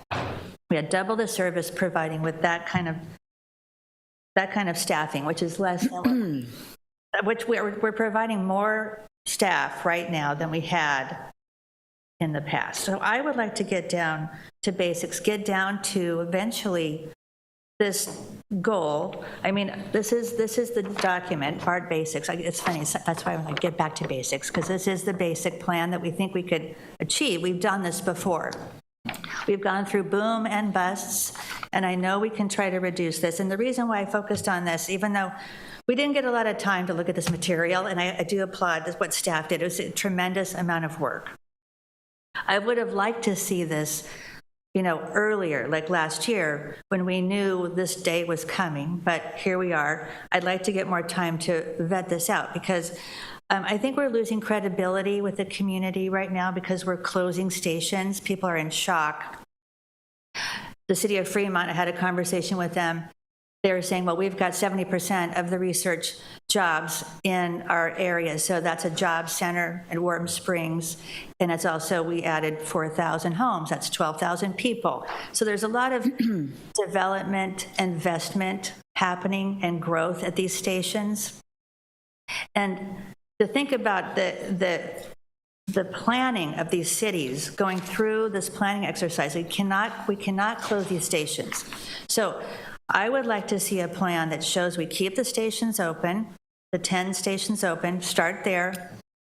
And is it possible that, did I understand the timeline that we would have it 2 weeks and we would get another plan? We would do an iterative process and we would have another scenario?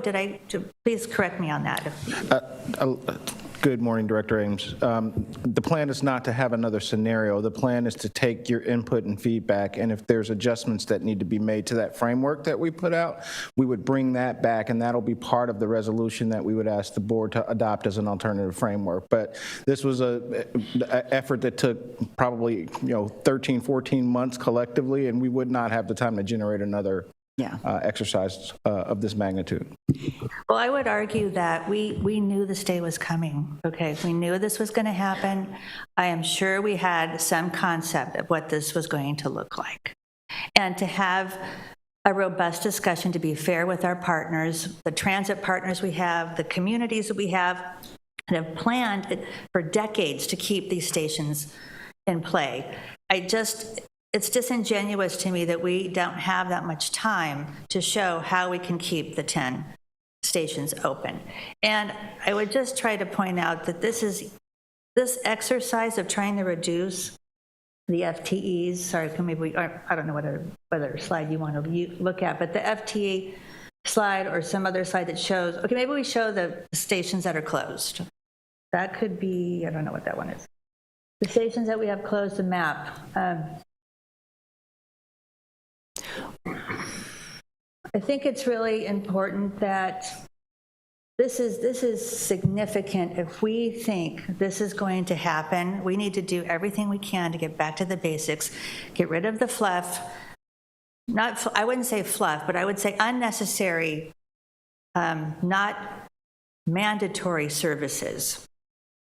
And this exercise will help us if the measure passes, because we're still running $70 million deficits annually. Does that make sense?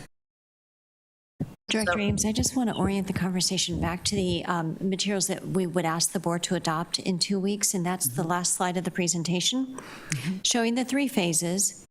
Without naming any segments or stations, we recognize that there's more work to do. We're not going to be able to be back in 2 weeks with a vastly different plan and have this level of discussion.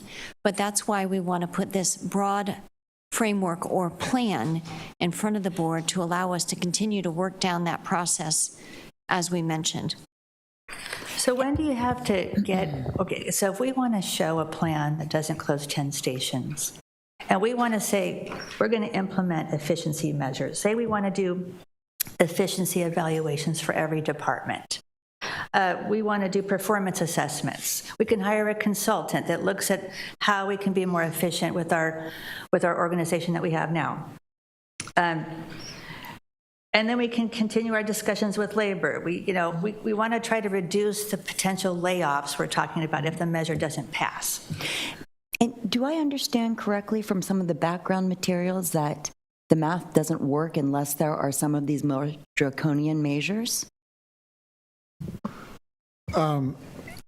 Yes. So nearly every strategy that is you're discussing is included in the plan. So I do want to just emphasize that every department in the district in the Phase 2 plan is facing very significant cuts.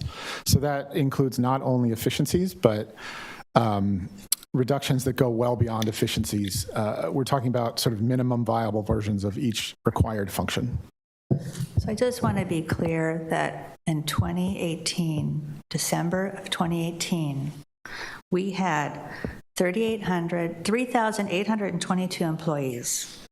And of that, we had 3,061 employees in operations. So that's significant to me because we had 400,000 daily riders. Okay, we were serving 121 million annual riders, not 55 million. This is important, I think, for BART to re-examine what we did, how we did that in 2018, and how we can potentially repeat that efficiency so that if the measure passes, we still need to cut roughly, I mean, I don't know if we don't have a crystal ball, but you do have some estimates. So to me, either way, we should look at efficiencies. So I know you've said you've done everything, but there are consultants that can come in and do a third-party consultant that looks at all the departments. And so I think this needs to happen. Whether we finish that by November, maybe it can't happen. Thank you, Director Ames. I'm sorry, So I would just want to say one more. I don't want to see a plan where we're closing stations. I'd like to see our best foot forward and how we can reduce our costs and get there. Thank you. Pam, did you have a response before we move on? I just wanted to remind the board that we do have a consultant on board to address BART's financial efficiencies. It's MTC's financial efficiency review that is required by SB 63. We're well underway with the consultants and sharing information back and forth and getting preliminary results.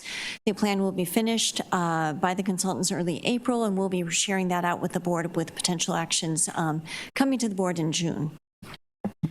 Thank you. Thank you for that. Yes, Director Hernandez, President Hernandez, I see your hand. I see Director Flores, Director Ghosh, and Director Foley. And Director Wright. Let's go with the directors that have not. Let's go with the directors that have not spoken. Thank you. Director Ghosh. I was going to say. Okay. Well, it's okay. Well, thank you, Director Ghosh. I appreciate that opportunity.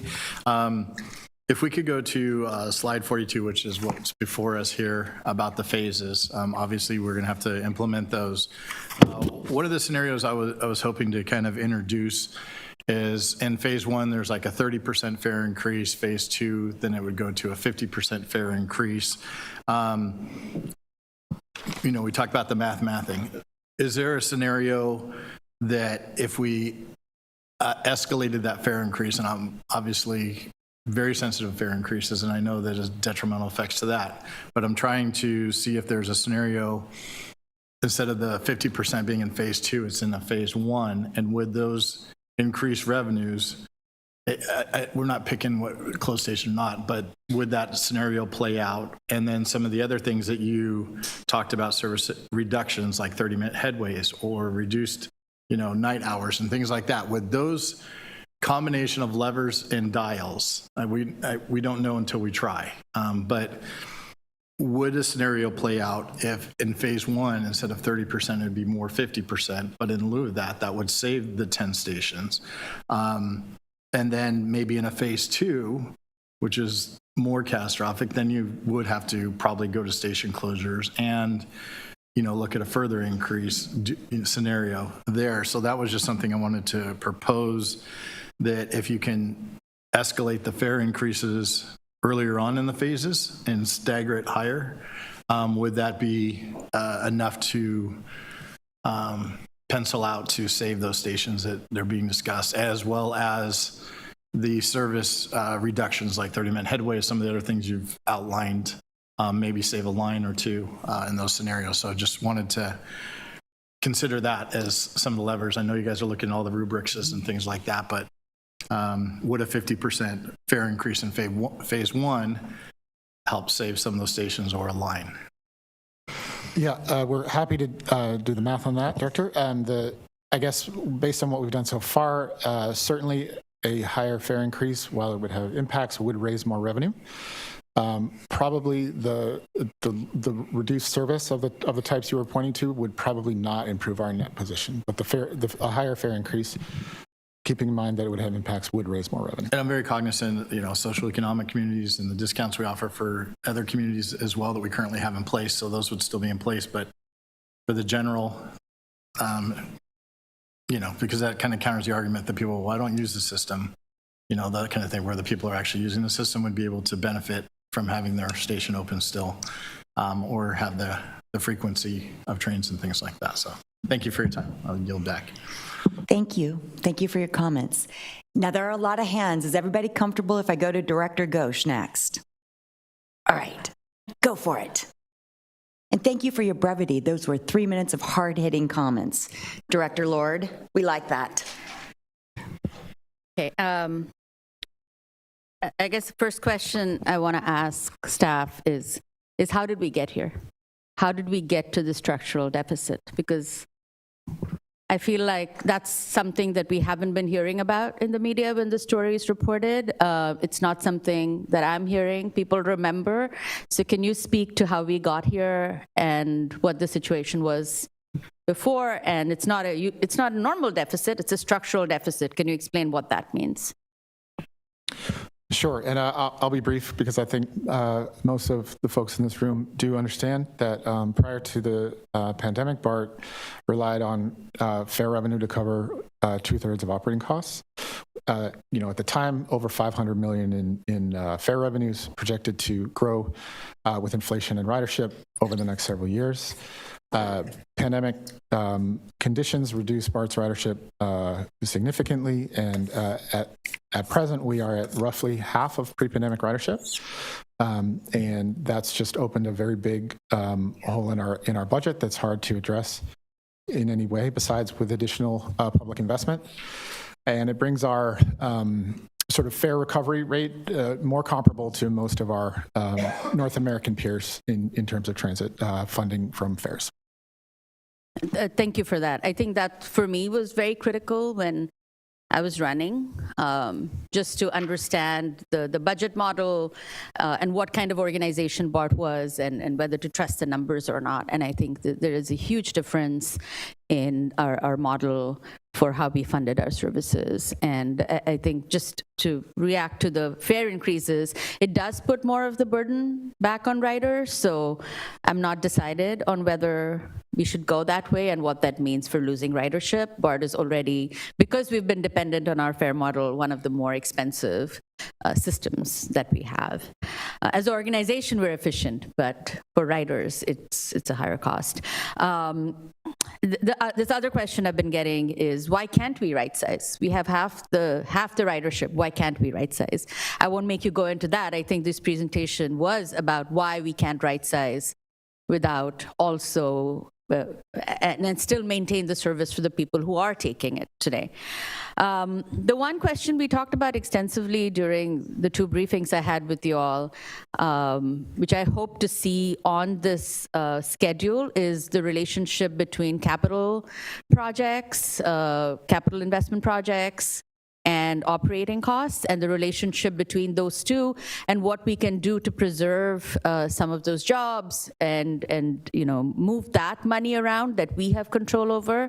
And again, I recognize that there are trade-offs, but I would like that more extensive information and conversation about what those trade-offs are, because again, that is a slider. There is some flexibility there. I understand that most of our CIP projects are related to long-term health of the system, so it's critical that we do it. But the way I see this entire scenario is kind of putting BART on life support. I appreciated, what you all were saying in the briefings about this is a runway to see if we can find other sources of funding, right? It's giving us all a longer opportunity to breathe because, in some situations, we could say everything just shuts down January 1st. That's a scenario. Why should we have a slower, more painful death. But I think what we're trying to say is let's give ourselves some room to see if we can get more creative. I don't think we can find savings overnight, but can we increase revenue or get support from somewhere, which in the political situation that we're here today, I don't hold out a lot of hope, but I appreciate staff giving us that breathing room. So that's what I would like to see. Do you want to just respond to that, or? Let me try. I'll try, Director Ghosh, and then I'll let Mike clean me up here. So we're a little late to the game, but this kind of answers both of your questions about why do we have a structural deficit, and then why can't we cut, some of these things are going to be expenses if we run one train or if we run, 50 trains like we're doing this morning. So just to answer that question. And the capital piece is important. We haven't done that work yet. It took us a heavy lift to get here. We plan to do that work and see how those things interconnect. If there's load shedding opportunities, how is our capital program impacted? If we, God forbid, get to phase 3, all of those things these smart folks are going to do. They just, it's in the queue to get done here over the next few months. But thank you for confirming that. I want to see it in the spreadsheets as one of the major areas when you talk about iterative. I appreciate that you're coordinating with our other transit operators. I think that's important. And that brings me to two things. One is, how often do we do these sort of service changes or station closures? Like, should phase 1, like how dynamic and nimble can we be? Does it have to be 6 months? And 6 months, can it be 4 months? Which is our sort of QPR review that we do. Does that help us extend the runway or be more responsive to the pilot program we're running to try and save costs? I'm going to answer a couple pieces of that. First, the annual cycle for our service improvements and bid cycles is January and August. That also is when we've now aligned with most of the 27 other agencies in the region and are doing the same thing. You'd also mentioned service coordination. I'll take a minute to talk about that. We have a planning cycle that predates both of those dates. In about 2 weeks, we have a regional call where we lay out the timetable for August, for example. This change that we're talking about is obviously much more significant than a typical change we would make. So we're actually moving that up. And the phase 1 discussions, we're going to start having those in a couple weeks when we're talking about August, but then we're also going to move our development cycle up and try and release something to the region as early as April or May. Give them some time to plan and process. So when do you think we can see more of a regional framework or a regional approach? I feel like we're kind of, ahead in some ways to maybe other agencies. Do you have a sense of when we can see that? So I think Director Ghosh, I'm just looking over to Mike Eisman because he is part of our regional guy, and then maybe I'll just stop and let the general manager answer. Well, I'm just a person here, same as everybody else. Pretty significant person. Yeah, Director Ghosh, we are. It is a regional approach, right? And what John is, he's very unassuming and he's very, without an ego, but he's worked so very hard these last, 36 months to get everybody onto these cycles, right? And he's brought everybody on board with us. And so it very much is a regional approach on these, these signups on our service plans.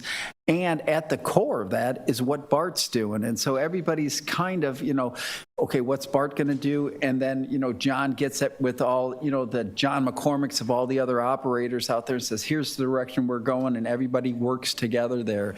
And so he's done a nice job. So it really is a regional approach right now. 3 years ago, it was not a regional approach. Everybody was kind of doing their own thing. But we've collectively tightened that up as a group, with John's leadership. And so I think we got a pretty good plan there. I appreciate you saying that, and I think we should say that more. Yeah. We're not, I think, like Director Lee said, we're not in this by ourselves. These changes don't just impact BART.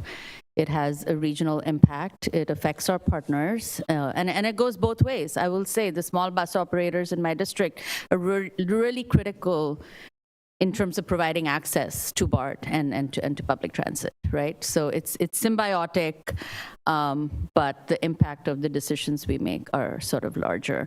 So I think whenever we're sort of coming back and talking about this, I kind of want to hear that, about the impacts that it's going to have on our partners. Because I take the bus to BART all the time, and at least in my area, bus service has already been cut, right? Different agencies have taken different approaches. We as a board told you not to cut and to give the best service possible, and it's been wonderful. It's been wonderful to hear of our riders appreciating the system, right? All of these investments that we're talking about that are just line items here are the reason people are coming back, and we're getting that good feedback. So the trade-offs are real. I think I know the answer for what happens when you cut that. And I'll say the pandemic was kind of a warning in that sense, right? That people would not come back if we didn't invest back in the system. So yeah, I'm looking forward to Feb 26, but yeah, I would like to know if there's any more in between steps we can add to be more dynamic, and that might be a conversation you want to have with your regional partners, and also to understand the capital improvements and what approach you're going to take to give us a longer runway. I think that's what I'm getting at. How do we get a longer runway without dipping into savings, what the trade-offs are of that particular funding that we have? Thank you. Thank you very much. Director Wright. Thank you. I'm not Director Wright, but I will go ahead and go because I've been patiently waiting here. Stand up too. I just want to be very clear that when I look at the map, I feel that this is unfair to the residents in my district the most. So I will be very vocal with regards to saying that I will not go lying down on this topic at all whatsoever. So I will ask my questions. Did we look and talk to any of the cities or city managers with any future TOD? Was the last part of your question cities with future TOD? Or any TOD that's going on right now in my district? In the Dublin district, not specifically. We did share this presentation as we sent it out to the board with many of the communities and jurisdictions that BART serves. And so part of our next step would be working with the affected communities as I think one of the board members already mentioned earlier today, more outreach. So we would be having No, I understand, but you didn't answer the question yet. Did you send it out to Dublin or Pleasanton, Hayward, or Castro Valley? I believe External Affairs did. Okay. They didn't receive anything. So I just wanted to make sure that they get some information so that you're also aware of what the TOD that they're doing too.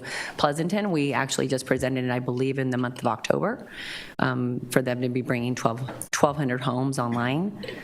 And so I don't think those conversations have been had with any of the city managers. The city managers meet once a month. You could have had the conversation with all 14 city managers in Alameda County at one time.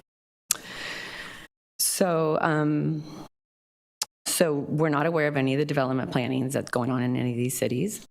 What is the sales tax revenue that's generated in Alameda County on a yearly basis? I'm sorry, Director, I don't have that information in front of me. Alameda County is it generates the most sales tax of the BART district counties. Okay, so if you don't know the amount of the Alameda County sales tax revenue, then you wouldn't know the amount that is generated from the Tri-Valley, and I want to say Fremont as well. Okay, so when you look at the sales tax revenues, the majority of the funding is coming from the Tri-Valley and Fremont. So I do believe that when you're looking at cutting my lines, that one, it's unfair. Two, we are generating the majority of the funding coming forward. So to sit there and say that, oh, we're only going to cut those lines just because the ridership's not there, to me, that is not fair.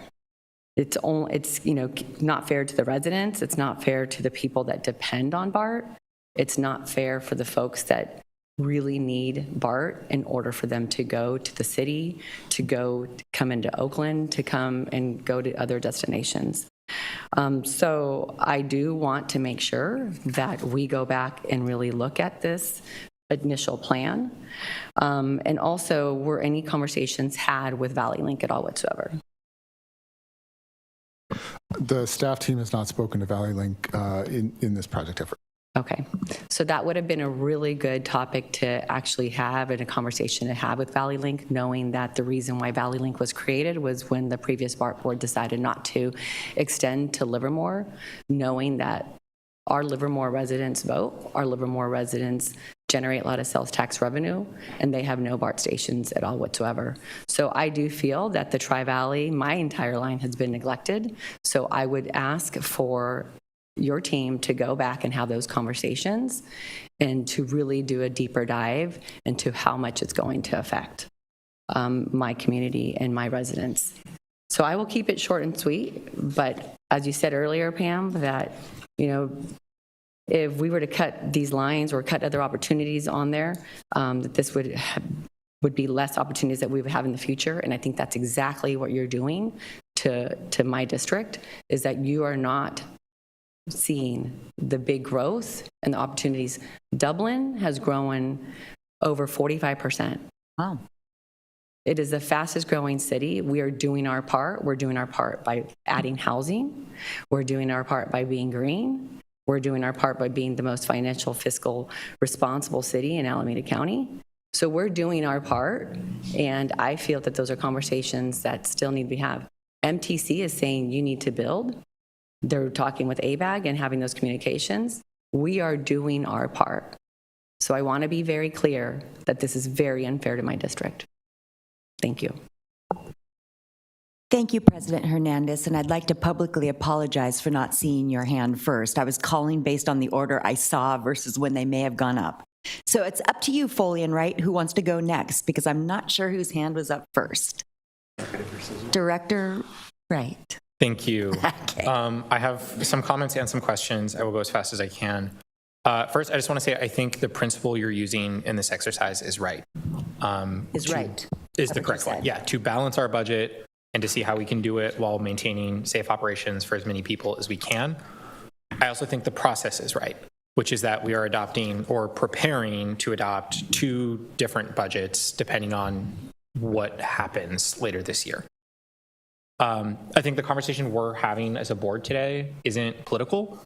It's not us sending a message. It's not us making a threat. We are trying to solve a math problem that does not have a good answer. And we as a board have a fiduciary responsibility to do that. We have said for years that we can't cut our way out of this crisis. And I think this presentation is the clearest example yet, or clearest explanation yet of why. Because BART's entire funding model was built on lots of people paying money to buy our product. Selling less of our product is not a solution. That's the point. We have a broken funding model. We need a new one. And we need to stop treating BART like a product for sale and more like a public service that's funded like one. And that is beyond the scope of this board. I think it's worth just acknowledging that, as awful as it is, phase 2 is a best case scenario. It's a scenario where we have service of some kind and a balanced budget. And I think, as you highlighted in this presentation, that is far from certain. Looking forward, I do think it would be valuable to cost out some of the specific service changes that are proposed in both phases, just so as folks might want to dive into details of sequencing and phasing, we can be more specific on that. I am curious, Pam, could you address how much of the non-service cost savings are actually contingent on service reductions?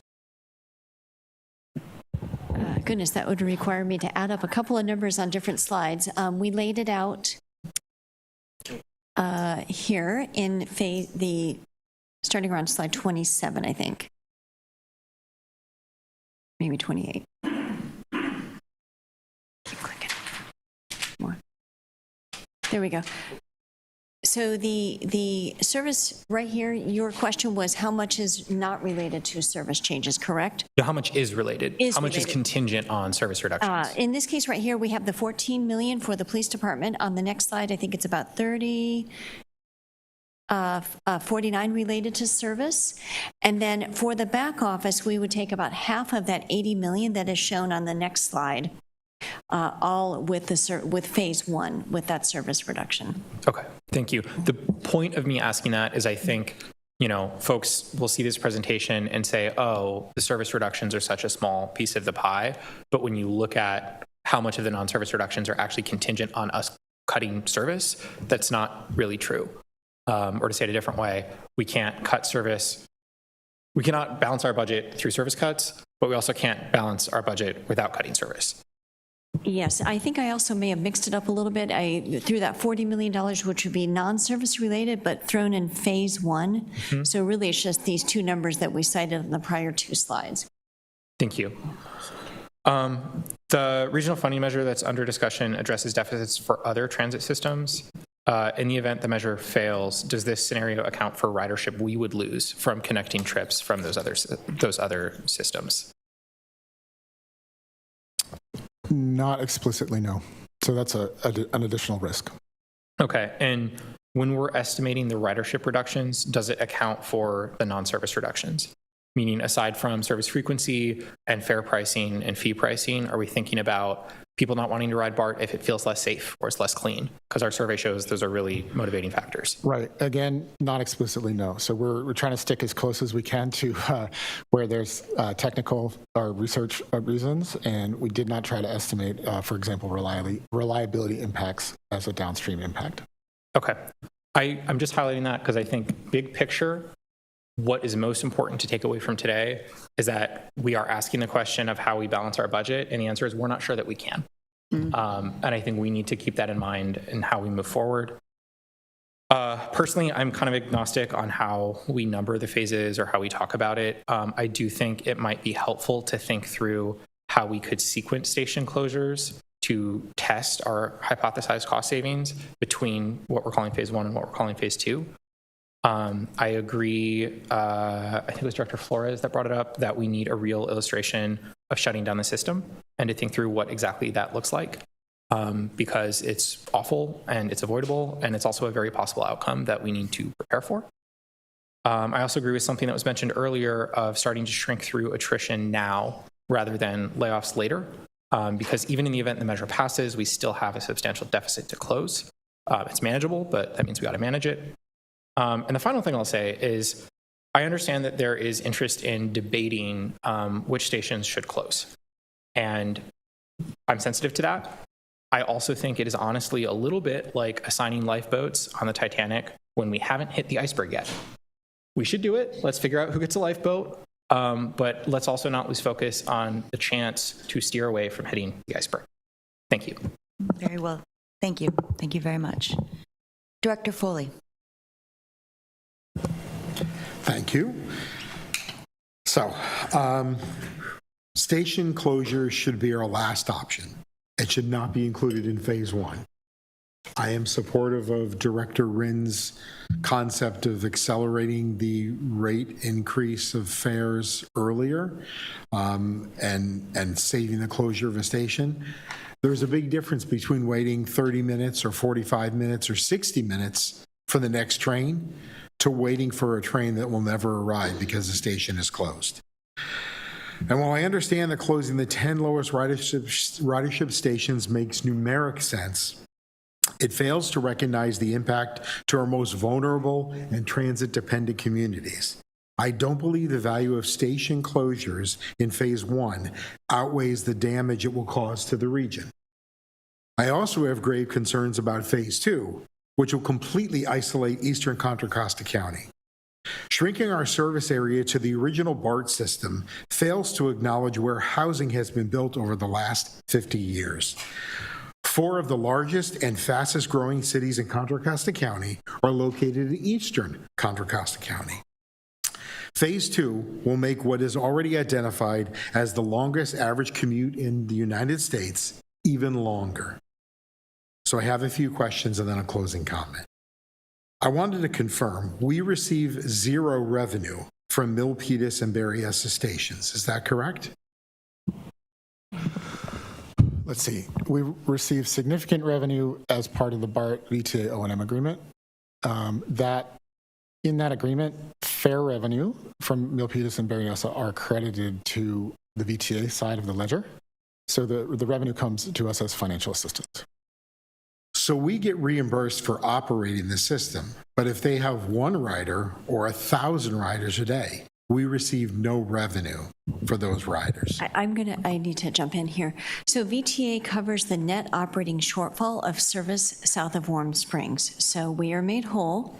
They also contribute to, they cover all capital expenses on the extension, and they contribute to core system capital expenses as well, proportionally. Understood from the capital side, but I think my point is that I don't see additional revenue coming from those stations based on the ridership numbers. BART does not see additional revenue from those stations, as I understand it. The revenue is attributed to VTA under the terms of the O&M agreement, and any additional operating shortfall, which we calculate on a quarterly or annual basis, is covered as well by VTA. It's net neutral to BART. Understood. Okay. No, I understand that they took that responsibility as well. Have we clarified the reduction in force language so that the process is clearly defined, understandable, and agreed to?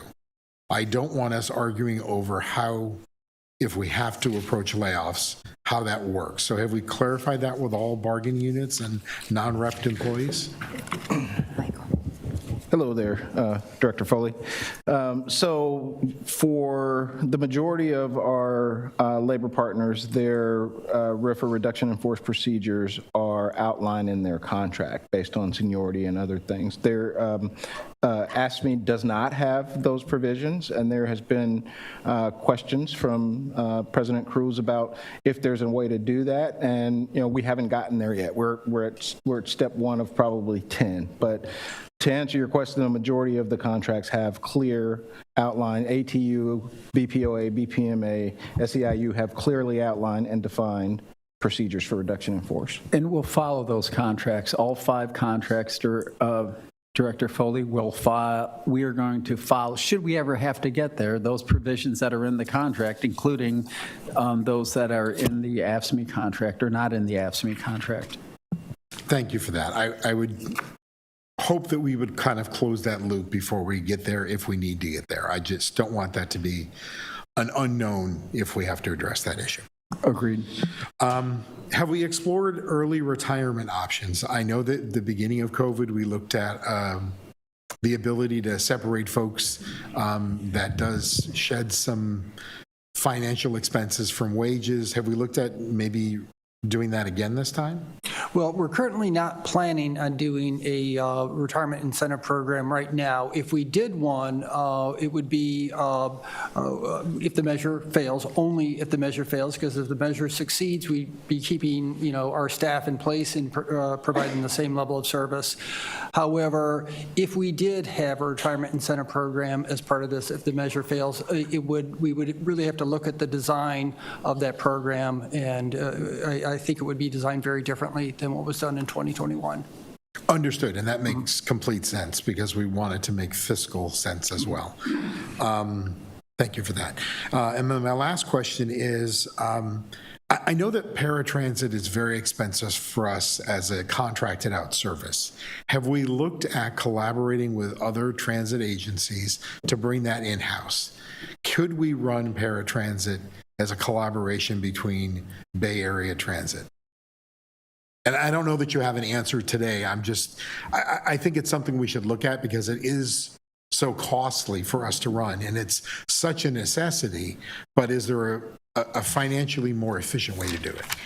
I suspect that it's probably not more financially efficient for operators to run internally themselves, but I would say that regionally, given that most agencies have a responsibility for paratransit service, I would expect that if MTC was to take up that issue, there might be some savings there.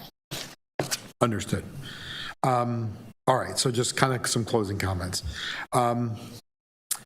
Adopting this alternative framework is really only part of the solution, regardless of whether a revenue measure passes or not.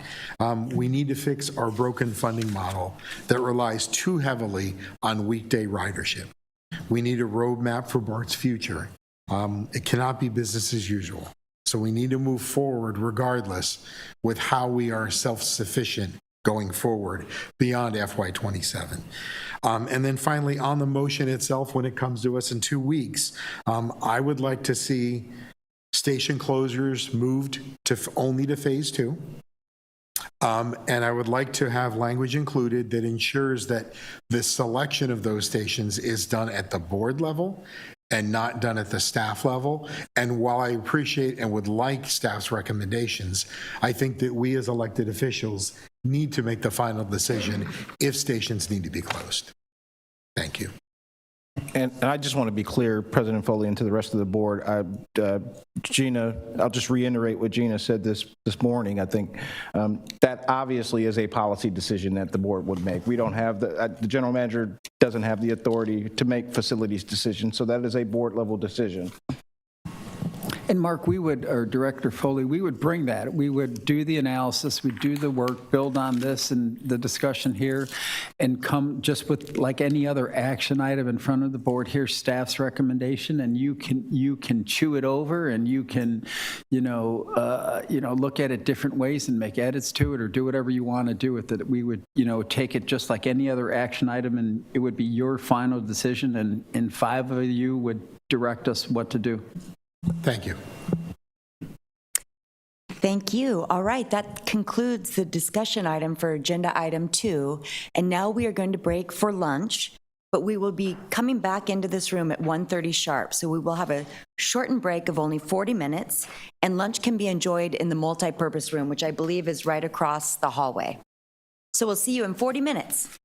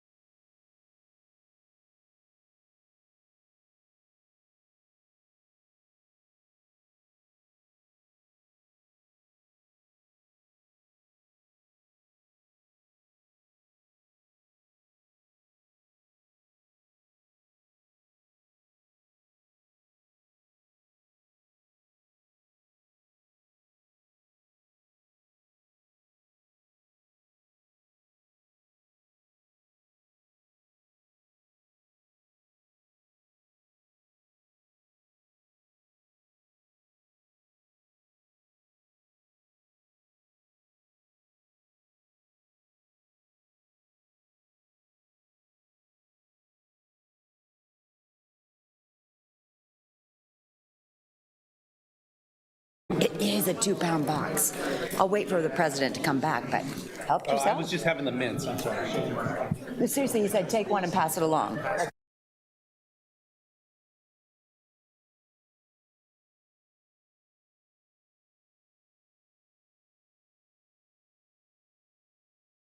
Check, check. Nobody's eating?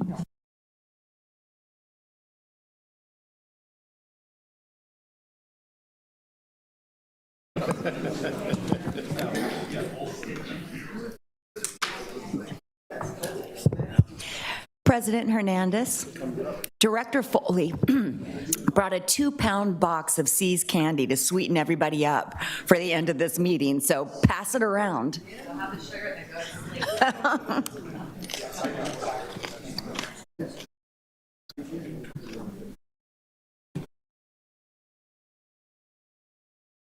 Okay. All right.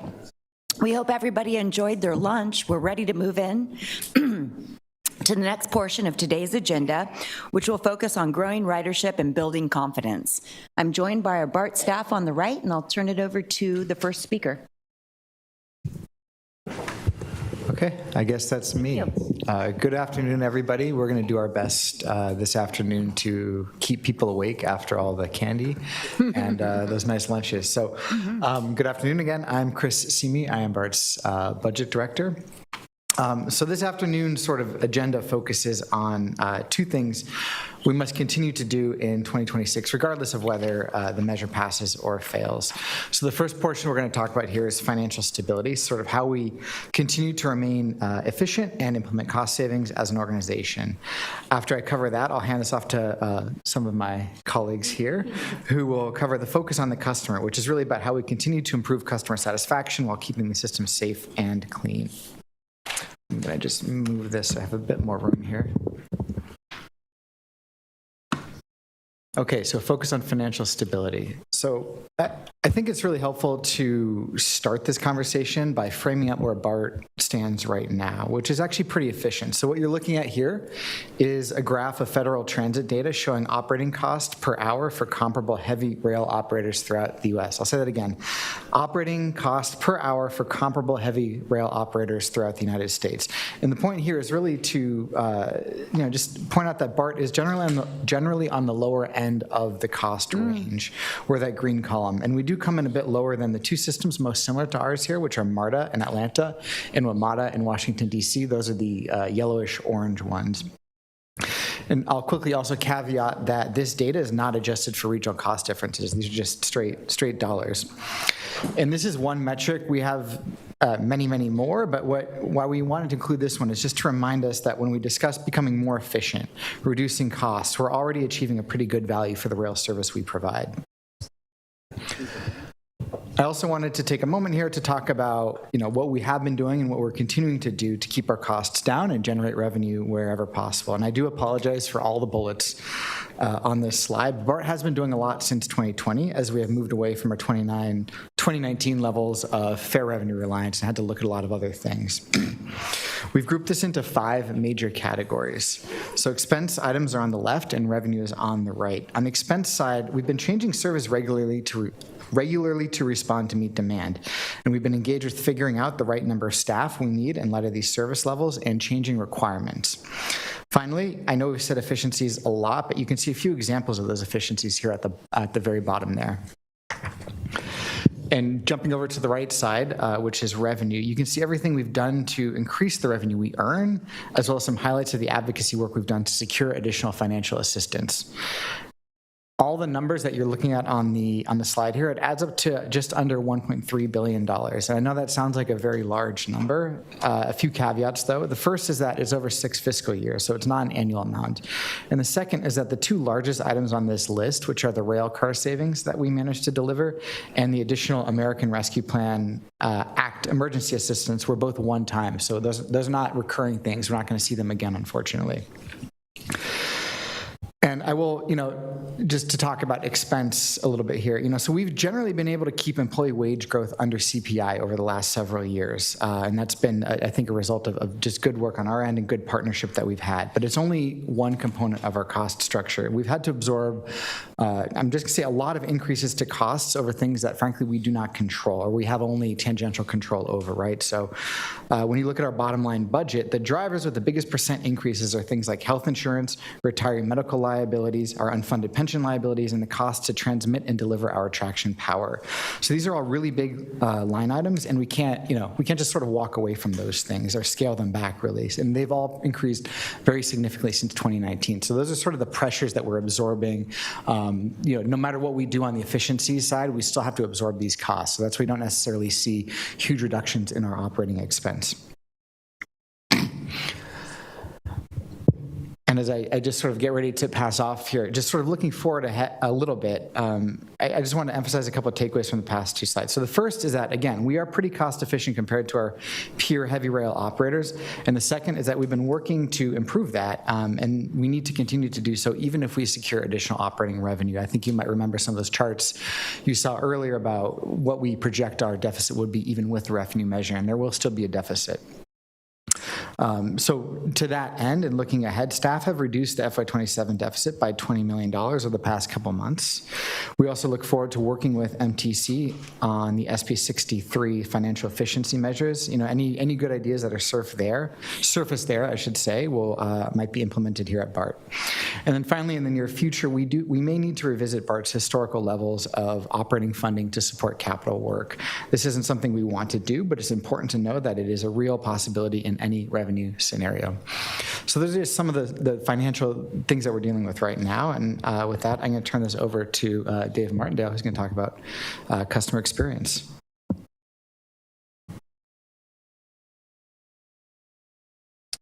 Thank you, Chris. Good afternoon, directors. David Martindale, Director of Marketing and Research, with some data on customer satisfaction as measured by our ongoing passenger experience survey.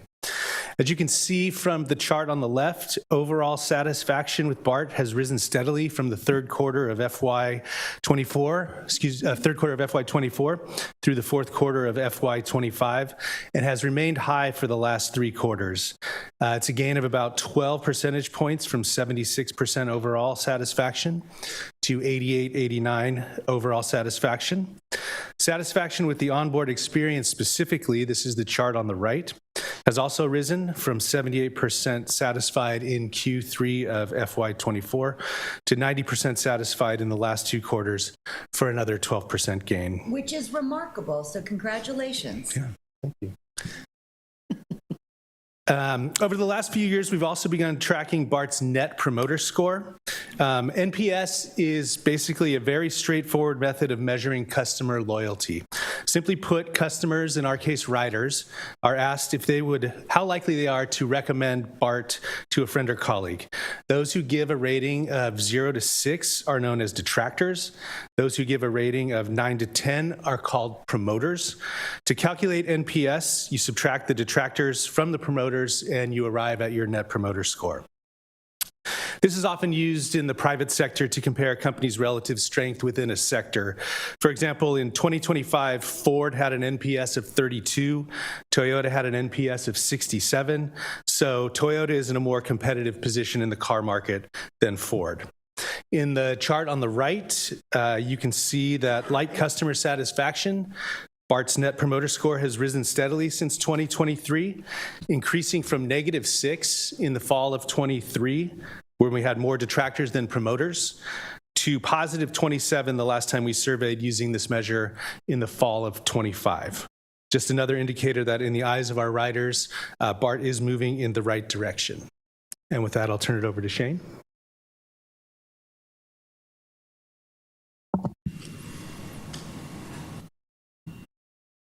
Good afternoon, Director Shane Edwards, AGM of Operations. Just a reminder, after all the discussions today, we are running trains and we are running them well. Safe, clean, and reliable, we'll start there. These charts show 3 years of data and help explain why passenger satisfaction is up. Our passenger feedback tells us that the police presence is up. Delayed trains due to criminal activity is down, and observed fare evasion is also down. Passenger grades for station cleanliness are up, and ridership continues going up while customer complaints are down overall. Focus on the orange line at the bottom primarily, but if you want to look at the others, you're more than welcome. What the orange line shows us is that over the last 7 months, BART has had the least amount of delayed trains that it's had since 2018, period, on average. The least amount of delayed trains over the last 7 months since 2018.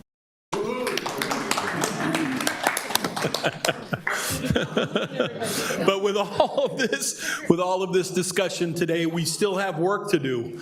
And what I want to emphasize here is that, you know, the fare gates are paying off. That's obvious by the numbers and the satisfaction. We are keeping our stations cleaner because of that. And we are running a more reliable service and a better service because of that. There are other things that are still ongoing that we have a lot of work left to do. We're going to improve and continue to do what works well. And that's safe, clean, and reliable right now. On the flip side of things, we still have a lot of work to do. As I mentioned, CBTC is out there. Lighting needs to be done, station improvements and hardening efforts, things of that nature. We have turnouts to install, rail to install, and pads to install from an infrastructure standpoint that need to continue. And we're not going to sit there and do nothing and wait for November. Next, Mr. Chief of Police.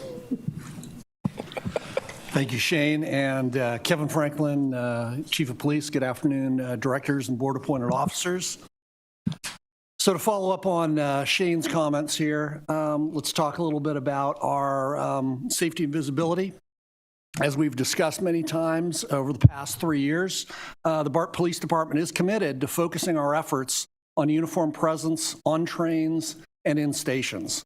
The customer survey results show that BART strategy is working. And on the chart that Shane showed you, there was even a slight dip in the presence number for this past quarter. When I looked at the background data on that, that was the survey results for presence outside of stations had dipped a little bit, but on trains and in stations, still very strong. We're committed to maintaining 50% of our officers deployed to trains, and we are diligently working on hiring the best candidates to fill our vacant positions and further increase the uniform presence in the system. Zone commanders are using problem-solving strategies to address crime and disorder in their zones. The new fare gates are providing data that helps identify areas that need enforcement, and our fare inspectors help ensure that everybody pays their fair share. We continue to work with allied agencies to address criminal activity near our stations that impacts BART's riders and employees.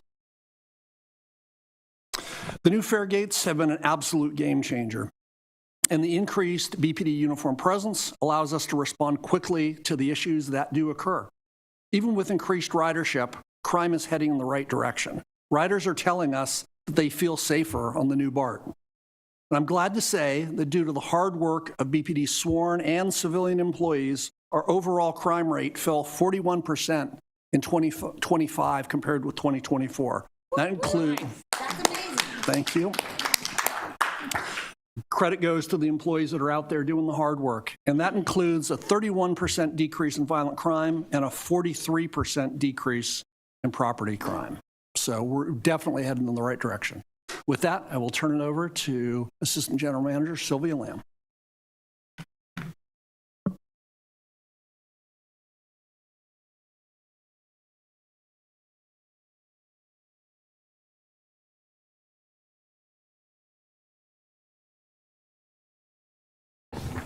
So crime is down and satisfaction is up. What a great way to return from lunch.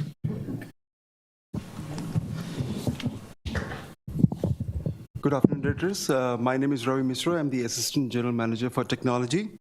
One of my primary responsibilities is leveraging technology to better meet the expectations of our riders and address the pain points we consistently heard in the customer surveys, as well as feedback through our app. Today, I will be briefly highlighting some of the upcoming items. First, let's look at the BART app. We have made meaningful progress in enhancing the critical tool for our riders. Among the completed updates, we have added a report and issue function, empowering riders to quickly flag problems right from their phone. We have significantly improved our parking payment features for smoother, more reliable transactions. We have aligned line color icons in the app and those on our website and the system maps. Looking ahead in 2026, a modernized overall look and feel, including an upgraded train tracker and map feature.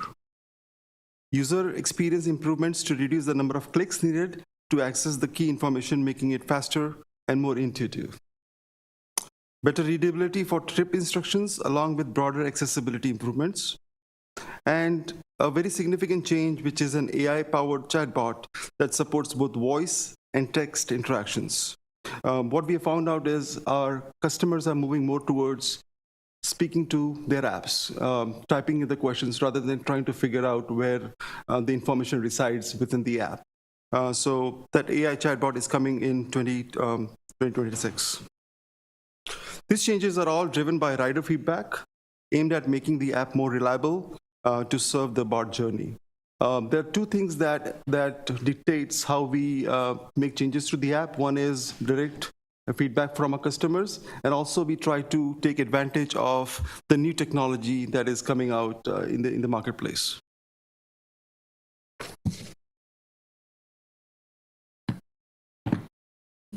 Now we're turning to connectivity. BART station Wi-Fi is here, and it's free. Through a smart telecom partnership with private funding, we have bought free high-quality Wi-Fi to BART stations at no cost to the agency. We activated service at 5 high-traffic stations just prior to Super Bowl: West Oakland, Embarcadero, Powell, Civic Center, and SFO. And just before coming here, I found out that we have almost 4,000 unique users in the system within 2 weeks, with each station having more than 1,000 users at any given time. The rollout has already delivered real benefits to our riders: reliable Wi-Fi that doesn't depend on personal data plans, easier access to digital fare payments and emergency communications, maintained connectivity during high-density events, even when cell networks are congested. Support for international visitors who can stay connected without expensive roaming charges. Uninterrupted service for those using medical or health monitoring devices. Building on this success, and in preparation for the FIFA World Cup later this year, we plan to activate Wi-Fi at 5 additional stations before end of June: 16th Street, 24th Street, Glen Park, Balboa Park, and Daly City. These steps represent important strides in our broader digital transformation, delivering tangible improvements and make riding BART more convenient, connected, and rider-focused. Thank you for your continued support for these initiatives.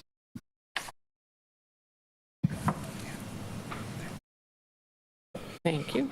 Good afternoon, Directors. Sylvia Lamb, Assistant General Manager of Infrastructure Delivery. So improving the customer experience starts long before and long after a customer is actually on a train. And the canopies at Market Street are a perfect example of a project that embodies all of BART's core mission, which is safe, clean, reliable service. First, the roll-down gates. They keep the stations safe when it's closed. It also makes it safer for the station agents to open the station in the morning, so they're dealing with less surprises, unpleasant surprises than we had before. And also those unpleasant surprises used to impact the reliability of the escalators. So with less trash, less vandalism, those escalators stay more reliable. And also they're just pretty to look at. So it's very aesthetically pleasing when you go there. There's also information signs on the outside. But I also wanted to point out that in the last 5 to 6 years, 6 years, let's say, we have completed 18 canopies on Market Street. 18 canopies in 6 years. And I want to say that it's due to the hard work that the community relations team did, that in those 6 years with those 18 canopies, we had very little to no complaints. And I think that's really a huge tell about the importance of this project. Also, the contractor and the project team showed their commitment to understanding the needs of the business owners and made sure that that footprint of their equipment and their construction zone was small enough so it didn't impact the walking folks around there that are going to those businesses. And of course, fair gates. We love, how many times have we said fair gates today? I love the fair gate project. I want to say, though, while we completed the fair gate, we installed all the fair gates. I got to redo that. Installed all the fair gates in all stations ahead of schedule. I just have to keep pointing that out. Thank you, thank you. We are nowhere near done. There is so much more to these fair gates than what we're using right now. We have just tapped the surface of what they can do. So basically what we've done is we've got the brawn in, and now we're working on the intelligence. One of the things I want to draw your attention to first is the dashboard in the middle. Chief Franklin mentioned it, is that we're using that data to help deploy BPD and officers to stations where we're seeing an uptick potentially in fare evasion, and that helps change the behaviors at that station. But the other part about that dashboard is it's a real-time display of the performance of all the fare gates, and especially the accessibility fare gates. It lets us know what's happening. In a lot of cases, a ticket or a need can be sent to maintenance before even somebody reports it. It also helps us to predict issues that may come up in the future and help us stay ahead of that. So very important there. I also want to point out that there are no other gates like this in the world. And so as we've been putting them in, we've been finding different things to change. So for instance, you guys are all familiar with that metal boundary around the door. So we found some ways where, customers or non-paying customers were bending those or jamming them. So there's been a change in some of the design to make that more resilient. And they've changed the design working with maintenance to make it easier to swap out. Also with the mechanical lock, we saw some different areas that were getting damaged. And so the design was tweaked so that if there was damage, it was to a less expensive part and something that was easier to change in the fare gate itself. And Sylvia, on the dashboard, it's also, I think, relevant for this discussion that set of data you'll be able to articulate, at least to me and to the board, from a fare gate, from an array standpoint, right, which ones are functioning by station, by array, even, Director Rayburn, down to the ADA gate. That's correct. Right? And that's important for a couple of different reasons, right? Certainly from a mobility standpoint, look, every fare gate's important, every array is important, but probably more important on the ADA gates, right? And making sure that folks with mobility challenges have a way in and out of the system. And then also on the biking community, in and out of the system. So, she will be able to articulate to us on a routine basis, on a tracking basis, where the challenges are in the system and how whatever the right English is on, their operational efficiency or whatever they go down, whatever that math is. Right. And to your point too, Bob, the age of 65 or older in the Bay Area is expected to almost double in the next 10 years. And so mobility is really important, and having those gates available all the time. So in addition to reporting how they're doing, again, there'll be real-time alarms that let us know that we had an issue at that gate and get it addressed. One of the enhancements that we're also looking at doing, and we're going to be demoing here in the next month or so, is an option for hands-free entry into those accessible gates using Bluetooth for folks. And so I'm excited about that piece as well. Nice. We're also looking, and we've done some demos with adjusting the speed of the gates so that they close a little faster.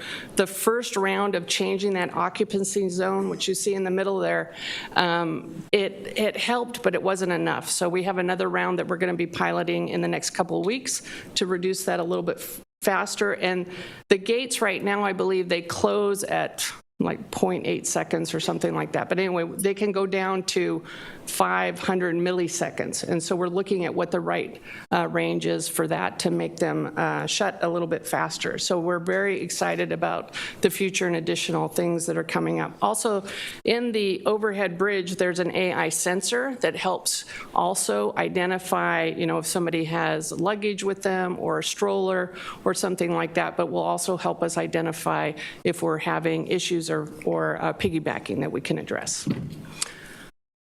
And here's some examples. As we put the gates in, the first thing we noticed, especially if anybody saw the ones at West Oakland, is that people were very creative about finding other ways to get into the station. And so we've been looking at different ways to harden those other areas and different types of materials. So in some cases, we're using the same material that's in the gate because it looks nice with the rest of the station.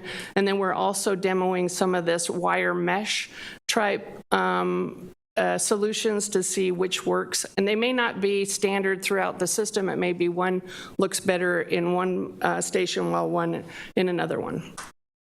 One of the things, though, that I found, well, I should say we found, I've said this before, and I know I shouldn't have been, but I was shocked that when we put those first gates in at Civic Center, even though we had them at West Oakland, when we put them at Civic Center, we heard train operators saying that as they pulled into Civic Center, they could definitely see a difference. And I was shocked by that because I was like not thinking why that was, right? And then as we're doing MRT, a lot of the managers riding trains were commenting that as they go into the stations, they were seeing something different. So we started to pull the data from Maximo, which tracks our work orders and corrective maintenance for the 6 months before an array or a station got done with the 6 months after. And initially that data was it was dramatic on the stations that were done, but with those first stations being done, we thought, well, maybe it just has to do with these stations. So as we continued rolling this out, we kept looking, and we drilled down the data, and here's an example, and I feel like it's pretty dramatic, the amount of hours of less corrective maintenance we need in a station. And this data, we had to drill down into it a little bit to make it relative to the gates. So it's only issues in the paid area, and it's only things like graffiti or vandalism or excessive trash. So the system-wide improvement in 961 hours, that is based on what the technicians log into Maximo as the amount of hours it took them to do that work. A lot of times that doesn't capture the time it takes them to get to the station or go back, so we could estimate that that number is probably higher than that even. And one of my favorite projects now is the station glow-ups, mostly because I like saying station glow-up. But this is where we're taking the work, the hard work that the system service workers are doing, and shout out to them because the stations look amazing and the cleaning is phenomenal. But we're taking this up to the next level, right? So it's deeper cleaning, it's looking at repairs of gutters and pavement. And one of the things that I find most dramatic for me is removing those old telephone booths or the magazine stands and newspaper stands. There's just a lot of clutter. And so going in and doing that has been great. We're starting in San Mateo right now is what's happening currently. And I also wanted to bring up the pigeons. They still are our nemesis, and as the DGM has told me many, many times, they're adaptable. And we have seen that, so we're using the Harris Hawks. We're also using that falcon-free or flock-free, and we put these in different places, but what we've noticed is the pigeons do adapt over time, and they try to figure out where to go next. And so we're having to move the flock-free, and like right now in San Mateo, and I've got to check with the team there in the back of the room right now, we've actually talked to the folks that have the Hawks about changing the timing of it, so doing it maybe outside of revenue service or to kind of throw off the pigeons. So there's more to be done there. And these are some more pictures of the work that we're doing in San Mateo County right now. So this is in progress work, and you can kind of see some of it. the pictures, I think, look really great, especially when you look at that damaged hanging artwork or the lower right picture of the repair of that concrete. But it's also a feeling that you have when you go to those stations, right? Perception is reality, and as you walk in, you're getting a perception and a feeling of how much we care for these stations. And so I think it's been a great project. Then I think all of us... Sylvia, the other part of that, just if I could... Yeah, please. The first...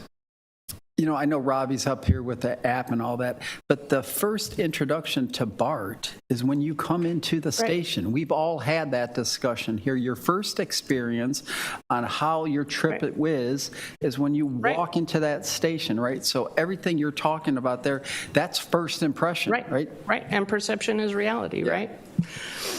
So then the last thing that I wanted to talk about is something that I think we all agree on. The biggest bang for our buck is improving lighting. And here are some pictures, and hopefully you can tell if the top pictures are before the lighting improvements and the bottom pictures are after.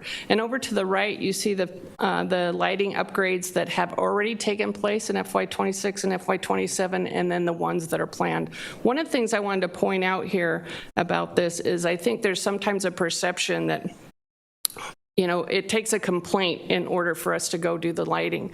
That's absolutely not true. We've kept a database on the lighting needs and lighting requirements for many years, and because we're engineers and we want to compete with Chris Simi and Mike Eisman, we have a very, very comprehensive way to measure how do we do the criticality and how do we prioritize which lighting would go next. For instance, underground stations are at a higher priority than above ground stations. The platforms that are a higher priority than, say, outside. So I did want to point that out, but this is something we're very dedicated to, and we appreciate all the board's support so far when we've come to the board to ask for funding and for contract approvals.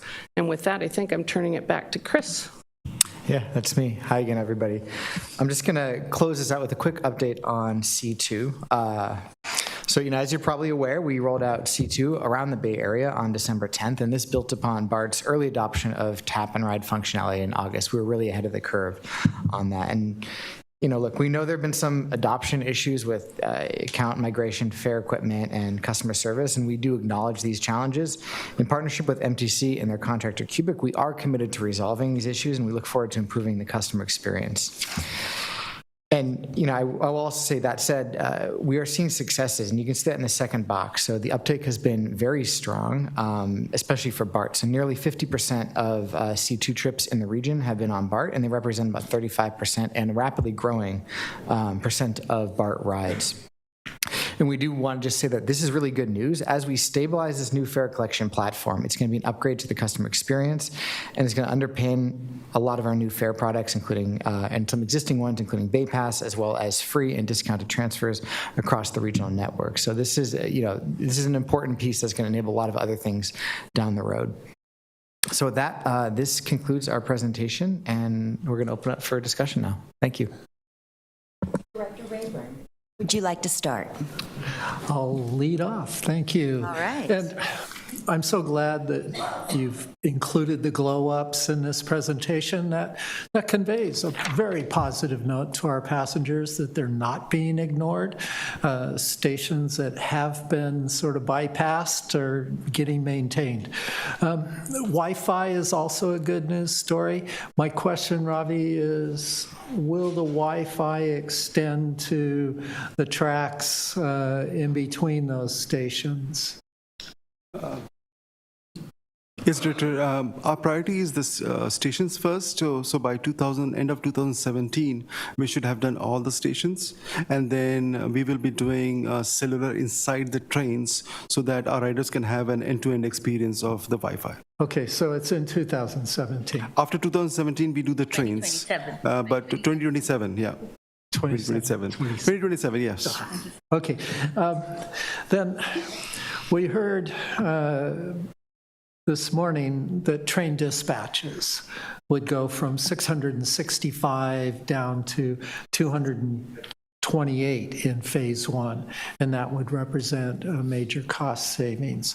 And in this presentation, you've shared that right-size service, meaning shorter trains, and of course, we were running many fewer trains for a couple of years, has saved $265 million over the past 6 years.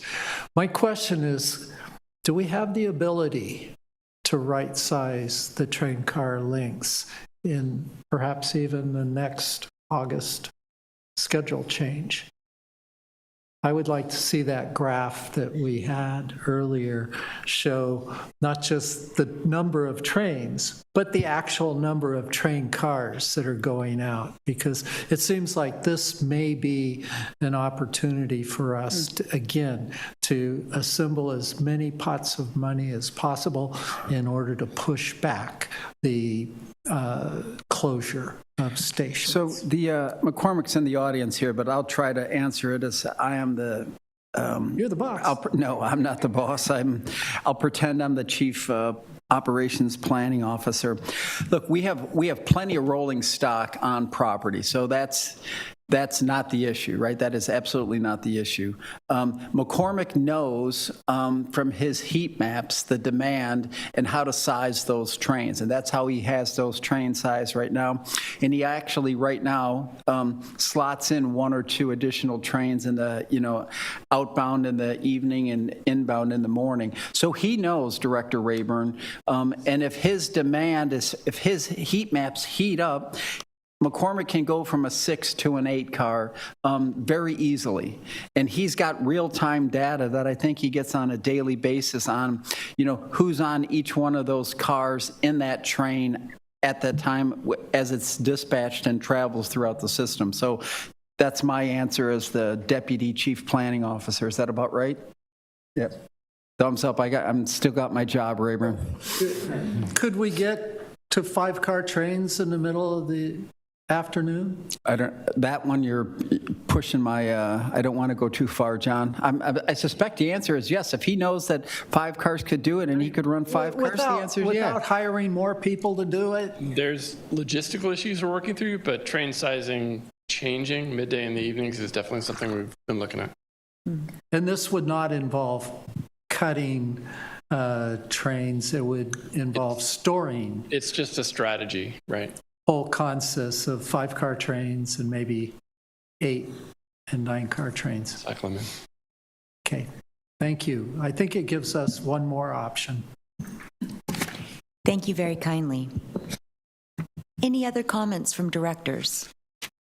Yes, Director Ghosh, and then we'll come over here. Happy for all of the good news after lunch, after our morning meeting.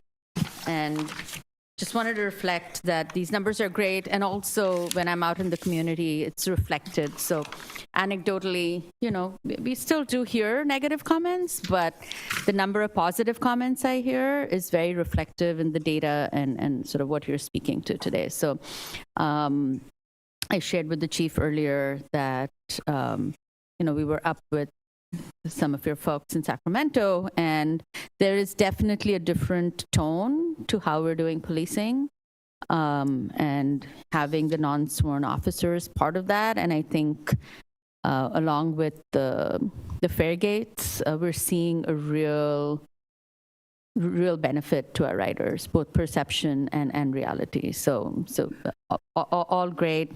I did have a question about the Wi-Fi, which I think we're all excited about, and when is it coming everywhere? But I think one of the reasons I was excited about the Wi-Fi is when we had the outages, we talked about the screens on the trains needing Wi-Fi in order to get live updates. Is that something that is going to happen? Because, yeah. So the Wi-Fi has 2 components. One is the passenger Wi-Fi, and then we also have operational Wi-Fi that can help with that. Yeah, I mean, for me, the screens on the train, I think really important to have like dynamic access to it. And then secondarily, for folks who are on the BART Wi-Fi, ability to sort of push messaging, to folks who are sort of opting in to use the BART Wi-Fi, to know about an elevator access issue at the next station that they're, getting off at or something like that. I think there's a lot of potential to sort of capture and disseminate information through the Wi-Fi. So I'm very excited about it, and I appreciate being an international traveler in other places, having that Wi-Fi, especially with the big events coming up. I can see why you're prioritizing San Francisco. So we should always talk about that.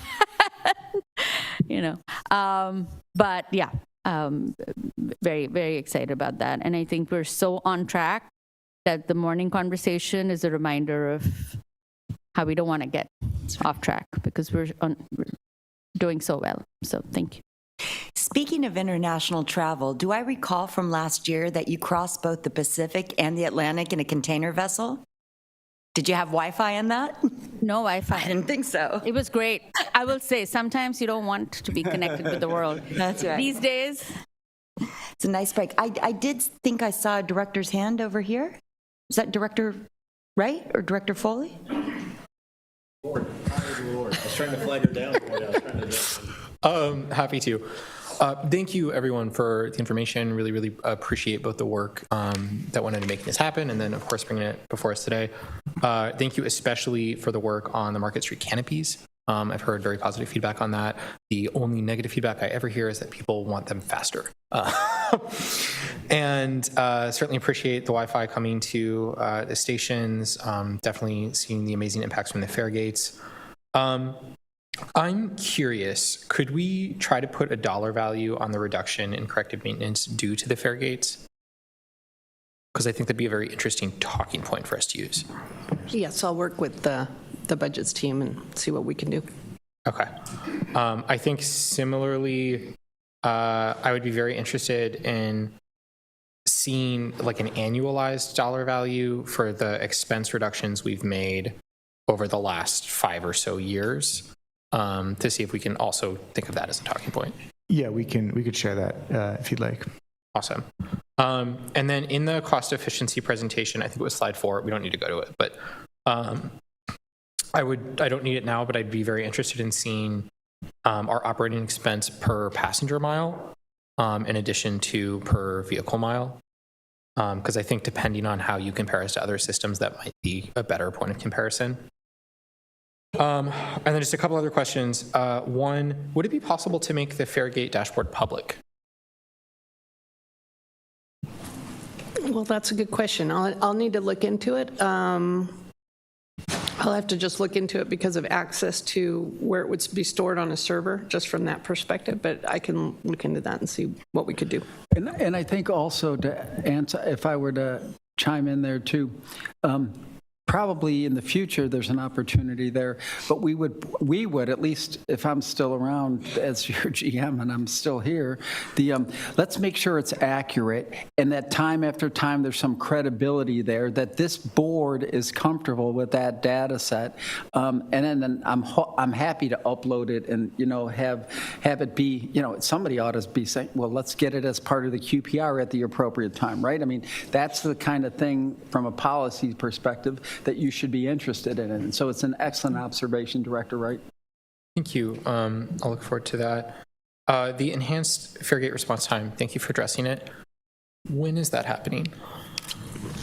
Well, there's 2 pieces to that. There's a piece that we can, well, there's 3 pieces. There's 2 pieces to the actual Clipper tab, the TR4 tab, and that's something we have to work with Cubic on, but there's some things that we're trying on our end to see if we can speed up that piece. The door closure timing, that's within the next couple of weeks. We're going to pilot it at a couple stations, and then we'll start rolling it out. Okay, could we just get even a ballpark estimate on when that'll be rolled out across stations for the door close timing? Well, if we don't have any issues, I'd say we'd pilot it for maybe 2 or 3 weeks, and then we would roll it out after that. Okay, excellent. Thank you. And then last question, just around the AI chatbot, because it's the first I'm hearing of this. Have we talked to our labor partners about that? This will not be impacting any customer service representatives. This is going to be just where you can click on find out where if you took a trip in the last 2 days, you can do that through the app, where you will go to click on something versus just typing it in or chatting with the. We're not trying to provide customer service to our customers using that. We have a department for that. Okay, and I'm asking because it was described on the slide as a like customer service chatbot. Right. So there's a difference between the customer service that our customer service department handles versus what is in the app. And if we decide to go that route where we want to automate some of that, that's the time we'll be talking to our labor partners for that. Okay, and if that is a consideration in the future, would that come before this board as an action item?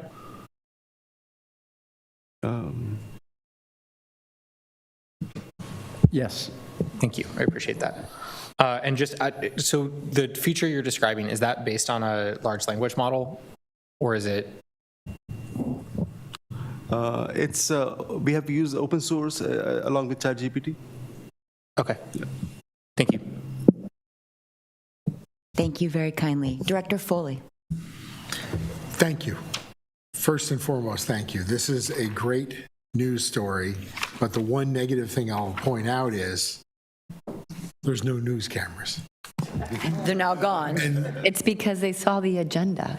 I understand. And so we really need to do everything we can to continue to publicize this to the Bay Area. I know Alicia and her group does a great job with social media, and I think we need to continue that because this is the good news story that the Bay Area needs to hear, because this is not what's going to be on tonight's 6 o'clock news about BART. So I just think that we need to lean into this. This deck needs to be publicized widely. So thank you. Director Lee. Yeah, just some quick comments here. First, I will say, Chris, I really appreciate this slide that quantified all of our efforts to tighten our belts, reduce our own deficit. I do think that needs to be a really top-line message that we keep putting out there. And this is like, I remember back in the pandemic, like earlier days, that I kept asking to quantify, and for whatever reason, it's very difficult.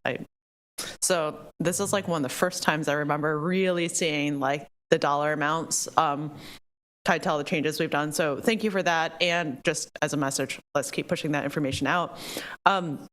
Sort of on the same line as what Director Wright asked. Sylvia, can you talk a little bit more about what the AI elements for the fare gates are? And I just want to be clear, like, I think people just use the term AI a lot.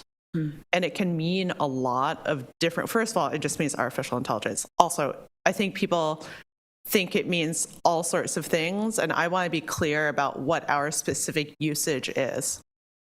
Yeah, that's a good question. So what I would say is that in the way that I'm using, it's that it has an intelligence to do learning. So what we're doing right now is it's paying attention to the habits of the people going through the fare gates. And so we can use it to tweak. So for instance, when we talked about that occupational zone, right, that's based on sensors on the sides of the gate. So if I look at it and I say, okay, I tap, once I hit that gate and I go through, I'm past those sensors, the gate should shut, right? But what if I have something behind me? What if I'm pulling a roller bag or something? So the AI camera would work in concert with that to look behind the individual to see if there's anything in there and identify whether it was a bag or whether it was another person or anything like that. Okay, but like a sensor and a camera is not inherently AI. They're different. No. So what is the AI program that you're using, sort of like what Director Wright just asked Ravi? You know, you mentioned that you had integrated actually use of ChatGPT into this customer service bot that's built into our BART app. Yeah. What's the AI program that's being used for the... I don't have the specific name of it. It's S-Traffic software. It's in their vendor. It's part of the reason that we bought these gates in the beginning. And so it's part of something that they've developed. I don't know if they have a separate name for that. Okay. I'll just say there are a lot of feelings about AI in a very AI town we've got here. I think it brings up a wide range of feelings. And I would just like to make sure we are specific when we talk about it, because what you've just described, short of the learning piece, it's just sensors and cameras.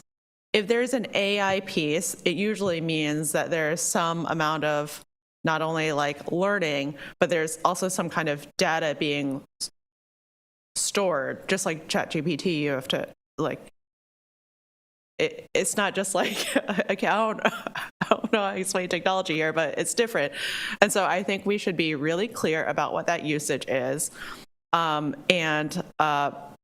I think that this is an agency-wide thing. We should really think about what like both internal and external AI usage is, just because we know that there are some really bad actors in this space. There's a lot of unknowns, and we should be specific about if and how we're using it so that our riders know. There's going to be some folks in the public who love it, and there's going to be some who are really mad that we're using it. Yeah.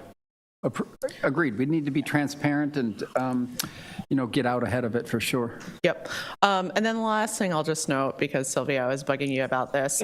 I've also mentioned it in the past, but the throughput, so like all the things that you talked about, the sensors and how long the fare gates are open and closed for, yes, I'm sure all of us on this board get tons of comments about that, because I would say overwhelming majority of like the comments I get from folks who ride BART are like, they're really, really great, but they're not working like 100% yet. Whether it's like they're getting caught on stuff, or they're open for too long, or it's creating, we had a public commenter earlier today talking about the conflicts between the folks who are going through, if there's piggybacking. Like, I've heard it all, we've all heard it. One issue that you didn't mention here is throughput is real slow. So in the mornings, you'll see really big queues to get in or out, and that's in part because of the readers, but also they're just a lot slower. And so I would love to make sure that part of the dashboard and part of the things that you're talking about in the improvements are about the actual total throughput going in and out and the delays. I've heard this comment from former board director Rebecca Salzman. Like, there are issues with queuing up. And then the issue that I have particularly had, is why I was so late this morning, is that if you do the reverse commute, while there are like fare gates in an array that are marked with like red X's or green check marks, if you're doing the reverse commute, there's a ton of people trying to come out, and I'm the salmon upstream trying to go in, and it's really hard. And what happened to me this morning was that I finally got the reader to work, and I clipped in, the gates opened, and then someone exited on my entrance, gates closed, and then I couldn't go in, which is dumb. And it's not that person's fault, there's nothing wrong with the fare gate mechanism, but that kind of thing happens. And like, there were a lot of people like me also getting stuck, not being able to figure out how to go in. So I think the throughput issue, and I don't know what the solution is there, but it is so frustrating. And I think this is uniquely an issue on Embarcadero and Montgomery, because those are the highest commute stations, and also they're my stations, also yours. And so anyway, I would like to make sure that you are updating on the throughput and figuring out some sort of operational improvement around the in and out issue. Will do. Thank you. Thank you very kindly. We have some directors. Yes, Director Ames. Okay, I just want to do a shout out on the fare gates. I can't believe how the benefits, there's so many benefits now. Even maintenance benefits. There's trash issues that are not coming up anymore. And I just want to do a little shout out to Deborah Allen, because she really pushed for the gates.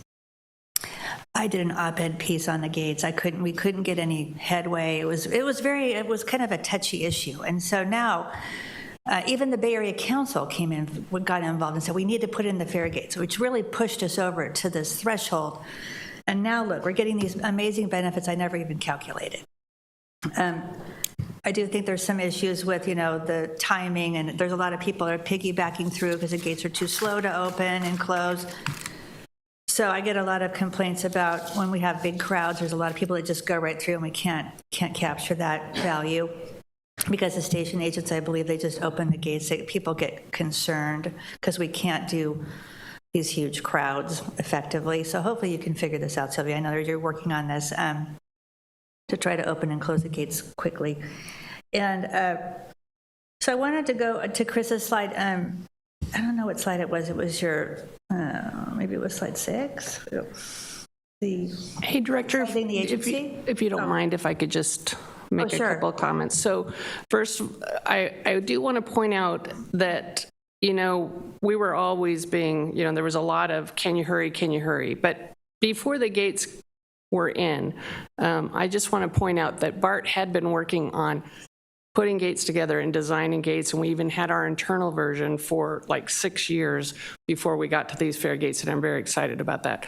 But part of that criteria, too, I just wanted to, for you and Director Lee, both your comments, there is criteria in the specs that they have to handle a crush load. And so, for instance, like for Pride and things like that. So the TR4 issues and the slowness set aside, they do have that spec, and as soon as we get that TR4 piece finished, they will, as you tap, as many people tap, the gates will just stay open. They won't close on you as long as you have a solid tap. So it should handle the crush loads, but definitely will report back on those stats that go through there. Thank you. And just to add to Sylvia's comment, for the record, these fair gates were a multi-year design effort as well as a multi-year funding plan effort for Pam and her team. So this was conceptual and being put into plans well before a specific director asked for it. Well, I would just say there was a lot of heavy lifting that it took on everybody's side, right? I agree with that. It was painful, but it would happen. I'm really happy it happened, and I'm just like, I can't even believe the benefits. It's tremendous. Can we go to it was like right-sizing the service. Sorry about that.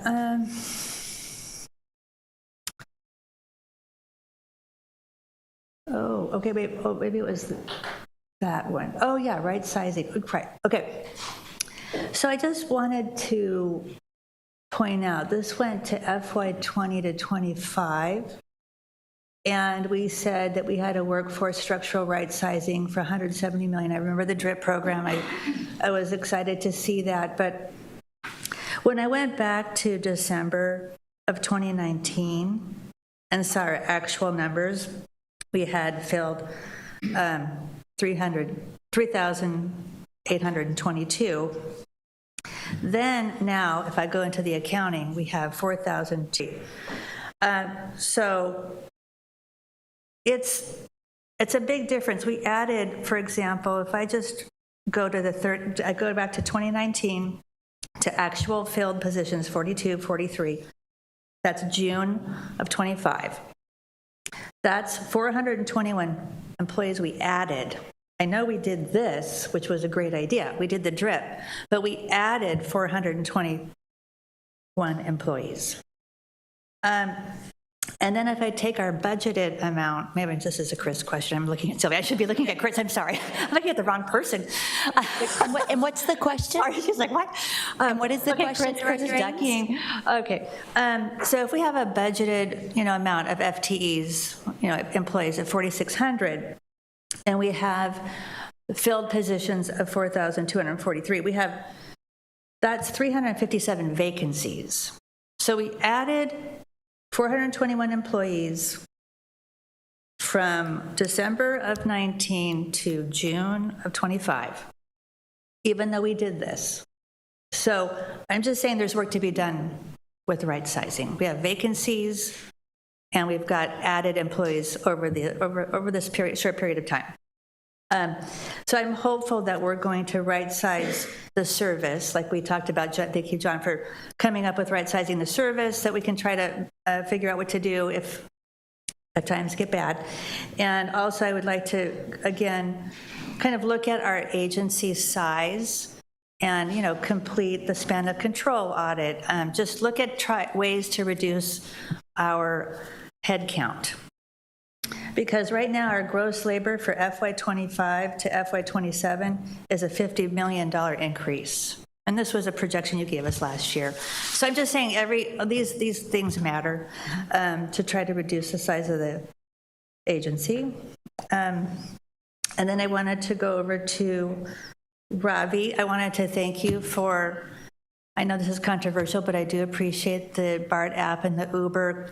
I know this is controversial, but having the Uber connection to the BART app, I think I think the problem is we want to try to be different. We want to try to embrace the private sector.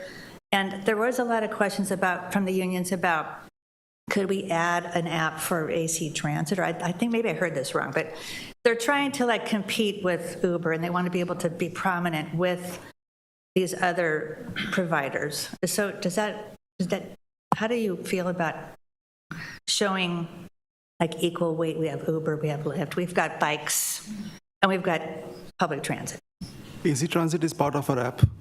We have all the 25 agencies in the app, and people, our customers, our riders can select that they want to ride just buses, or walk and bus, or walk and train, or bus and train.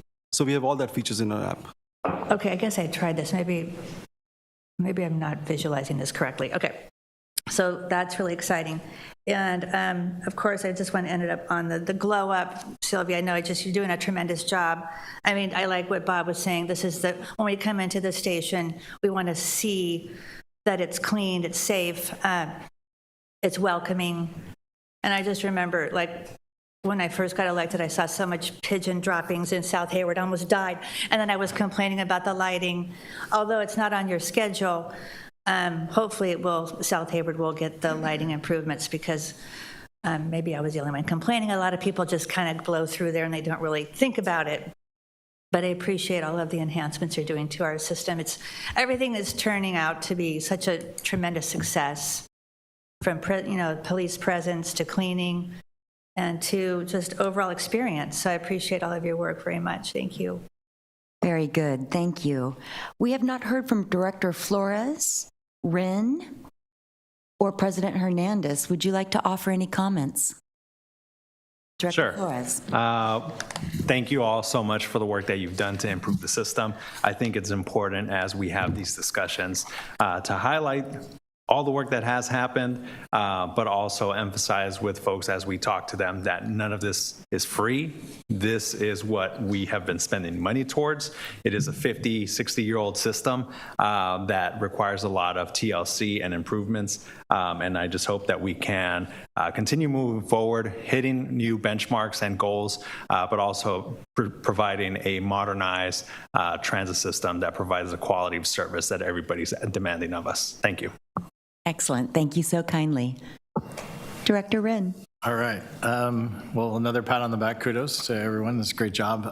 Really love the glow ups. I think it's just another example of how we have pride in the system and going forward. Just the first frontline impression of what BART is and what you're entering or exiting the system. I think that goes a long way to tie in with the new fare gates, the cleanliness of the trains themselves, and all the other features we have going on. So kudos to that. Just a little thing I'll plan in there is just the trains themselves. I know science and oxidization, and we looked at treatments of the trains, but we really need to look at how the trains look rolling down the tracks. And I know that's something that's been worked and there's been treatments and things, but that's just my 2 cents out there, that we got to really keep those trains looking shiny too. So thanks a lot. Sylvia got more than 2 cents from me on that, Director. So. I'll make it 3 cents in. Yeah. I'll just add, I went to a Rotary Castro Valley luncheon, and former Director McPartland showed up, and it was great because he ended up talking about that exact same thing. There was a member from the public that was asking about that, and he gave the whole reasoning why. So I'm assuming we've been working on that, because I think Director Wren's has been sharing his opinion since he got on board about that. No, just great job. Nothing else to add. We have to keep doing what we're doing and just keep it going with regards to, always being watching out and seeing where we can reduce our expenses, be able to give out a great product, and also to just keep showing our folks what we're doing, and just keeping them very notified and having that transparency, because if they see that we're doing that, then they will understand what's happening here. So thank you. Very good. And thank you to all of the directors for the comments, and a special shout out to the BART staff. I heard some very heavy-hitting statistics, which I love. So the top 5 that stand out for me are: crime is down 41% year over year. Satisfaction is up. Congratulations on that. You have a more dynamic user app. You have better lighting that increases safety, and the 961-hour reduction in 6 months due to unneeded corrective maintenance is a major win. Thank you all for sharing those wonderful updates. We needed it post-lunch. Let's give a round of applause for the staff. Bob, you get an extra 9 minutes because we're starting at 2:36 for your section. Chop, chop. Which section? Section 4. The next step and alternative. That is correct. You want to start now? I'm game to start now. That is what you guys told me. Okay, Would you like let's to do it. take a Joe? break? All right, we're ready. We're always ready. Do you want to take a Doctor? little break? I mean, No, we're good. We're going to wrap this up here with, I think, just to remind the directors, what we try to do is, obviously, we have a very robust discussion and a lot of back and forth, and we try to synthesize post-process quickly in the back room there with folks, themes and kind of next steps on what we've heard. And then between Joe and Michael, and I'll help, where we're going, in 2 weeks and or in 4 weeks at the next couple of board meetings here. And so, be kind with, if we missed a theme, that's okay. We'll drop back and grab it. But, our people in the audience have been paying attention, and we've tried to grab everything, not the pertinent stuff, right? There's some other stuff that we'll double back on, but relevant to this meeting and the next board meeting in 2 weeks, and the next board meeting in 2 weeks after that, board president and vice president. So I think that's the frame up here. And Mike, are you going to walk through this, or is Joe? We'll let Joe start, and I'll jump in. Okay, Joe? Okay, next slide, please. We get Joe. Sorry. Okay, so just want to review very quickly sort of the calendar. 2 weeks from now, the plan was to bring you sort of a resolution based on the alternative service plan that you're comfortable with, based on your discussions. At the end of March, we will bring you the preliminary budget, again, based on board feedback and feedback from our stakeholders as well. We'll be certainly paying attention to the MTC financial efficiency report and reflecting that in the budget that we will bring in June for adoption as well, and then the final financial efficiency report for your action. As I said at the beginning, this is an iterative, interactive process. We're going to continue to work with you, get direction from the board and our stakeholders, our labor partners, and then we'll be back in October for a budget update. I think we can skip the other parts after that and just focus at this point on the budget process. Next slide, and then the next slide after that. Okay, so this was the framework, the phase 1, phase 2, phase 3, that was going to serve as the basis for our resolution. And this is what we originally proposed to you today, and the resolution we would have brought to you would incorporate these elements: the 63% reduction in train hours, 30% fare increase, target $30 million of half-year reductions in fleet and non-fleet maintenance. Then, if everything, based on our experience in phase 1, it was safe to go to phase 2, then we would move to phase 2 with a 70% cut in train hours, 15 station closures and segment closures as well, a cumulative 50% fare increase, and then target over $130 billion in additional cumulative budget reductions along with deferrals. Phase 3 would be if we cannot operate the system safely and soundly, and there's just too many risks to it, and then we would have to suspend revenue service. So that was a summary of the resolution, and now we want to reflect back to you what we've heard today. Okay, next slide. Okay, so additional analysis and steps that we heard you'd like us to take a look at relative to the alternative service plan. First of all, it would be look at details on bankruptcy and insolvency, bring that back to the board. Of course, General Counsel Gina Zalin will take the lead with that. More budget outreach, for example, to the city managers and other stakeholders in the Bay Area. Bring more clarity and background and context, long-term trade-offs, for instance, loans versus deferrals. Also provide more clarity and background on the relationship between the capital budget and the operating budget, and opportunities for load shedding, moving things over to the capital budget to the extent that we can. Look at the potential for sequencing station closures, and then provide annual cost savings for items in the financial efficiency report. So those are things, additional due diligence we'll be working on starting this afternoon. Now, So Joe, let me just jump in right there now, hand the mic right back to you. So those are things that staff is obviously committing to doing. I don't think that they are necessarily related to the board passing a resolution on an alternatives framework. So we're going to do that work. We're committing to doing that work. And the next thing that he's going to talk about would require a modification to the framework we gave to you this morning. And we really want to get, this is not an action item. This is a workshop and a discussion, but we really would like to get some feedback from you if there's consensus on these things.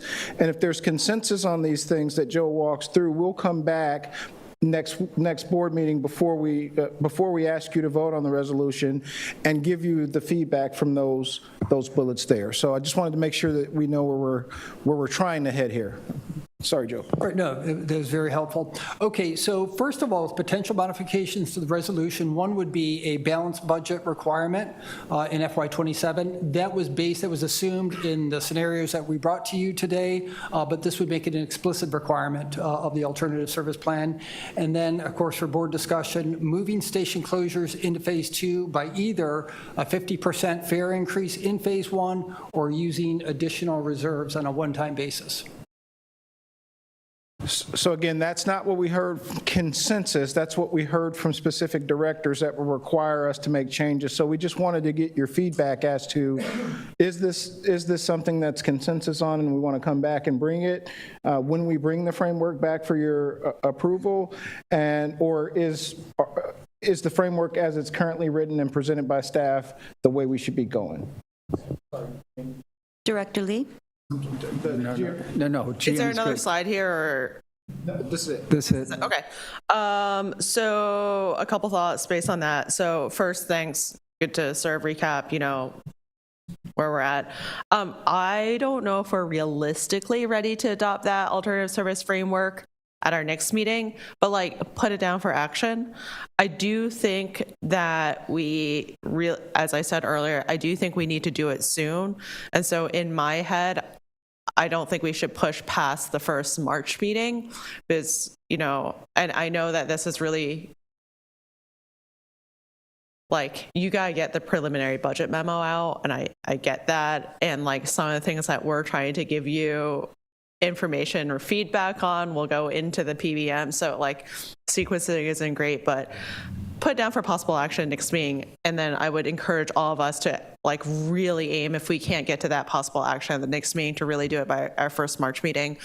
And then in terms of these potential modifications and all these other things, what might be helpful? So first, I want to be clear, the framework as a framework is not making the decision on a thing. So maybe you can just make that a little bit more clear. So for example, can you go back to the previous slide there?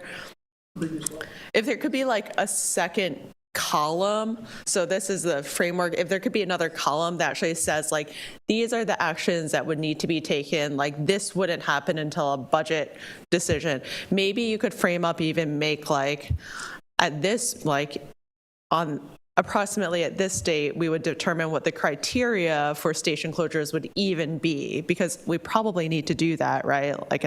All that to say, these all turn into a policy decision down the line. It might be good to really detail that, so that's really clear. And then another thought I have, and that might help us be able to move forward with the framework, even if we don't fully have consensus on the second list of things there, is for each of the phases, if it could be really clear what the outcome of those things are.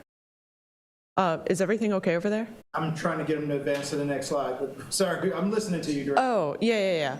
So I don't know if we can in the next few weeks get to consensus on like the potential modifications to the resolution. Maybe we can, I'm not sure.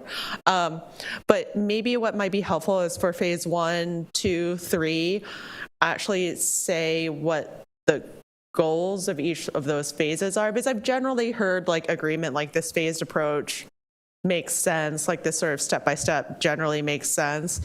I think we should be at least aligned on what we're trying to get to. So for me, phase 2 means balanced budget. So if that's what we're trying to do with phase 2, I generally heard that we're there. What are we trying to figure out in phase 1? What are either the outcomes, the purpose, the goal, like sort of like the guiding thing that we're trying to figure out in each of those phases? And maybe we can at least align on that. And then it could be like, these things in phase 1 may include, but not be mandatory to, so that way there's a little bit of wiggle room around the percentage of the fare increases in phase 1 versus phase 2. We're open to the possibility of station closures in phase 1, but we could kick it to phase 2 if that's where, the policy decisions of this board at that time end up, you know what I mean? Sorry, I'm not speaking super clearly, but. I get it. Bob and I are whispering to each other. Okay, great. I think but Janice or Director Lee, I think it's kind of, it's a bit critical, at least as I'm listening to you, I'm like, yeah, we can't. We kind of need to hone in on this. Is the consensus here, you want us to figure out how to move station closures to phase 2? You were there, you had me I'm like, I can do that. And then you said, well, and I'm like, no, we got to kind of know. I got to give Joe direction and Michael direction. Phase 2 is going to have the station closures and not phase 1. It's kind of a. Okay. I mean, that's helpful to hear. Yeah. I would say that I don't want to preclude station closures from being in phase 1, meaning I want that to be a tool on the table if that's going to be what we need to do to figure out that's how what we need to hear. But I might not. Yeah. So that's what we want to have out, have out, but have that And that's why I think the goals are a little bit helpful in guiding us there to figure out like what we are trying to actually do in each of these phases. Yeah. I just really want us as BART to be as flexible as we can and to have all the tools that we feel like we will need to be on the table. And for me, I think station closures, fare increases, like those need to be tools that we have on the table, like drawing down loans, deferring the things that we can defer. Like, I think those are all tools we have to have in that phase 1. Mm-hmm. And Okay. Thank you. And I know that Director Foley had a response to something that was just said. I did. So I am concerned about keeping the station closures in phase 1 because that would affect my support for the motion. Okay. So just to be clear. Okay. Director Wright. I'm thinking of how I want to approach this. I'm going to state my understanding of what this exercise is to just do a temperature check. Phase 1 is not a balanced budget. And my understanding is the entire intention of phase 1 is to test out our hypotheses on how we can balance a budget. And to me, we're sort of missing the point if we're arguing over what's in phase 1 and what's in phase 2. Because it all leads to phase 2. And the only utility of phase 1 is learning as much as we can to decide whether we're moving to phase 2 or to system closure. And closing stations is an important thing for us to test to understand cost savings and whether or not we have a valid hypothesis of whether we can operate as a system at all. So for that reason, I don't agree with insisting, we move station closures into phase 2 because I feel like it's beside the point of what phase 1 is. I see 2 responses to what was just said. Director Ghosh. Yeah, I want to say I agree with Director Wright, and that's what I was thinking. Again, establishing criteria. I think right now it's low ridership, but we're also going to have maybe an equity review, like thinking about the criteria, I think is important. But really, completely agree that it's a way to test what sliders we have to increase that runway. So taking out that option fully is a problem. Also, we just put out a 50% fare increase number. It's not based on anything. What would that number be? You know, how do we, it looks like those are two things we're trying to balance. As much as we're talking about changing our funding model from over-reliance on riders, increasing the burden on riders also doesn't feel right. And of course, nothing about this is right.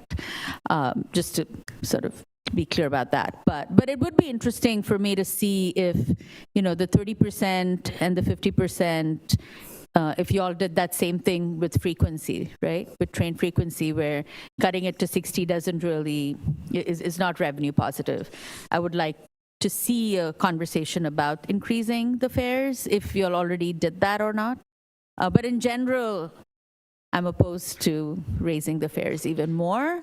I think 30% is a good place to start because it's almost aligned with the deficit that we're facing. So that's how that number makes sense to me. Just so I get it, I can think about it, you're leaning towards keeping the station closures in phase one. Is that correct? Yes, as a tool, as a way to test what the impact is on our ridership. Okay, I just wanted to, I was listening and I'm like, I just want to be Yeah, clear. so I'm in general agreement with what you have. What I would have liked is another phase, or to understand the quality of the ridership we're losing. You know, how do we understand, are they driving to another station? Are they going to another station and remaining riders? All of that is helpful. Yeah. Director Flores. Obviously, this discussion is very sobering. The options that are on the table are all painful. None of this is fair. If we were talking about fairness, we would have had matching funds from the state and federal government. That's not where we are. The reason why we're here is because this system has relied on fares. We have run this system like a business, and the market has changed because people are working from home. If we do want to get to a point where we changed our revenue model, we need more breathing room, and that is not necessarily on the table. What would have helped is if cities and communities were building 5-story buildings 50 years ago, 40-story buildings a year ago, and yet some of these cities are opposing SB 79. They're opposing tall buildings, more than 5-story buildings, which does not help us be self-sufficient. So I think if we want to have a serious conversation about financial responsibility and making sure that we can continue to provide service, then we need to have all the options on the table. If our colleagues want to see scenarios where we don't cut stations, I would love to see that too. But that's going to come out of somewhere else. So let's have that as soon as possible, because if we can't reach a consensus to where we can get to sustainability in the case we don't get additional funding, then why don't we just start talking about phase 3 right now? I think that would be the most responsible if we can't reach consensus. And it's going to be painful for everybody. And at the end of the day, we're going to be the ones on the hook for that. So I sympathize for all of the communities that are going to be impacted, because it is going to be all of us. It's going to be every single community, not just the stations that are cut, if this thing goes down. So I do want to see, looking forward, what it looks like with increased fares, keeping headcounts down, like a solid plan on keeping headcounts down, information on if we can sell or lease certain parts of the system to other transit providers, how we're going to contain inflationary costs. And I really don't want to depend on one-time tricks that are going to increase our costs and risk down the road, because the reality is there's not breathing room in the options that are in front of us. Anyways, thank you. Thank you. Director Ames, I saw your hand. I guess I don't want to, I want to go back to Pappen. I guess she's the MTC chair. and she doesn't want to see the threats. She wants an efficiency plan. I think a lot of people feel this way about cutting stations and going to phase 3, which is bankruptcy. So because there's this issue about threats, plus I have the cities are saying they don't want their stations closed. There's a lot of fear out there. There's a lot of anger about this. So I'm trying to figure out how can we balance our budget that shows that we can manage not closing the stations. Maybe you want to call that phase 1, Joe. I'm looking at you now because this is a hard decision of how we can show what funding is necessary in phase 1 that we could bridge the gap to not close the stations. And then possibly, if we have to go to phase 2, that would trigger going back to the voters for another measure.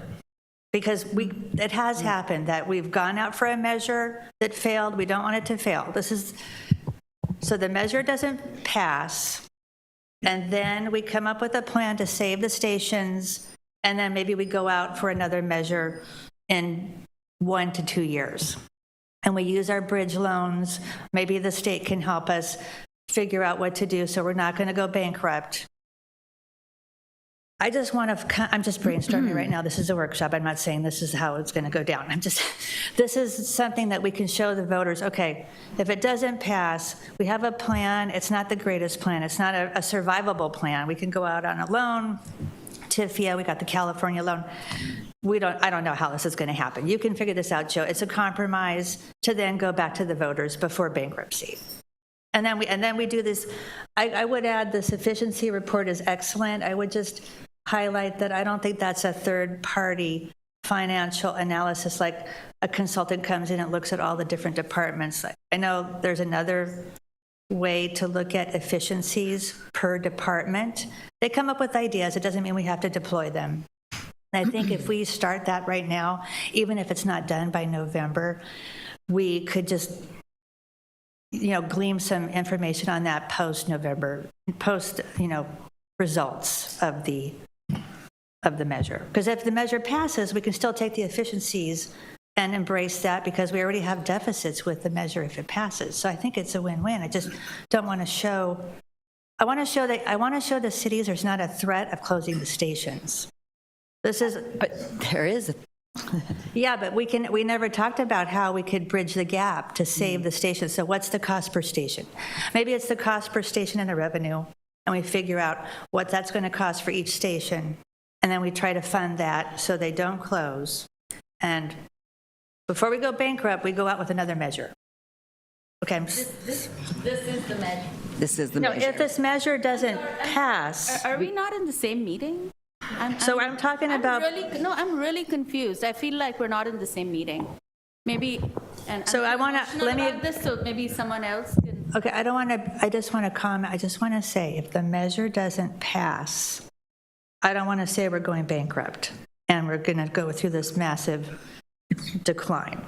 A lot of agencies go back to the voters, and it may take another year or two, and then we readjust.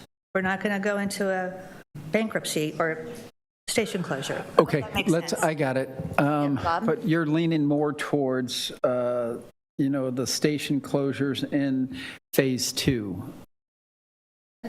That's what I heard. Okay. I mean, there was a lot more to it, and I'm not being disrespectful, but for this particular item that's up, we're trying to bring back to the board either in 2 weeks or in 4 weeks, whatever it is. I'm just trying to navigate all the different opinions here. But as far as the station, you were more leaning towards, hold up a second, I'm not comfortable in phase 1, phase 2 might be something there. I just want to show how we're going to bridge the gap to not close the stations right after the vote. So maybe that's phase 2. I hope we get there, but I'm worried about in 2 weeks, me sitting in front of all 9 of you, right? And so, okay, I got it. Thank you. I have a point of order. A point of order, and then I have 3 people waiting to speak. So I recognize point of order meaning like Robert's Rules of Order. Like I know that there's a queue to speak. I think that there's some critical fact checking that needs to be done in order for this to be a productive, honest conversation. And there are multiple things I think need to be fact-checked around Director Ames's comment. Maybe direct it to the BART staff, Like, what I think needs to be fact-checked? Like, Gina Pappin is not the MTC chair. No. She's not. She's a commissioner, and she serves a lot of roles, but she's not a chair. Director Ames, you mentioned that there's been a failed measure in the past for BART. I think you were referencing BART, and then people go out for a measure again. BART has actually not ever failed a transit measure. First of all, there's really only been one measure, that's Measure RR. But even if you want to count Regional Measure 3, there's actually not been a failed measure. So I don't want to say that as if that was also factually true. Then you said also we should go back to the state and ask them for help. But they literally are, and that is actually built into the budget. You see the loan, and it's agnostic to whether it's TIFIA federal or the state loan. So what you're asking is actually already in the information that's being presented. I could go on, but I think those were some of the key things. I think it's important for us to be able to fact check gently so that we can have a really productive conversation, because ultimately what we need to get to are the decisions before us. Fact-checking is always wise. Director Wren, you were next. Or Bob, did you have a response that you? No, I did not. Thank you for that. Yeah, I'm sorry. So if I could bring it back a little bit of where the question was asked upon us at this time, and the framework and what we're asking of staff to kind of look forward, I still would advocate that we get that information of what that fare increase looks like. In phase one, an increase in the fares versus the 30% that was proposed. See what that differential is to the system. I know there will be some attrition and ridership with that, and I'm not trying to favor one or the other, but if you're facing 10 station closures, what does that attrition look like versus a 20% variance in rate increase for phase one? I get that we're going to have to probably do station closures, but I think that's more of a lever to pull in phase two. And, like, as said, we don't have the information at this point to really make a decision. I don't know what those variables look like for a fair 50% fare increase in phase one versus running the 10 stations with all the stations being open. And then, not that it's, we're just talking financial numbers and mathing math, but there's huge political and economic impacts outside of the BART system for any station closure. And it's not something that we've ever done in BART. Closing down stations, what does that look like? What are the inherent costs to close down a station, maintain a closed station? Those are all variables that we don't know to look at, which are expenses, even though there's not revenue being generated by those stations. So still would like to advocate seeing what those options are at a 50% and versus 30% in phase one. And then if that's enough to offset any lost revenues, then move those station closures to phase two if we have to. Got Thank that, you. Bob? I don't think you got it, but that's okay. They can watch it back. I think he did. Yes. I'm just making sure that Bob heard what was said. Okay. Director Foley. So during my briefings and getting ready for this meeting, I asked the question about what does a station closure save us? And it seemed as though it's not significant. So I know that Director Wren chose 50% because that was sort of the phase two. Just arbitrary. That's the number that was in phase two. Maybe it's 38%. Maybe it's 42. Maybe it's 40. I don't know. So it would be good to know if we chose to not close stations in phase one, what is the actual, as you've said, what is the actual fare increase? Because again, I got the sense it's not hundreds of millions of dollars in savings. And so it would be good to have that information. And it does look to me that the BART staff is capturing these questions because they're very important. I do know, Director Ames, did you have a comment? I'm sorry that my ideas were a little confusing. I'm just trying to find ways to figure out how to fund the 10 stations so they can remain open. And I put out there is a loan that we could use that we're pursuing with the state. We've got the TIFIA loan. There's other ways to show how we could bridge the gap on the funding. And I guess I made a mistake on Pippin because I thought she was the chair and I was incorrect. So I just want to clarify that. But I guess the bottom line is trying to come up a way to stop, to prevent the station closures. Under funding plan. Yes, yes. It's all in flux. Thank you. You've been very consistent with that messaging, so thank you. And Director Rayburn, you had your hand up. I'll be very brief. Everything has to be on the table, whether it's cost cutting or any additional sources that we can identify. And I appreciate the ideas that have flowed here today, and I look forward to getting some of that information back in the next couple of weeks to see where we're at again. And I'll conclude with no measure that we've considered is sustainable here.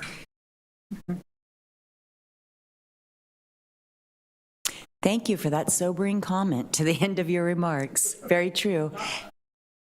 I'm not referring to the regional measure. I understand. Director Wright, you had your hand up? Yeah, I'm sorry. I just want to jump back in because I feel like we're still missing the point of what phase one is. Okay. Because we have to get to a balanced budget. Phase one is not a balanced budget. The actual budget proposal that's here is phase two. And all phase one is us seeing if we can get to phase two. So I just don't understand why we're trying to decide when we bite that bullet. Because phase one is not a budget. It's a step because we think if we immediately flip the switch into a balanced budget, the system could collapse. And we need to take this interim step to test things out and learn. So I just don't understand some of the direction of the discussion that we're having. What might be valuable is seeing, is there a version of phase two where no stations close and could we still have a balanced budget? I think the answer is probably no, but if that's what people want to know, that's what we should look at.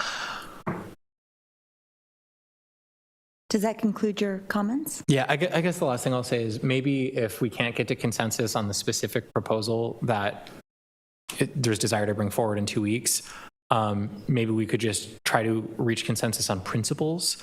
So the principle of a balanced budget in fiscal year 27 and a phased approach that tests out the levers we need to balance our budget. Well stated. Director Ghosh and then Director Flores. I've just been thinking about like. I need to step in. I'm sorry. Because you're done? Yeah. Okay. Oh, go ahead. Fully. So I am not for, obviously it affects me the most with closures. With all due respect, Flores, Dublin has been doing their job with regards to many years of making and building housing more than 10 years ago. We're looking at 20 years ago. So I don't think it's fair to say that these cities haven't been doing their job when they have. We're looking at Pleasanton Station, like I said earlier, that we looked at that in October. Castro Valley is just a different situation because it's run by the county. And also development also goes with whatever the developer can also pencil out. So depending on the year, depending on economics, depending on what's happening with the industry, that is also a determining factor on when they're actually going to get it approved by the city council, how long is it going to take for it to actually put a shovel in the ground and to see if it's going to pencil on at that time when they're actually fully built, are the numbers going to work? And I think it's easier for some of the folks to say things like that when they have no closures in their district. So I have asked our staff to go reevaluate on the closures in my district because you're not seeing beyond the Tri-Valley. So the reason why Valley Link was created is because if you go drive on 580 at 5 o'clock in the morning, you will see the stop traffic that has happened. And none of you guys, I'm sure, go out there to 580. But you should probably go out there at 5 o'clock in the morning so you could see what those folks go through every single morning just to get to work.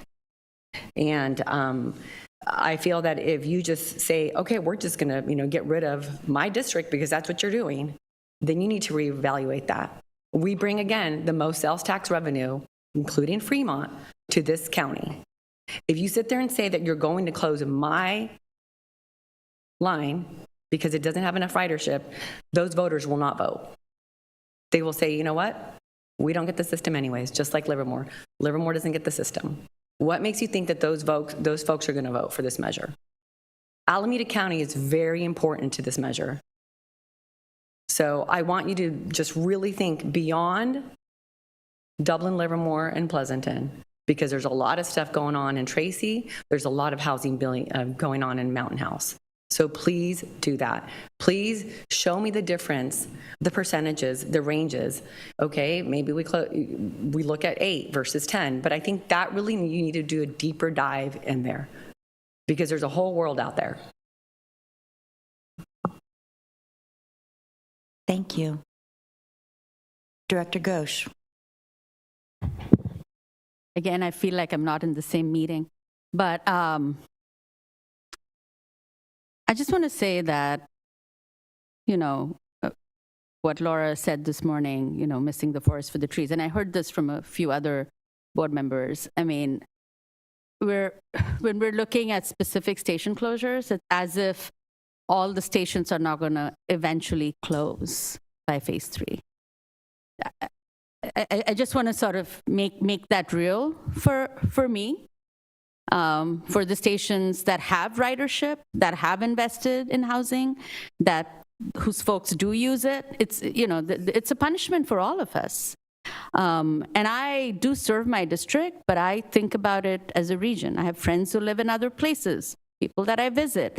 For me, it's thinking about the health of the entire system.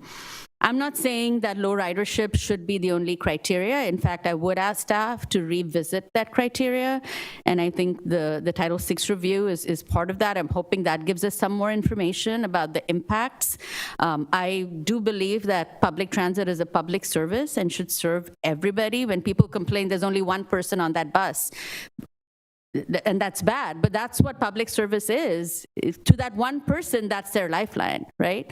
So I come from that way of thinking. So I'm not in favor of closing any stations or shutting down any lines, but I think we said this before, the math is not mathing. I think we have to be responsible and we have to talk about a real situation. And if voters don't vote for that, not closing that station for 6 months, it's not going to, after the vote has passed, it's not going to suddenly make it happen. And there is no, development or TOD without the T. So what are we even talking about? We're talking as if somehow we don't need to be making these decisions. And we absolutely need to be making these decisions. I'm happy to have staff come back with different criteria, but what I'm looking at is impact on riders. That's a big one for me. So if riders have an opportunity to go to a different station easily, and it reduces the impact, but we don't know that. Riders can be fickle. We don't understand rider behavior fully. I think that's what I heard from staff. And that's why we have phase 1, to Director Wright's point. We're trying to understand the impact on the rider. If there are studies out there that show how riders behave when their closest station is closed or when fares go up, I'd be interested in learning about that. But for me, it's like the impact on the rider, and I'm also looking at the analysis staff did of revenue versus expense, and all of these things that you've looked at. So at some point, we are going to have to make this decision. The sooner we do it, the more we can communicate to people the impact of not receiving the funds that public transit honestly deserves to receive. Mm-hmm. A quick check-in with Bob and Michael Jones. Do you feel that you all have had the level of conversation you need to move forward? Way to put me on the spot there. Now's the time. Here's what, again, let's everybody try to be kind. Deep, cleansing breath. Yes. I think a couple of things. What we tried to put out it wasn't even a variable in the consideration. We have to bring a balanced budget, right? And so that's a given. And so that's what we got to do. So, and we thought a good approach was a phased approach, and it sounds like everybody seems to think that's a pretty good idea too. And then there's not one thing that's going to balance this budget. It's a little bit of everything, right? You just cannot cut. You heard McCormick and you heard Eisman. No matter how much you cut service, it's not going to balance out because you lose the ridership. So it's got to be a little bit of everything. And in our phased approach, we had some stations that were closed in phase 1, right? And there was a savings associated with that. And you're right, Director Wren, what that actual number was for those 10 stations, we'll have to go back and look at that, but there was a savings associated with that. And so, to me, what I just heard the discussion, there was a lot there, and there's a lot of good points being made there, but there was a majority, and I know we're not voting, but there was a majority there, majority of the discussion for us to consider in our phased approach. Could we, whether it's 32%, 38%, 40%, whatever that math is there a fair increase that would help slide those station closures to phase 2? That's, or could Joe look at the reserves? And again, it's a one-time, and I'm not saying that at the end of the day, if this measure isn't successful, stations are getting closed. There's no two ways about that. But for phase 1, is there additional reserves that could be used to push the station closures into phase 2? I think there was more of an appetite in this discussion right now for us to come back to the board in 2 weeks with that approach. That's what I heard in listening to everybody go around the table. Not the only thing I heard, but on that particular item. And so, a balanced budget, this phasing approach, we're going to do all those other 6 items up in front of this thing, that bankruptcy and some, obviously a lot more outreach on the budget. But for us to come back and to get something on a service framework and have that discussion with the board, that's kind of my takeaway from the last 15 minutes. Mike, you want to add to that? Yeah, I think not complete consensus, but I think we heard, if we were whipping votes, which we don't do, we heard that there was more leaning towards maybe move towards phase 2 on station closures. And just a couple of things that I wanted to mention. We've had a lot of discussion about the criteria and how many criteria we used, and then we ended on ridership. But there will be no stations in this resolution. There'll be no stations in that framework. You will have multiple opportunities to weigh in on that. Trust me. So just because we had a conversation today about the lowest ridership stations, this body will ultimately choose which stations, if stations need to close, will close. So that's not a February decision. Just make it 100% clear. This is your decision. At a point in time when we need it, we'll tell you, but we came with our approach to cut $400 million based solely objectively on lowest ridership. You'll tell us in March if that was right or not, right? So that's one thing. So in February, you're not going to be saying we're closing, we're lopping off the L line. That's not what you're saying. You're going to say, in order to balance a budget, we need to close a certain number of stations. Probably should have led with that. But and that those stations would be closed in phase 2 as correct. opposed That's what to I heard. phase 1. Right. And then I just, to Janice's point, we will look at these options and see how they impact, like Bob said, the 38, 40%. But any of these actions will require your approval multiple times. Just, I want to make sure everybody's aware of that. So. Thank you for. Yeah. Okay. So that's my takeaway here, Doctor. Perfect. As far as being ready to sit in front of these elected officials in 2 weeks and then again in 4 weeks.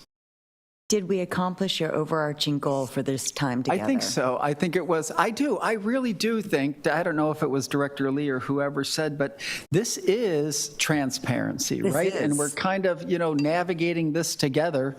And I don't have all the answers. Michael doesn't have all the answers. Joe doesn't have all the answers. The president doesn't. And so, we're going to be as transparent and as timely with information as we can for you all to make the decisions. And so I think it did get us to 2 weeks from today. Perfect.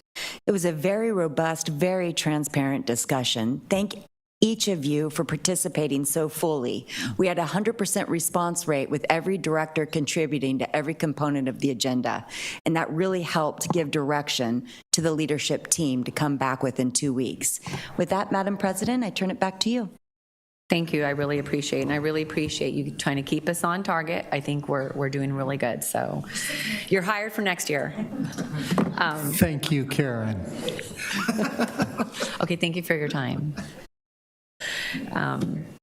Next, we will go on to item number 4, which is our in memoriam. And I know that Director Rayburn would like to just take a short, brief time to go ahead and say something. I will be brief.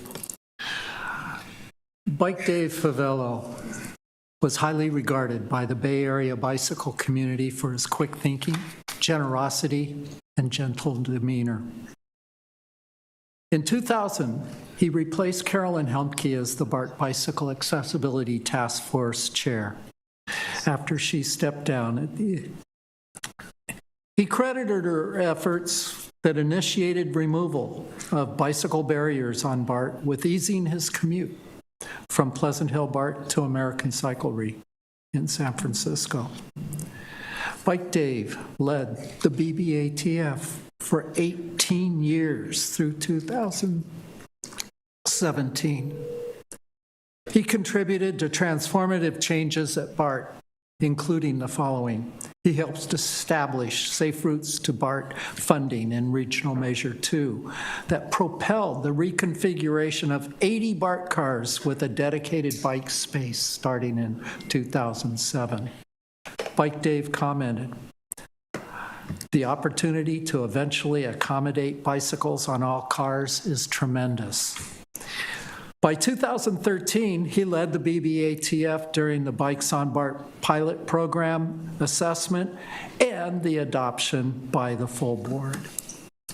In 2016, he signed a letter from the BBATF as the chair to President Radulovich in support of the BART bike access policy. With all my love for Bike Dave and his family and friends, in admiration for his accomplishments, I request the board adjourn this meeting in his memory. Thank you. Thank you, Director Rayburn.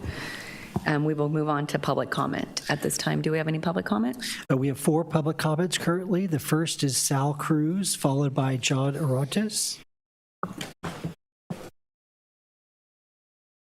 Thank you. Good afternoon, directors, general manager. First of all, I want to thank all of you for this very robust discussion. I think all of you hit all of the points.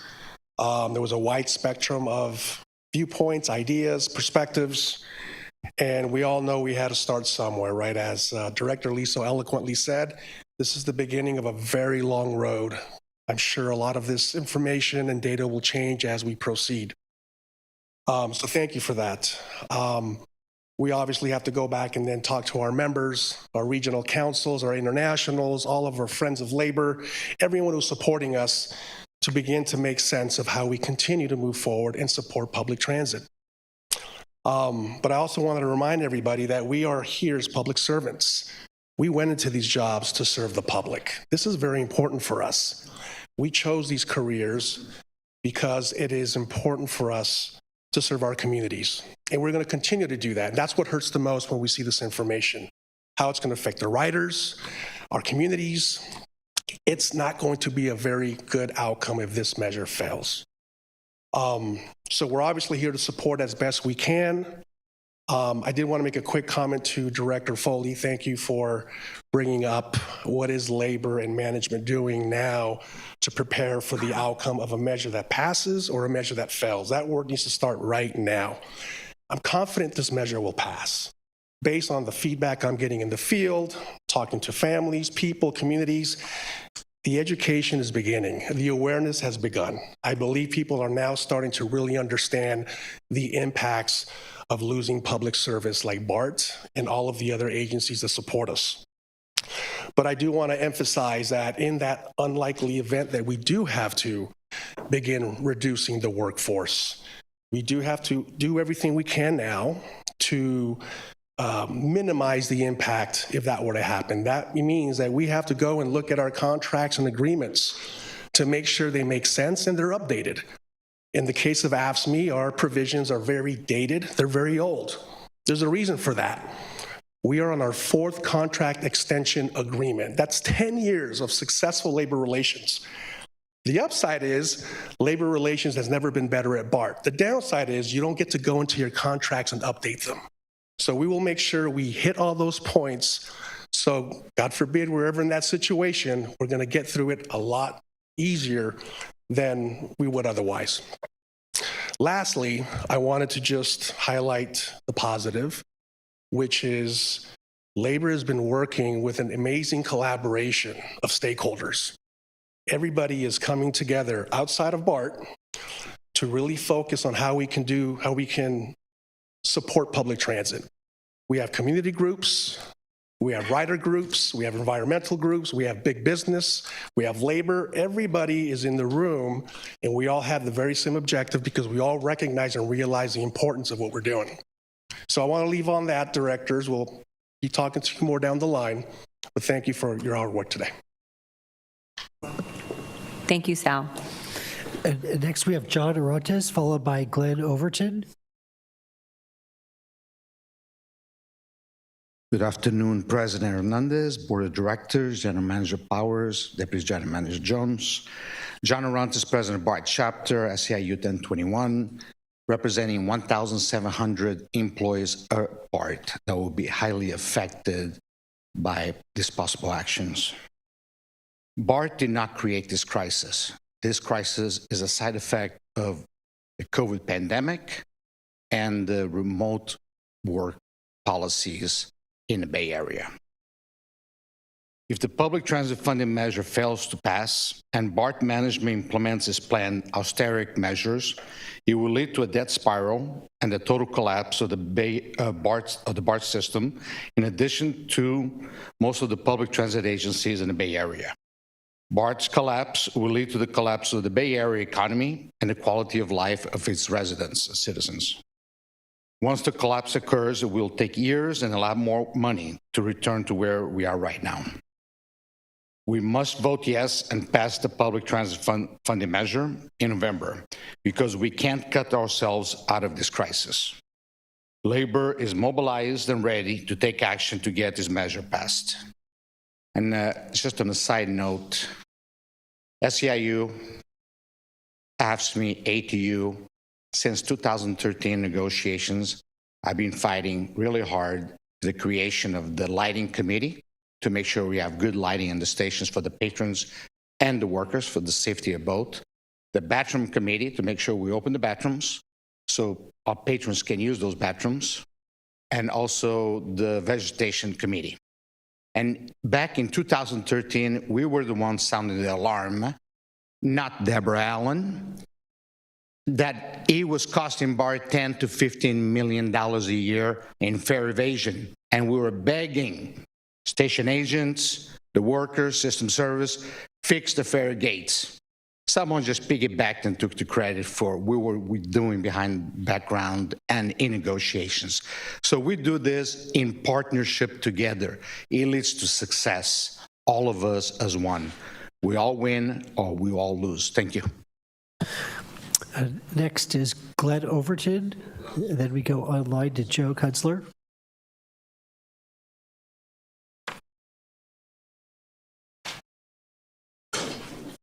Careful.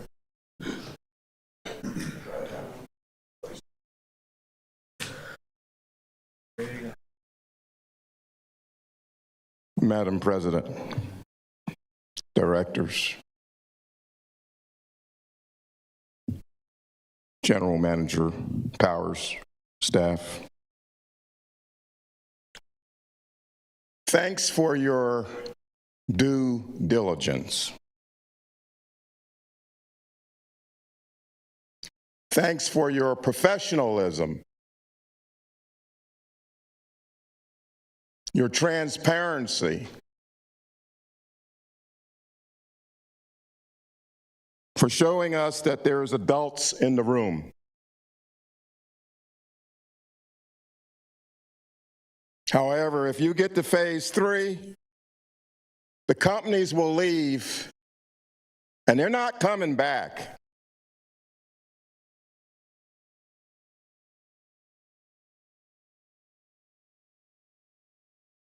"10 seconds for the companies that will leave."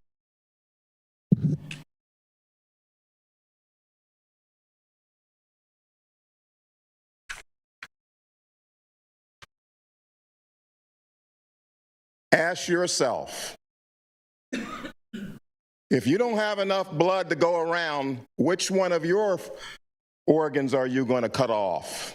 Which one are you going to take first? A little finger, toe, the arms, leg, eyes, brain? Which one? What can you do without? Bart leaves, Contra Costa County is an island. It's not even in the game anymore. Count us out. Why should we have to even have this conversation in the first place? Let's go to phase 4. Phase 4 is not having this conversation. But we had it.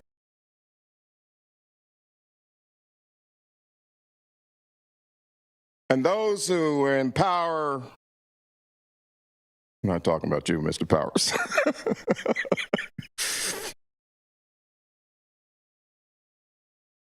Sorry about these funny moments here. Old people have funny moments.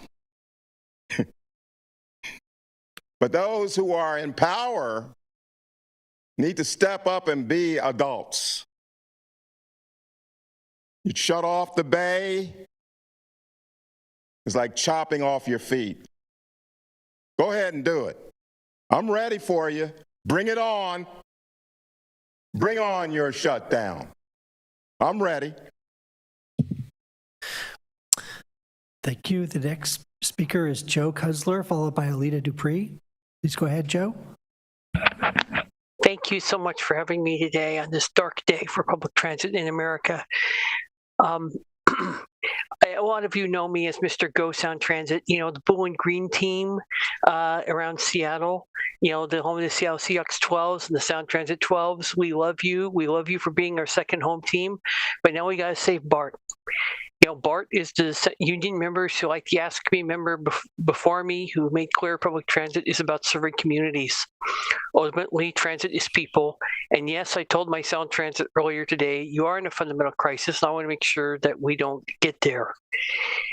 But BART is also Lisa Trost, who once said on social media, quote, "This is how I roll. I show up for others to promote the greater transit story in the Bay Area. It isn't just about telling BART's story, but the industry in general and its role in the Bay Area's ability to move people and keep the economy thriving," end quote. The trustees never chicken out. We always show up, and we're ready for this. BART is going to have to realize you are somebody and you need to be sustainable. Instead of closing stations like Oakland International Airport Station you fought so hard to get, you should be building out of this crisis.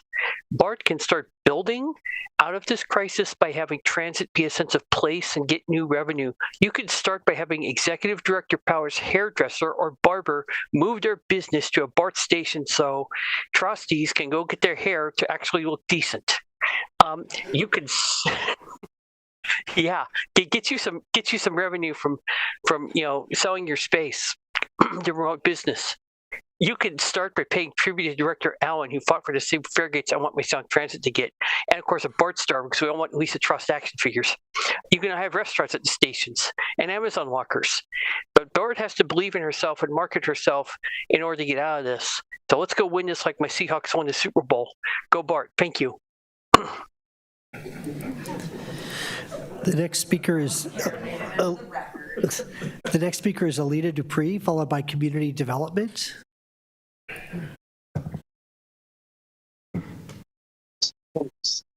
Thank you, President Melissa Hernandez and members. Alita Dupree, for the record, she and her with Team Folds. You know, I love a good workshop. Wrote about it in one of my letters, if you got to read it. Where do we go from here? I ask you to remember that BART has a constituency beyond your district lines. I know that I am technically unrepresented, but I speak anyway. I'm from New York originally, and I believe that when I talk about the New York City subway and Grand Central Terminal, I say it in ways that are germane to BART, because I think that we can all learn from different systems. And I'm not privy to the work at APTA, but APTA does very good work. All I can do is share what I know. I still have not been back to the Bay Area to practice doing Clipper 2, both with my new card embedded on my phone and also with open payments, which I would have to pay the full fare for, because we don't have discounted fares on open payments yet. But in New York City, I do have discounted fares on open payment through the Omni system. I don't have to have a card, a separate card for using the buses and the subway. All I can say is I share with you on many topics. I know I can't be there with you today. I missed out on the menu. I missed the white tablecloths, maybe the silver domes, maybe the cream spinach and the key lime pie, and maybe some surf and turf. I don't know what you all ate. Maybe you should post the menu at your next meeting. I made roast chicken. It was fine. But anyway, maybe someday I'll get to do a white tablecloth lunch with y'all. But more so, what I want to practice is the idea that BART is the people's system. Thank you. The next speaker is Community Development, followed by Par Marsland. Hi, apologies. My name is Morgan Peterson. The way Zoom is set up right now, I can't rename myself. I live in Newark, and so I really appreciate the conversations that you all are having today. It's a really hard decision, obviously the doomsday decision. Should, additional funding not be passed in the November election. I guess the only question I have from the discussions today is with phase 2, is that still looking at stations with the lowest ridership? And does that account for, with the phase 1 closures, that the ridership, lowest ridership may shift and may become other stations? If you close 2 of the stations on the blue line, does that make the last one become higher than other stations? And so I just wonder if phase 2 is maybe having too much detail before being able to study what just a few station closures look like, and how that may shift ridership, since we've never seen something like this before. Thank you. Our next speaker is Par Marsland, followed by Eb Vasquez. Paul?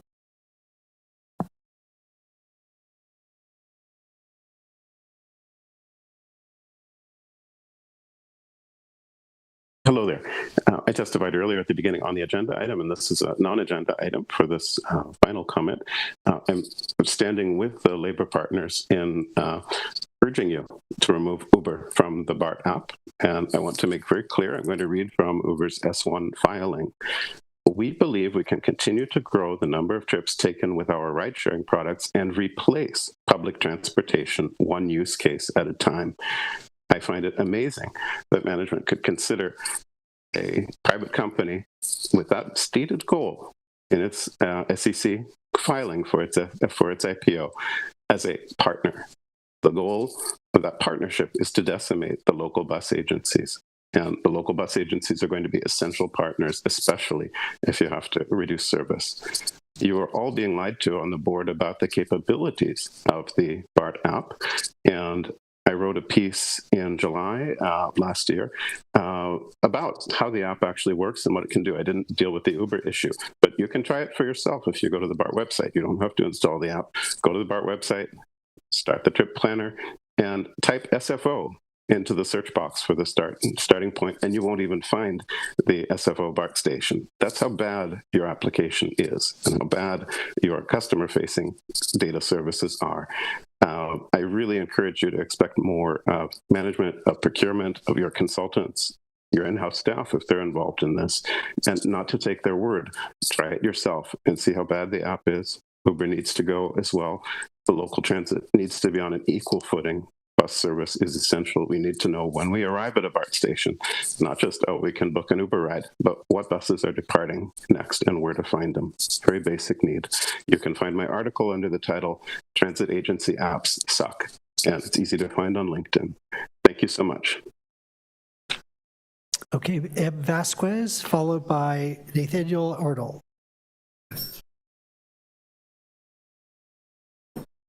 Good afternoon, presidents and members of the board. I've been a writer from Dublin Station for the past 12 years. I appreciate the staff's time in presenting this framework. However, while this analysis is transparent, it lacks aggressive long-term strategy for mitigation. We need a plan that doesn't just wait for tax measures or hope for riders to return. We must accept that the pre-pandemic model, which relied on 70% of funding, is dead. We are in a new reality, and we need a new strategy that prioritizes fiscal independency over tax dependency. First, we cannot have 2019 staffing levels for 2026 ridership. I'm calling on BART to initiate a voluntary separation incentive program immediately. Instead of waiting for the fiscal cliff to trigger 1,200 payphone layoffs in 2027, let's start a voluntary exit and early retirement plan now. We need to right-size our administration and operations overhead today to reflect the current 50% ridership recovery. Mitigation should not be a break glass in case of emergency plan. It should be a standard operational model. Second, BART must stop viewing itself solely as a transit agency and start acting like a regional land use and utility powerhouse. This will benefit the system's stability regardless of any tax outcome. 3 examples of diversified revenue through aggressive private sector partnerships are private equity and naming rights. Our other global systems from London to San Diego use corporate naming rights to generate millions. Why is there no RFP for Salesforce Montgomery Station or Kaiser 19th Street, where we need private capital to bridge the gap that fares no longer can? Corporate transit subsidies. If major tech companies could fund bus fleets, why couldn't they fund the public backbone? I urge the board to seek direct upfront private subsidies from the regional largest employers in exchange for guaranteed system connectivities. Aggressive value capture. 250 acres of land. We must pivot from rail plus property model. We need to expedite high density private retail housing and development on top of stations to create permanent plans. Closing 10 stations and raising fare by 30% is a death spiral strategy. It drives away the very riders we have left. I'm asking the board for a mitigation plan that is proactive, private sector focused, and permanent. Why are we trying to— Thank you. Your time is up. Thank you. And our last speaker is Nathaniel Erdl.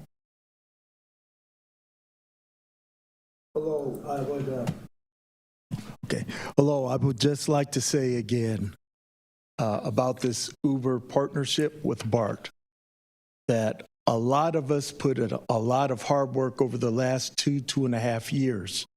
I'm Nathaniel Arnold. I'm the vice president of ATU 92.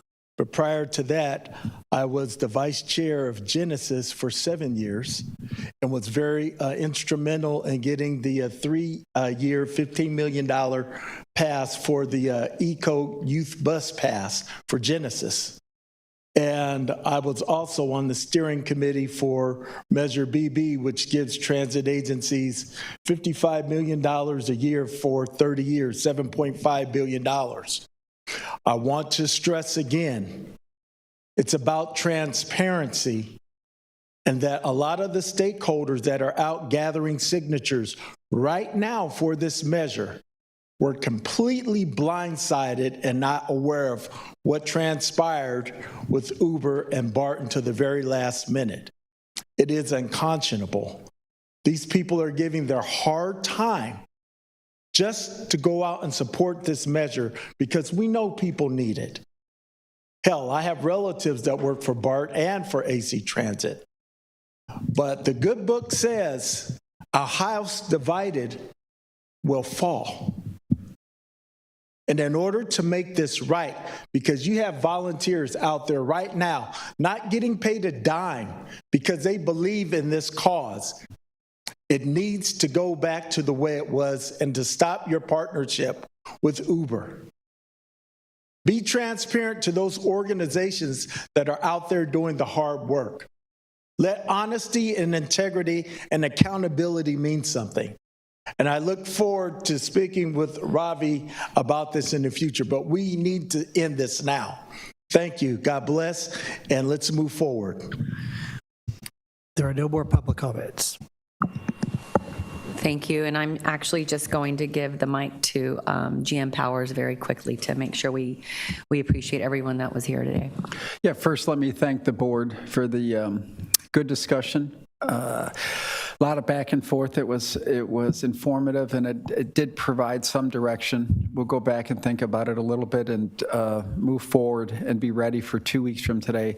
Dr. Philbright, thank you for your leadership and your third year here, and you've really helped kind of steady the ship as we navigate these waters in the Bay Area, not only at BART, but for all the public transit and what you do, whether it's here in the Bay Area, up in Seattle, out in New York. I know your reach is very far-reaching, and just appreciate what you do for public transit. And directors, I do want to acknowledge three people. There's a lot of subject matter experts, Eisman and McCormick and Herhold, and I get all that. But so Daniel Wu is standing back there. Dan, come over here just for a second. Monica. And then there's a lady that couldn't be here today that has navigated the last 2 or 3 of these, and Handel Lindelof. I kid you not, they've put up with me, Michael, Joe, trying to get the material together, and getting McCormick and Eisman and Herhold and everybody else's materials together. But for them, the data wouldn't be here. We got it out ahead of time. And so really, we appreciate you and everything you do for BART. And with that, I'll turn it back over to you. All right, thank you. We got through a very emotional, heated, a little bit of a conversation and lots of conversation, but also being able to be transparent to our communities, all of the jurisdictions, all the different counties and stations that we represent. So I want to say thank you for a productive meeting. Yes, we are all still in the same meeting, but again, we're going to fight for our districts. I mean, that's only human nature, because once it's on paper, it's on paper, right? So if we're going to put this forward into a plan, we want to make sure that our staff, goes and does the deeper dive that they need to. And again, thank you for all that you brought forward today, and look forward to the next meeting. We will adjourn at 3:48.